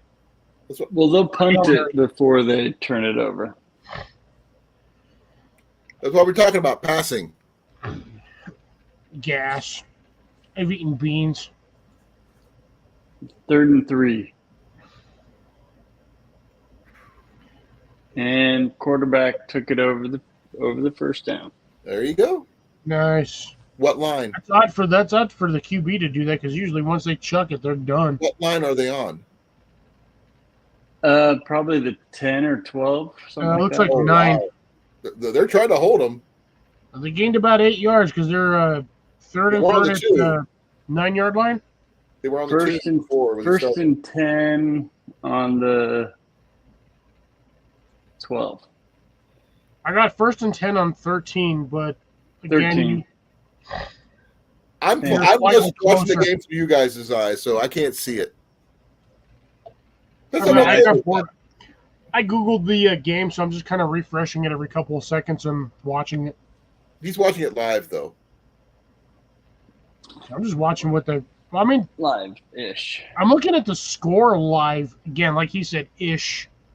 Well, the thing is, I only know what I could, you guys tell me, but the thing is, I can see I know what I would do in the situation. Yeah, grab the ball and run like hell. No, pass it. It's hard to pass when you've got 12 dudes that are like 350 trying to smack your ass. There's a pass for a first down. See, told you. 25-yard line. There you go. Working it down the field. You got up that room. Yet. Still 1st and 10 on 13, but oh shit, I closed it out again. Damn it. I hate when I hit the run.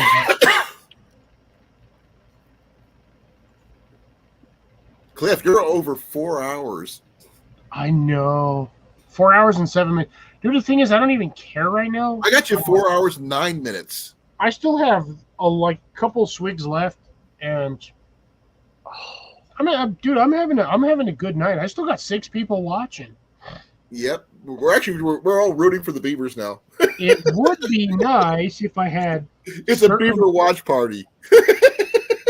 There should be a logo right here, but it fell off in the laundry. Well, get another one.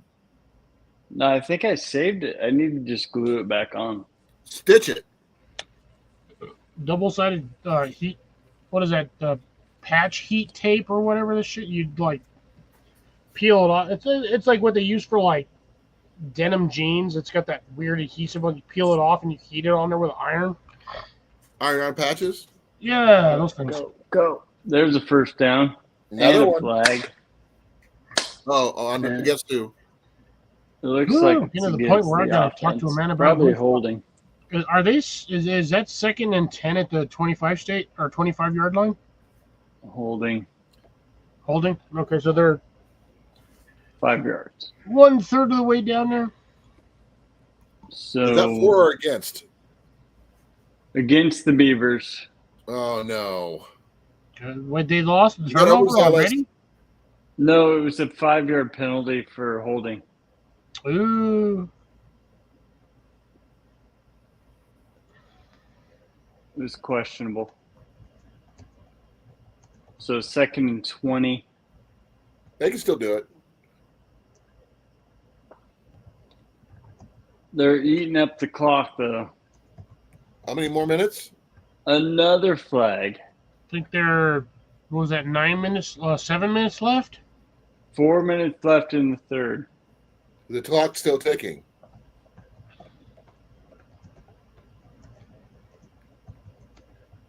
The best they should do is just keep the clock ticking no matter what. Ineligible man downfield What the on the offense. Against them again. Yep. We could give them another 5 yards. 2nd and so what would that be, like 2nd and 25? Probably. Yep, 2nd and 25. Wait, so I was actually ahead of you on my refresh. What? Yeah, because Chris I got asked for 2nd and 20 at Oregon. know if there's any Oregon timeouts 15-yard line. Any timeouts left? Yeah, they each have 3. At this late in the game, they still have 3? Mother. Well, you get 3 more for the second half. Piss No, off. but still. I mean, the game's almost over, and they still have 3? No, this is 3.5 minutes left in the third quarter. They still Third have the quarter. fourth Okay. Oh, we got a long time before the game's over. Yeah. Okay, I didn't realize where we were at, what quarter we were on. I think it's like 3rd and 4. Oh, 3rd and we 11. Wait, what'd you say was the time left on there, Eagle? 3:20, 3:19, 18, 17. I'm Keep showing going. 4, but again, time delay on that one. And there's the first down. They got it. And much more. So now we're on like the 35-yard line on the other side. So I'm going to ask a stupid question. How much money you got on it? I don't bet. I don't do that. My family used to bet chores. Ooh. Basically, who gets to wash the toilet first? No, like we're talking about trash for a month, dishes, clean out the dog pen, that kind of thing. My kids are trained well enough to know better than to bet against me on the Beavers. If they bet against the Beavers, they're grounded. So Oh. Especially what would happen if they bet against the Beavers and they won? Yeah, I think at this point, regardless of the outcome, Grounded, the Beavers are going to win. Well, they have to make the next, They've only got like 2 minutes left. At this, you can drop a knee and just prolong the time. well, there's still a whole nother quarter. So there's no point to doing that yet. Yeah, you can still do it. I mean, if there were like 30 seconds left in the quarter, maybe, but not right now. oh shit, So no! that's As long as score. the Beavers have the ball, they can drop a knee anytime they want. Yeah, but they don't need to though. They have a chance to score. That's only if the Beavers are in scoring position. If the opposition now, if San As long as Diego they is have the in scoring ball, they're in We're position. inside the 25-yard line now. They're that's 25 yards. that's field goal range. 2nd and 6. Yeah, you can easily do field goal or conversion. We're on the 20-yard line, so Yeah, they're in the they've red got it. zone. All right. Good night, Deb. Much Night, appreciated Deb. for you joining us. Be well, be safe, and hope you have a good day tomorrow at the farmers market. Good night, Gab. Yeah, I'm a firm believer in the farmers market, folks. I like the farmers market. I would get into that. The only problem is, in order to do that, I would have to have my entire area registered as organic and non-GMO. And what would be the problem with that? Because it is. The problem is that it takes 6 months to verify. We'll do it at the beginning of for the next year. Yeah, I've considered it, but I do not honestly grow enough produce to qualify for an actual farmer's market. The thing is, not all farmer markets booths are huge. A lot of the ones I've seen are small. Some of them, yes. I would like to, if I'm going to do something like that, dead honest, I want to produce enough where I can actually potentially make some sort of living off of that. That was a 4th and 1. G flat. Let's see what they do. That was a G flat there, Cliff. No, that would be a B flat. It was not a B flat. That was definitely That was not a B key flat. of B. That was not a key of B. Actually, that would actually be an L flat. I think it was a G. No, that's an L flat, liquor flat. Because Oh. bubbles have gone. You know, the sad part is I got to go see a man about a bush again. This is what sucks about starting a live stream after you've had an entire liter of lemonade.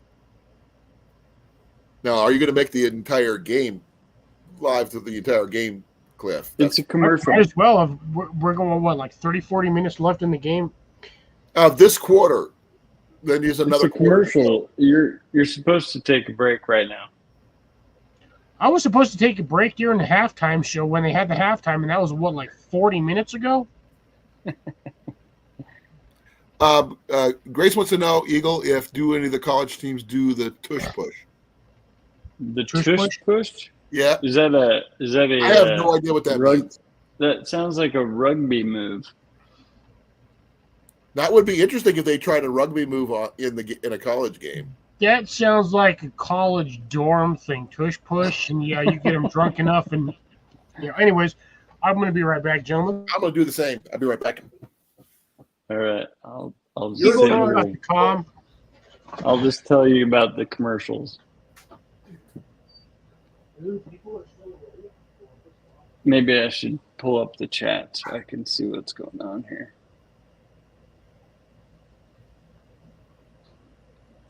No, I've never heard of the tush push.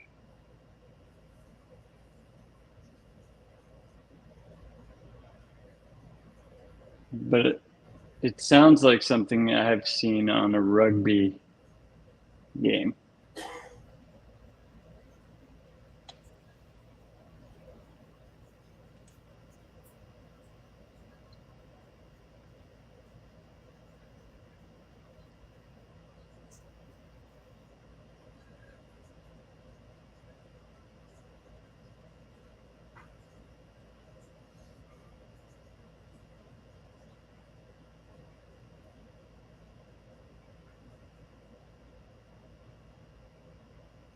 Still commercial. Or as my kids say, it's an ad.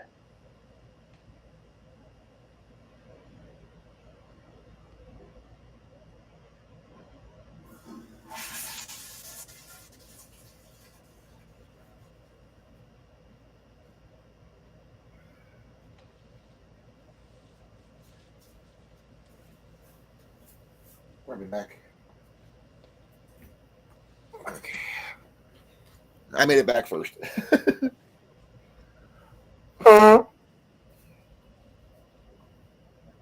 Favorite commercial so far? They're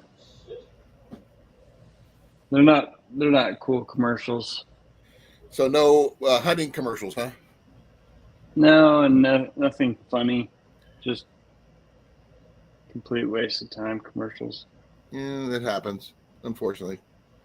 I'm not a sports fan, to be honest, but I grew up knowing football. I just never played.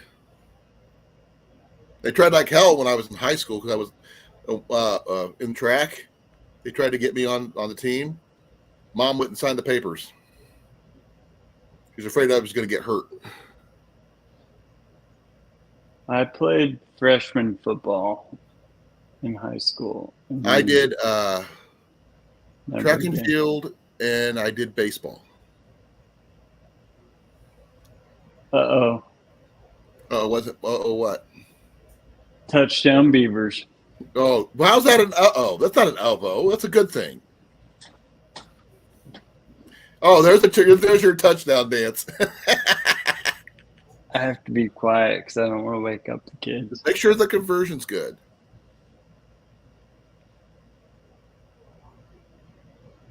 Grace says in an NFL, the Philadelphia Eagles, it's a thing that he came up with when you, at the 1 or 2 or 3 yard line, everyone on your team pushes the guy with the ball through the goal. Very effective. Yep. They rush the goal line, basically. 14-0. They converted. Okay. So, as long as they keep this up, they should be fine. Don't get overconfident. That's the big thing they have to worry about right now. See, I told you they do it.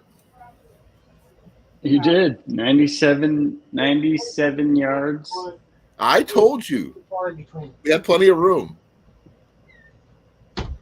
I can't even see the game, and I can tell. You know, I just realized walking back into my room, I was supposed to do do I have that thing muted? I was supposed to do a small unboxing. I have my monthly package came in, and I just completely slipped my mind until I walked back into my room. Let's do it. Come on, go it. Let me see it. I've got 3 freaking people. I'll just wait till next goddamn week. Oh man, do one. Unless you guys, I mean, unless everybody absolutely wants to see me unbox a little tiny bag. There's like 4 fucking people in here. We do. All right, 3 if you want me to do an unboxing while plus unpackaging, throw a 1 in the chat. And the 1 is not for me drinking ass more, because after this one, I'm done. How about the word 1? See, 1. Yeah, even Eagles is like, oh, I gotta type that word in. Shit. We're putting the word 1 in there. Well, we lost Eagle there. Hey, Eagle, you pushed the wrong button, bro.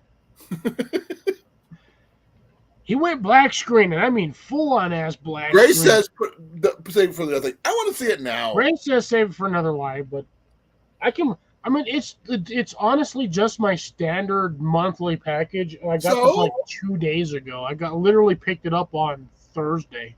Oh, by the way, I'm not sure if you caught it yet, though. When Mandy was here earlier, she got the package I sent her, and Yes, in that package, she got her Olight.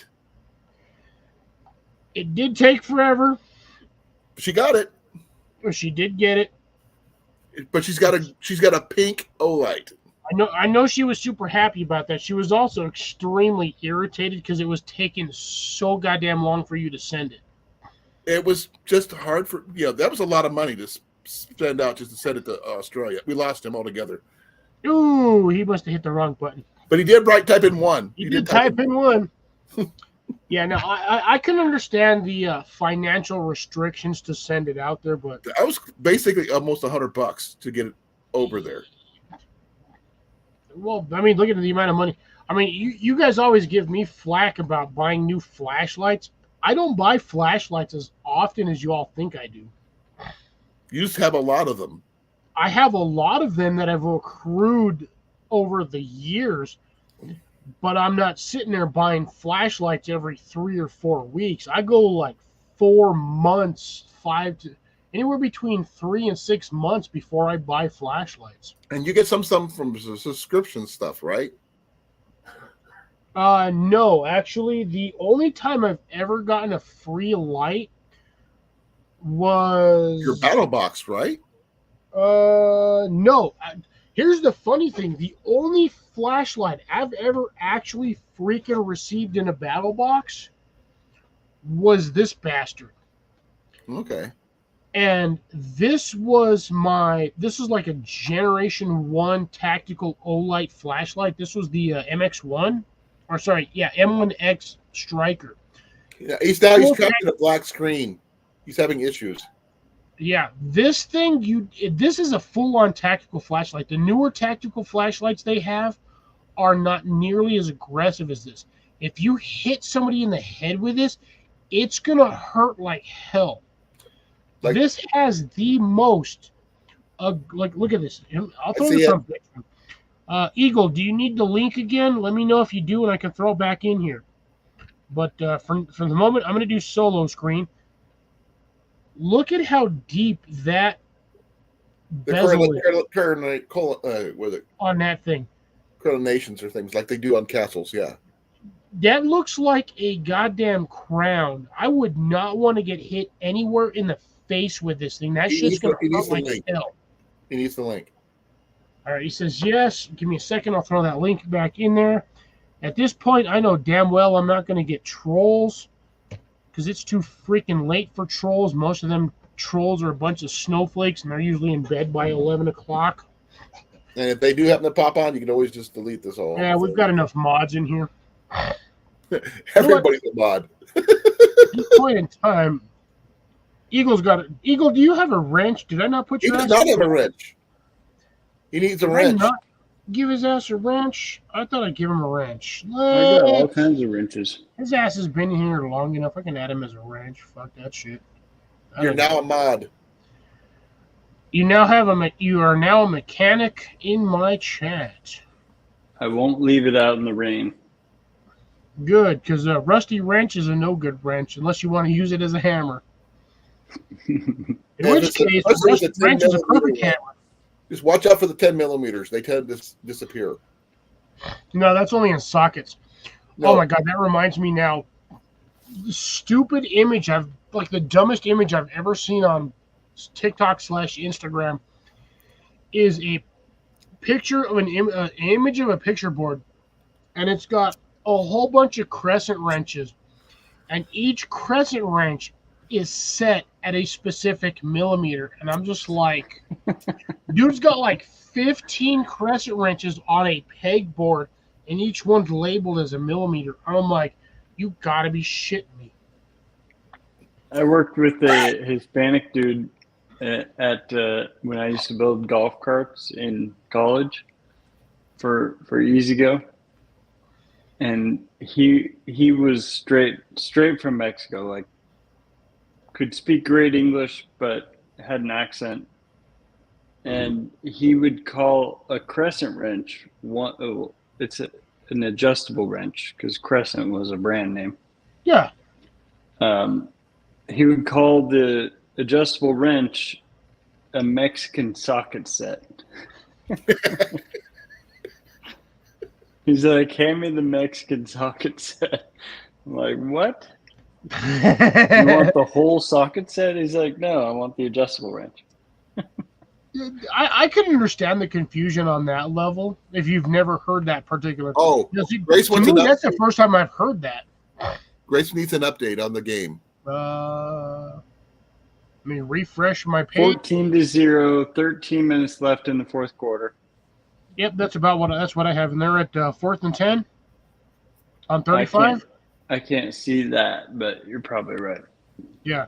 Well, again, you've got like you said, you're a couple of minutes ahead of me. So, I did get the personal foul, 13 and 10. So that we're good there. But which way?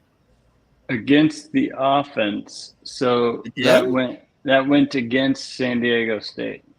So Beavers have the ball right now.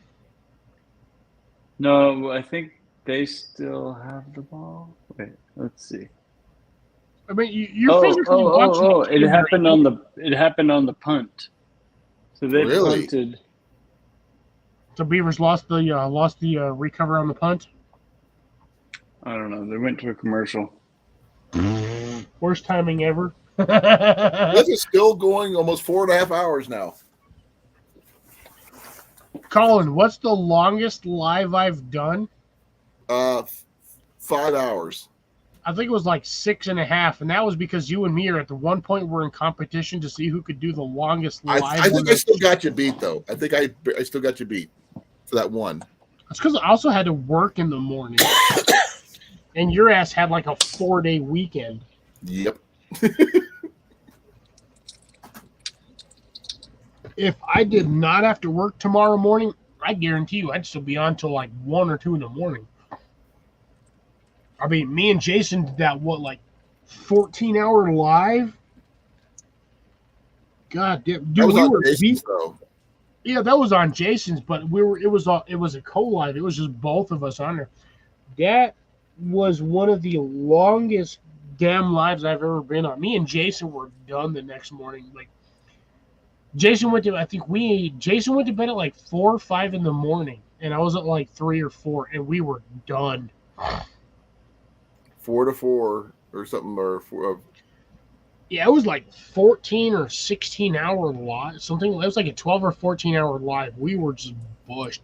Okay. Me and Jason remember when Sean was alive? He did a really extremely long live, like a 24-hour live or something like that. We were trying to, but the problem is with a lot of us is we cannot do a 24-hour live. It's just too damn long. But he tried.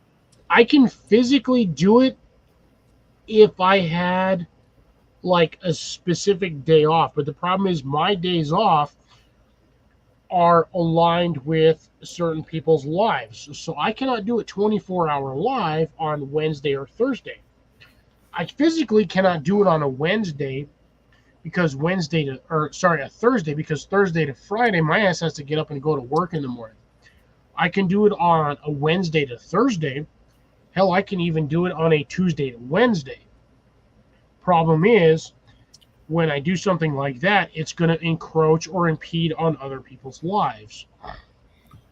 If we're doing it for a reason, we like raising money or something like that for a good cause, then that's not a problem. But yeah. And what really got me was I was thinking about it yesterday, as I missed Mallory's live stream. You did. Wednesday.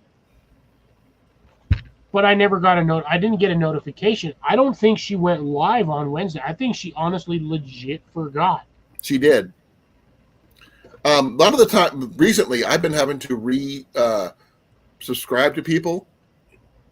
I mean, literally unsubscribe to resubscribe to make sure I started getting notifications again. Oh, I get Mallory's notifications. The problem is I'm just usually way too busy for a lot of them. Okay, we got way off the beaten track because we both wanted to see what you got. Wait, what? Your packages?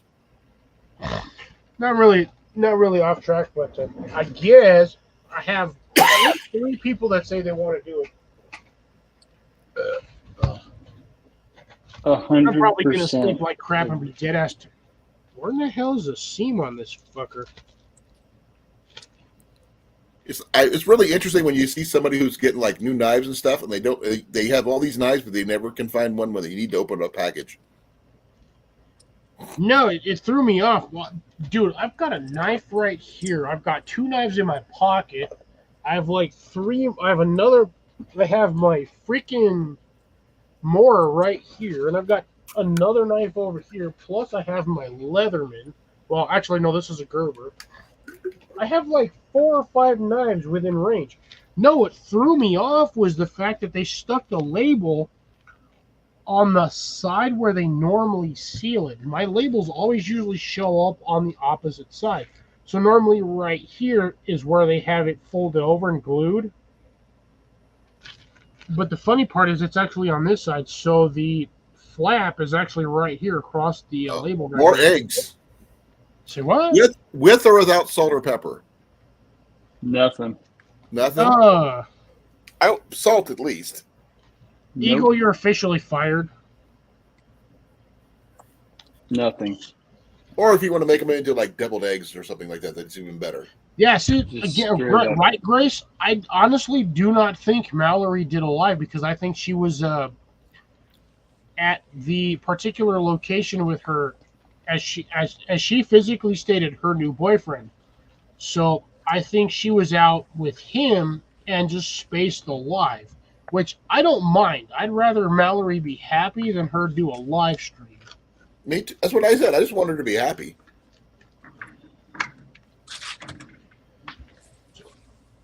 Here's this. Do the unboxing. Don't stab my ass. As per usual, all you guys know who I get this from. I have Grim.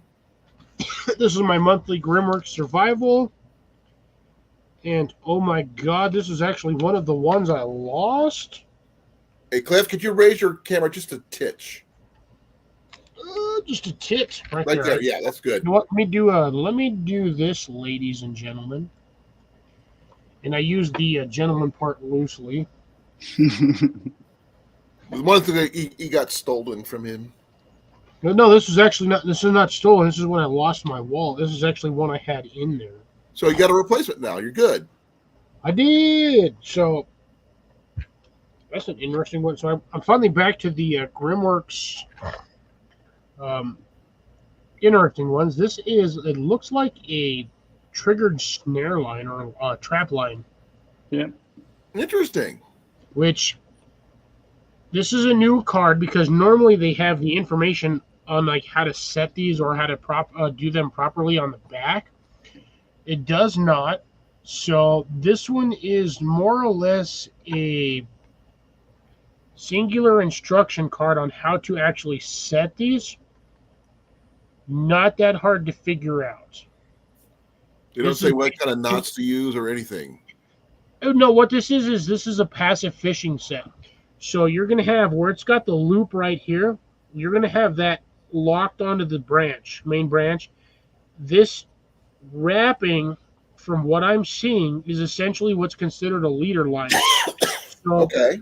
fish, once it's hooked to the line, or once the fish is hooked, it's going to unravel this. But while you have this loop attached to the branch, it's going to be considered a passive spring lock or a springboard. Mm-hmm. So it's going to move back and forth and wear out that fish eventually. Now you're only going to have as much line on here as you want. So it could be 3 feet, could be 5 feet. And then versus your spring branch. Okay. At least that's what I'm getting from the look of this particular setup. So it would be the like a more bushcraft version of like a yo-yo reel. I was just going to mention that. And I have a bunch of those. Do they work? Yeah, I have a pond and I can set it up and catch brim after brim after brim on the That's same cool. worm. Good to know. And then, unfortunately, this one doesn't have any diagrams, but this one is a how to travel in a straight line. I don't understand how this would be more a like severe problem in the wilderness. All you got to do is find a bearing, find a landmark, and travel to that landmark. Oh, Cliff. Okay, the problem why that would be appropriate, if you're left-handed or right-handed, you have a tendency to go off of one foot or the other. Yes. You tend to go that way, veer off in that direction. Well, not to mention if it's a cloudy day or you're at night and you can't see, or like in eastern North Carolina, everything's flat. There are no landmarks. You've obviously never been to Montana. Or you've been to Kansas. Yeah, Kansas is worse. Trust me. Walking in a straight line is super important. Yeah, so Well, what I would again, that's say, why you have your. you weave opposite directions around trees. If there's a tree in front of you, go one way one time, the other way the other time. So Yeah, the best way you can do it. again, that's why when you're doing your azimuth bearings or whatever, I'm not an expert on this, so do not quote me. This is just from stuff that I've watched and Gesundheit. learned from. you set yourself a bearing. So wherever you're at, you use a marker to go from there. So like if you're on a flat spot, say plains or anything, and you see a distinctive landmark in the distance and your direction is sort of in that way, you put a mark or you just keep an eye on that particular landmark and move in that direction. The funny thing is I've actually had this one. This is the Fisherman's Dog Tag.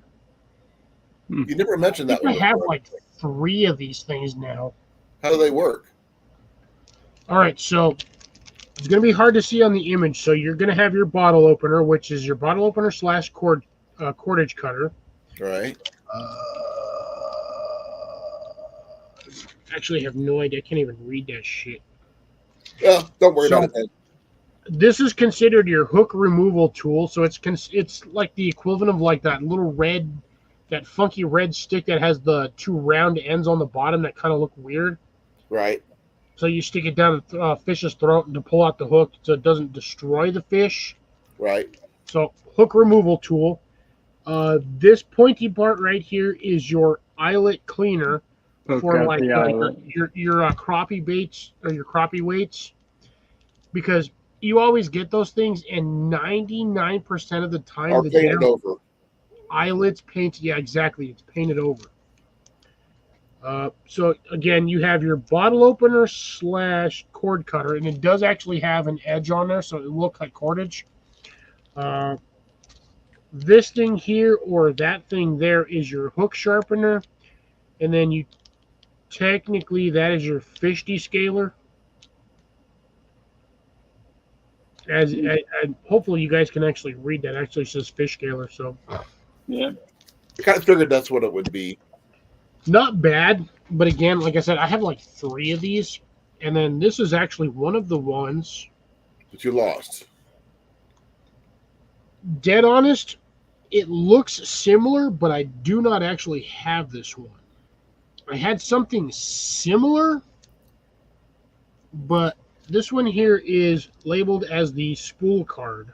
So you can see all the stuff here. That is the front. I'll do it sideways. You got the front image. So these are your snare triggers. Okay.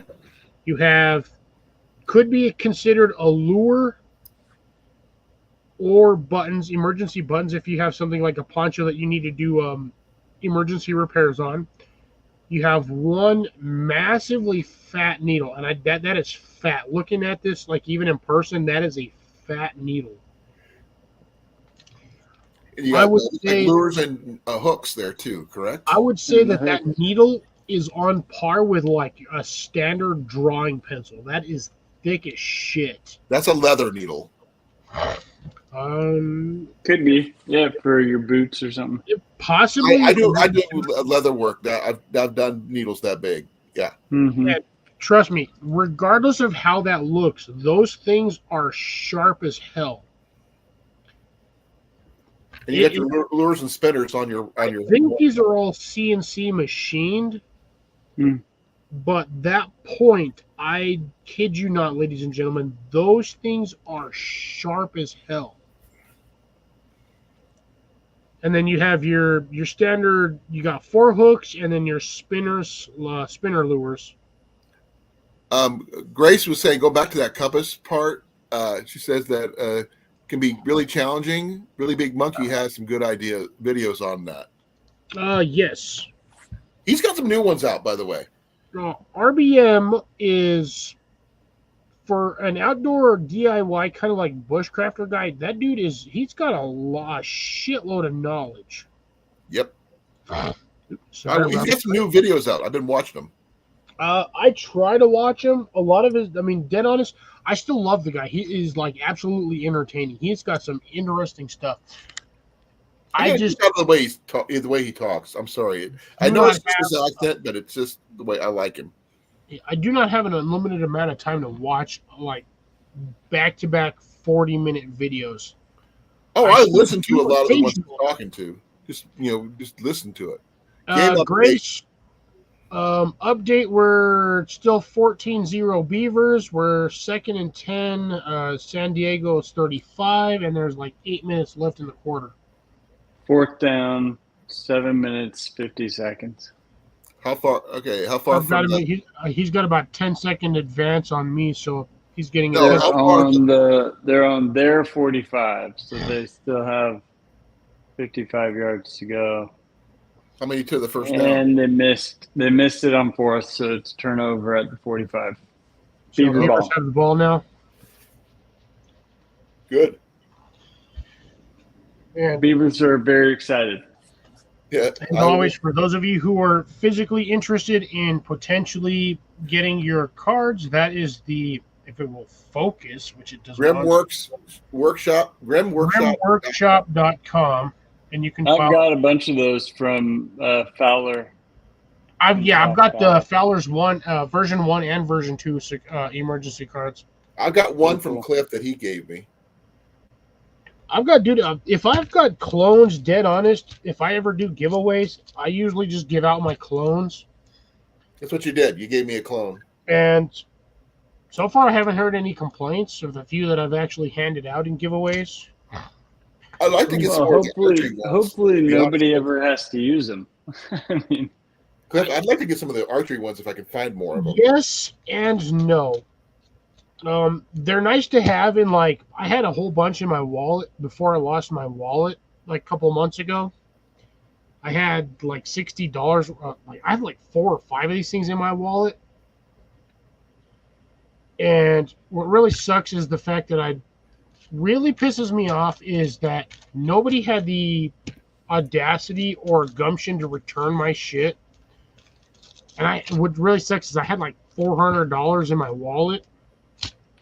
They probably Fucker just took took my the money wallet. and the wallet. Kept all my shit. Couldn't have been like, oh hey, like this isn't that far away. Because I mean, my ID was physically in my wallet. I mean, they could have GPS that shit, driven to my house, dropped it off. I would have given them money just for returning the damn wallet. No, people in this country, there's like no integrity left. I have to disagree on that because I lost my phone at Walmart a while back, and I got it back. Yeah, you got, like I said, you got lucky on that one. But the thing is, they took it home from Walmart. Same thing with mine. I'm pretty sure some dude was like, "Oh shit, here's a They were wallet." expecting a reward for taking it from Walmart instead of handing it to someone at the counter there. Yeah, they could have, customer service or whatnot. Again, people have no integrity. There's the honor system in this country, I shit you not, has just dropped from 100 to straight up negative 100.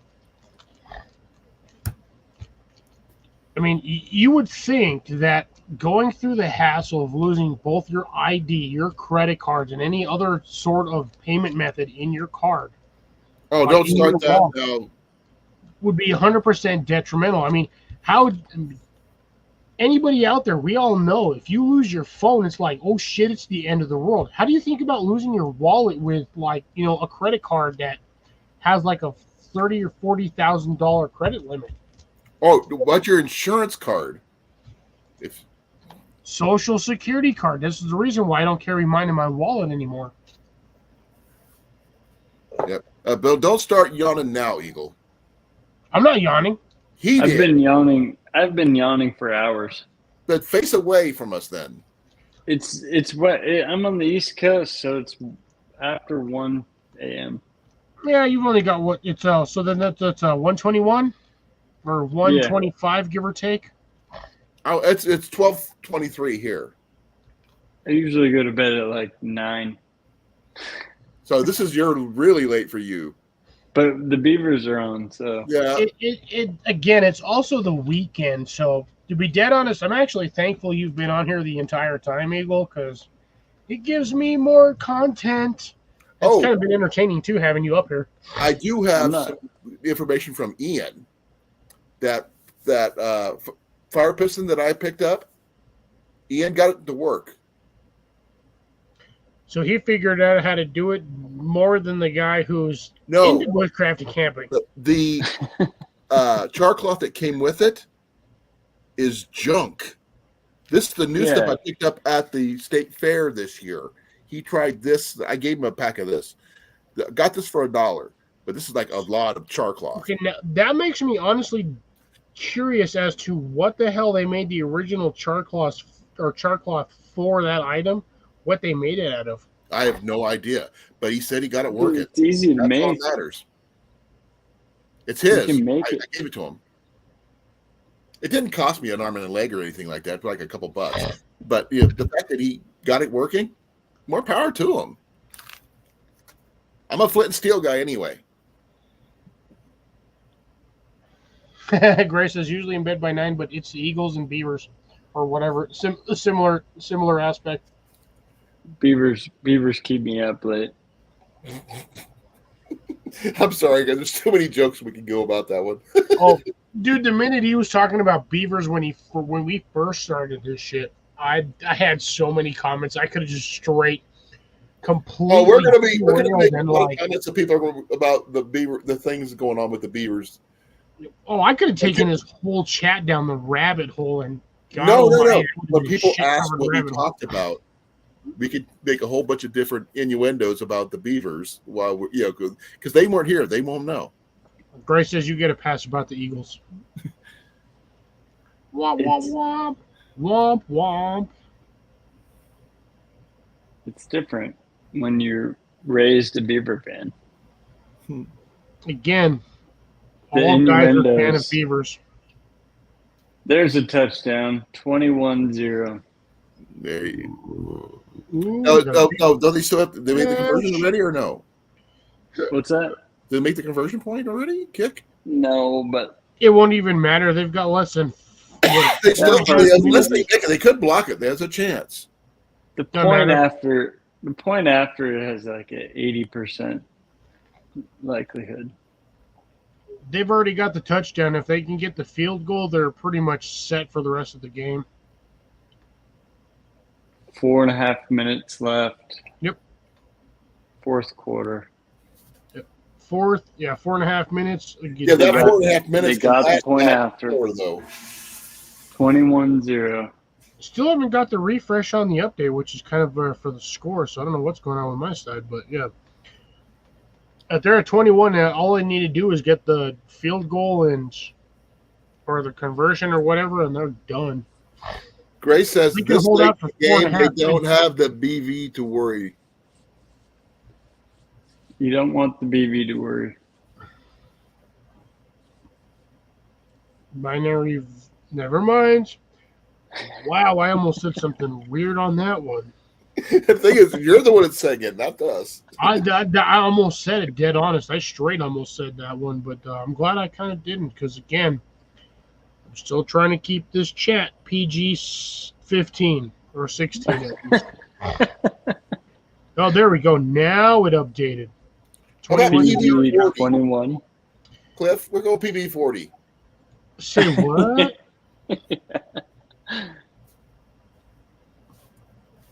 Instead of Beverage PG 13, PB 40.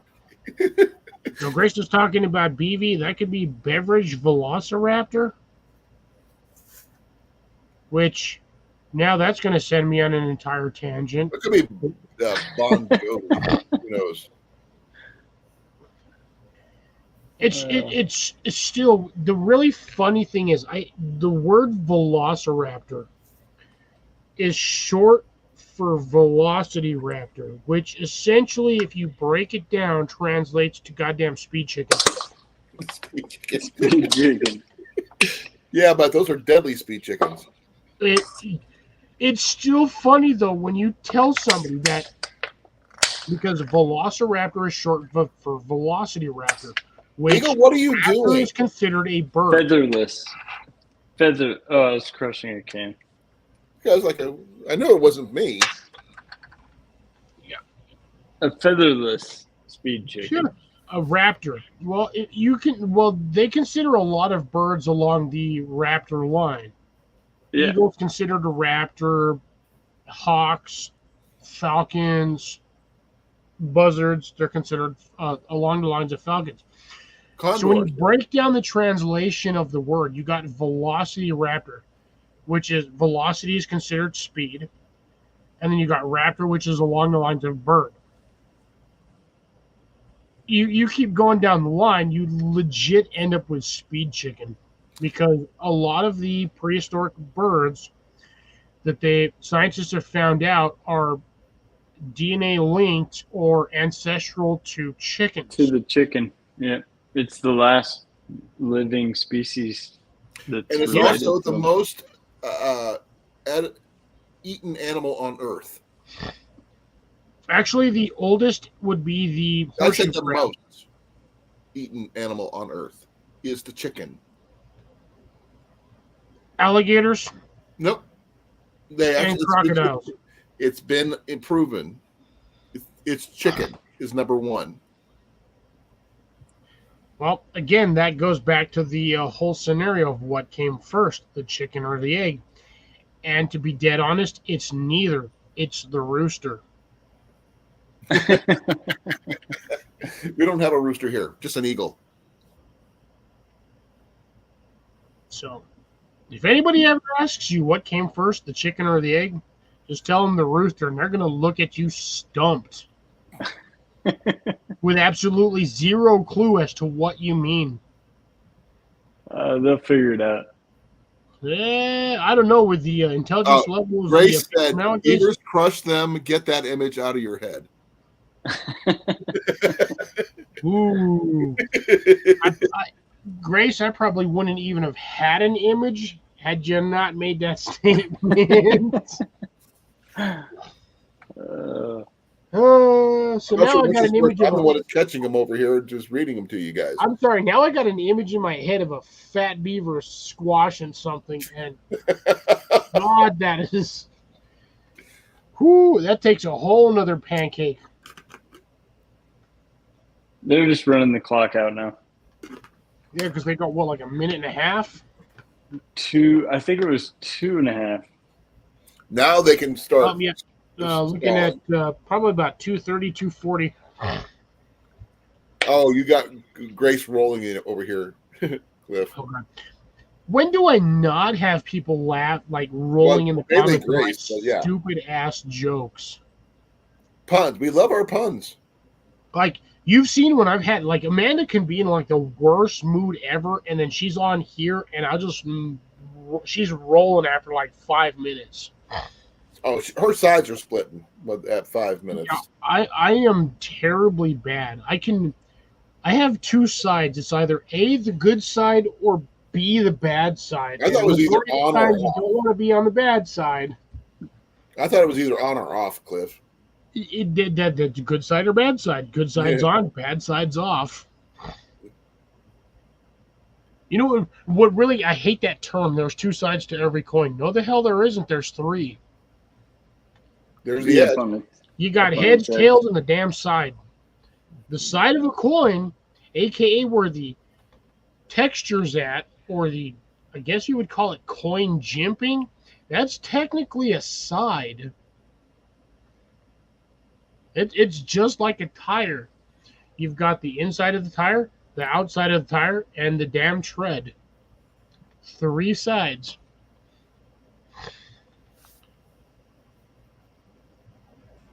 Top and bottom. Nah, the Grace, there ain't no way in hell, even with a turnover and or recovery. Oh, it's over. There's no way they can get that many touchdowns. Yeah, that's physically impossible in less than 2 minutes to get 3 touchdowns. They would have to, do something with their weird timeouts, which they haven't used unless they've used some. I'm going to tell you right now, there's no way in hell that's going to happen because that's not 1997 John Elway. Beavers are dominant.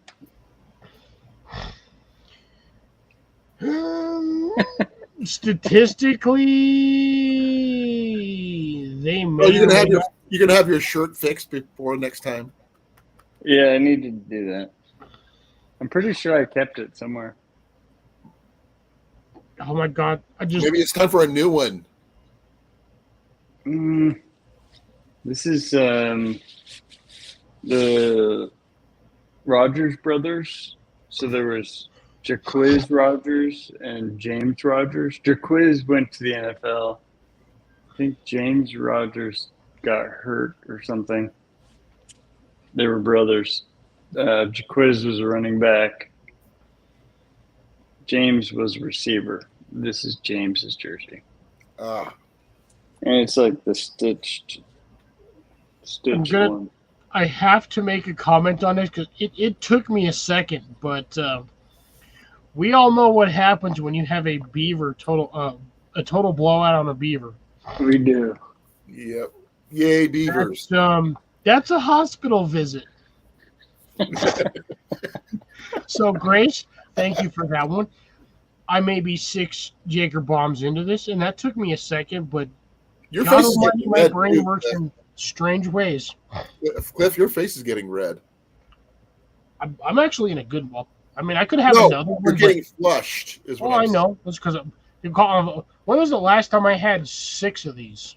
I Or, don't well, remember. technically 3 glasses. Normally, I stop at 1. Every once in a while, I do 2. It's the very rare occasion that I have my 3rd one. Sometimes it just has to happen. That it does. I can't let down my awesome, loyal YouTube fans or followers, Family. patrons, family, whatever you want to call it. Estranged, illegitimate brothers and sisters. We're adopted. That's all that matters. Punting from the end zone with 1 minute and 20 seconds. Down at the 50-yard line. It's over. Even a complete beaver blowout. That's what Grace said. Yeah, Even right a there. complete beaver blowout couldn't stop what's happening. You got a blown out beaver. It's kind of like a prolapsed foot. Yeah, we'll just leave it at that because why the hell? The whole town is going to go nuts. No. I'm going to tell you why. They're in California though, so Because they are not called the Oregon State Squirrels. No. They're nuts for the beavers. If they were the Oregon State Squirrels, I'd say they'd go nuts. You're not getting it. But they're the Oregon State Squirrels, so they're all about wood. Ugh. Beavers. Beavers do enjoy wood. Yeah, they do. It's natural. Exactly. And the funny thing is, Grace is the only female in the chat. I'm pretty sure she's laughing her ass off right now. She says she predicts the newspaper headlines will say beaver blowout. Oh my god. Oh, I can only. And Eagles probably loaded that they're doing running commentary on the whole game from here. I mean, we can't even see the game. It's He's hard. watching the score. I'm just listening to what you guys are saying and predicting what I would do. Which I'm glad some of my predictions came true. Well, Not let's everything. put it this way: if honestly, if Eagle wasn't watching the Beavers game, this probably would not have been nearly as entertaining. Thing is, we're not even watching the game. Well, I'm literally. I have the thing on Google whatever search, and I just keep refreshing it every couple of minutes. Yeah. And How else could we talk about beavers and wood in a PG-40 context? PG-40. Yeah, it's got to be PG-40. That's a new thing now. We're either too young or too old for this content.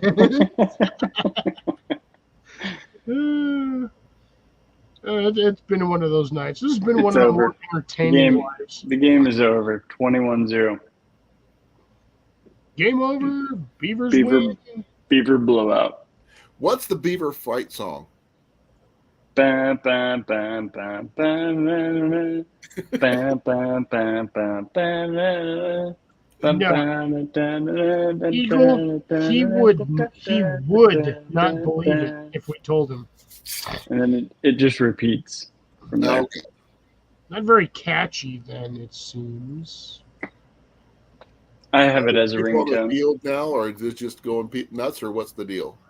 No, they're in San Diego, so they have to get out of there Oh, before they get murdered or their car gets broken into. who's Oh, to say you mean they the haven't tour already bus? had that happen? The car's being broken into. I mean, I they're would using be the game as an surprised. excuse to be able to get in there to steal stuff. No, those This- guys, I can guarantee you, they'll be on the road within like the next 30, 40 minutes. They'll be No. like, we're out. They can strip a car in less than a half an hour. Oh, yeah, if you got 15, 20 guys doing it, but it's hard to strip a tour bus. You'd The be stadium surprised. is essentially empty. I see a lot of empty seats. I think San Diego fans were like, all right, let's go back before. No, The they 10 probably bailed after like the third quarter when they were up freaking 14-0. Yeah, 0 is a hard one. A complete blowout is definitely hard. Okay, what's the okay, I forgot to ask. What's the category of schools? Category of schools, Yeah, what tier? Division 1. Okay, that's what I wanted to know. They're both Division 1 schools. Mm-hmm. Okay. Well, I mean, regardless, it's still college ball. No, I mean there's some bigger colleges and smaller colleges. I wasn't sure the differences between the schools, that how big one is over the other. I don't know. Because I don't know. They're much. both D1 schools. Okay. Like I said, I am not a football player, never played football. I just happen to know things. But I just wanted to make sure, sometimes they get totally, flipped over because the fact is that a smaller school kicked their butts type of thing. Yeah. Yeah, Which is that's actually cool kind of an smaller honor one. thing they do anyway. So that's really cool if they smaller schools do that. Because I think anything from San Francisco, it's got to be huge due to location. Well, I mean, technically, the two schools would by transitional properties would be almost be neighbors because Oregon's not that far from the top of California. You got what? California, Washington, and Oregon. And they're both state schools, so they get that land grant. Yep. So they're probably agricultural schools, engineering and agriculture. You want to hear something really freaky, Eagle? One of my favorite book series is by S.M. Sterling about something that happened in the apocalypse and everything else, and the people who survive. Oregon State University Beavers survive the apocalypse, and they have their own faculty school. Yep. Only because they know how to play with wood. No, well, the thing is, the agricultural department, And beavers. the agricultural department took over. Basically, they knew how to get people fed and keep people from going and everything else. I mean, all technology stopped.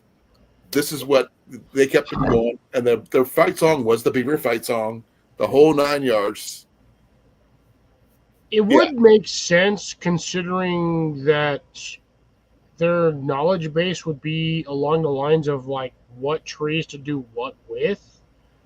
Or, Not just like, trees, like you said, agricultural wise. Food and everything. Yeah, the entire agriculture, which includes animal husbandry, all that stuff. So yeah, just a little. You check out S.M. Sterling. It's called the Emberverse series. You might get a kick out of it because most of it takes place in Oregon.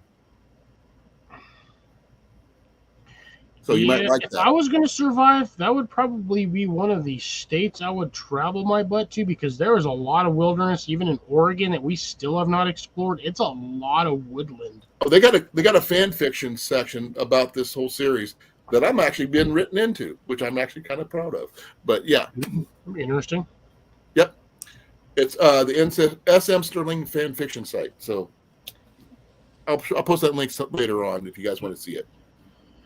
Right on, right on. So we're pretty much about done with the game. Looks like At the 5 hours, 9 minutes, and 22 I seconds. said Florida Beavers. My apologies. That would be the Florida Gators. Oregon State Beavers, whatever you want to, whatever you have it. Looks like that game is pretty much done, and Eagles all happy camper over here because this team won. It's another win in the win box. Not to be we'll see how confused well with this the goes. What's bearded the beaver. standing in the division? We're undefeated. We don't really have a division right now because the Pac-12 was broken up last year. Oh, I didn't know anything about that because I don't, like I said, I don't follow that. Yeah, so the Pac-12 is now 2 teams. That's it. Yeah, everybody That's dumb. left. There's no They competition. were all chasing the money, but the Pac-12 has tons of money in it, and now the Beavers and the Cougars, Washington State Cougars, have full control over the entire dynasty. There's the 2 worst possible outcomes. You got something that a Beaver. I'm just gonna like you. I'm pretty sure Eagle already sees where I'm going with this shit. Beavers You got on the top? Cougars and the Beavers. I'm like, sorry, both of them are on the spectrum of dealing with wood. The Beavers came up on top, though. We have a lot in common. Yeah, Oh, great. Grace wants to know if that actually seriously what the headlines are. Yeah, if that's what the thing is, let me know on Instagram or whatnot, because I'm pretty sure you got me on IG, right? They're Eagle. I think so. I think Yeah, you got me too. on IG. Let me know. I would definitely want to see the Me headlines too. tomorrow. That'd be hilarious. I got Send it to nothing me, and I'll but throw it on time. the group chat. I hope Might they have as much fun with it as we do.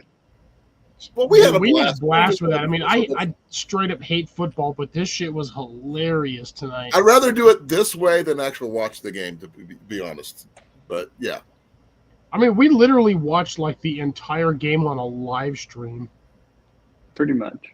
well, I Sort didn't of. watch a thing, quote unquote. but I was going by what you were telling me, and telling you what I would do, and I'm glad some of them actually did that. Because if you got that much room, you got to go for it. Yep. It's the only thing you can do. Have fun with it. That's all I got to say. All right, so gentlemen, we are at 5 hours and 10 minutes. So since the game is over, and I know Eagles probably wiped out and wants to get some damn sleep. No, he's too excited to sleep now. Nah, dude, he'll pass out in like 20 minutes, I guarantee you. The minute we end this live and he's chilling in bed, he's going to be done. No, he's probably asleep at the kitchen table because he didn't want to disturb his girls. If I sit down, I'll fall asleep. I told you, 20 minutes, he'd be out. I'm trying my best not to sit back because if I sit back, I'm out. But this seems as good as time as any to wind down and end the live stream. Like I said, we're at 5 hours and 10 minutes. It's been a while since I've done this long, but ladies and gentlemen, boys and girls, children of all ages, and then the 5 of us that are actually still in here. Eagle, Colin, Grace, I appreciate you all watching me for this long on this very hilarious live stream half. Oh, thank you for allowing me to be here. And no problem, Eagle. Again, man, you're welcome anytime you want to pop in. Don't Thanks bother for me having me none. You're Go more than Beavers. welcome. And Go we'll Beavers. go ahead and wind her down. Again, thanks for everybody watching. We will catch you on the next one, boys and girls. This is going to be Fox It Outdoors signing off. I almost hit the Colin wrong button. Kincaid from Kincaid Outdoors.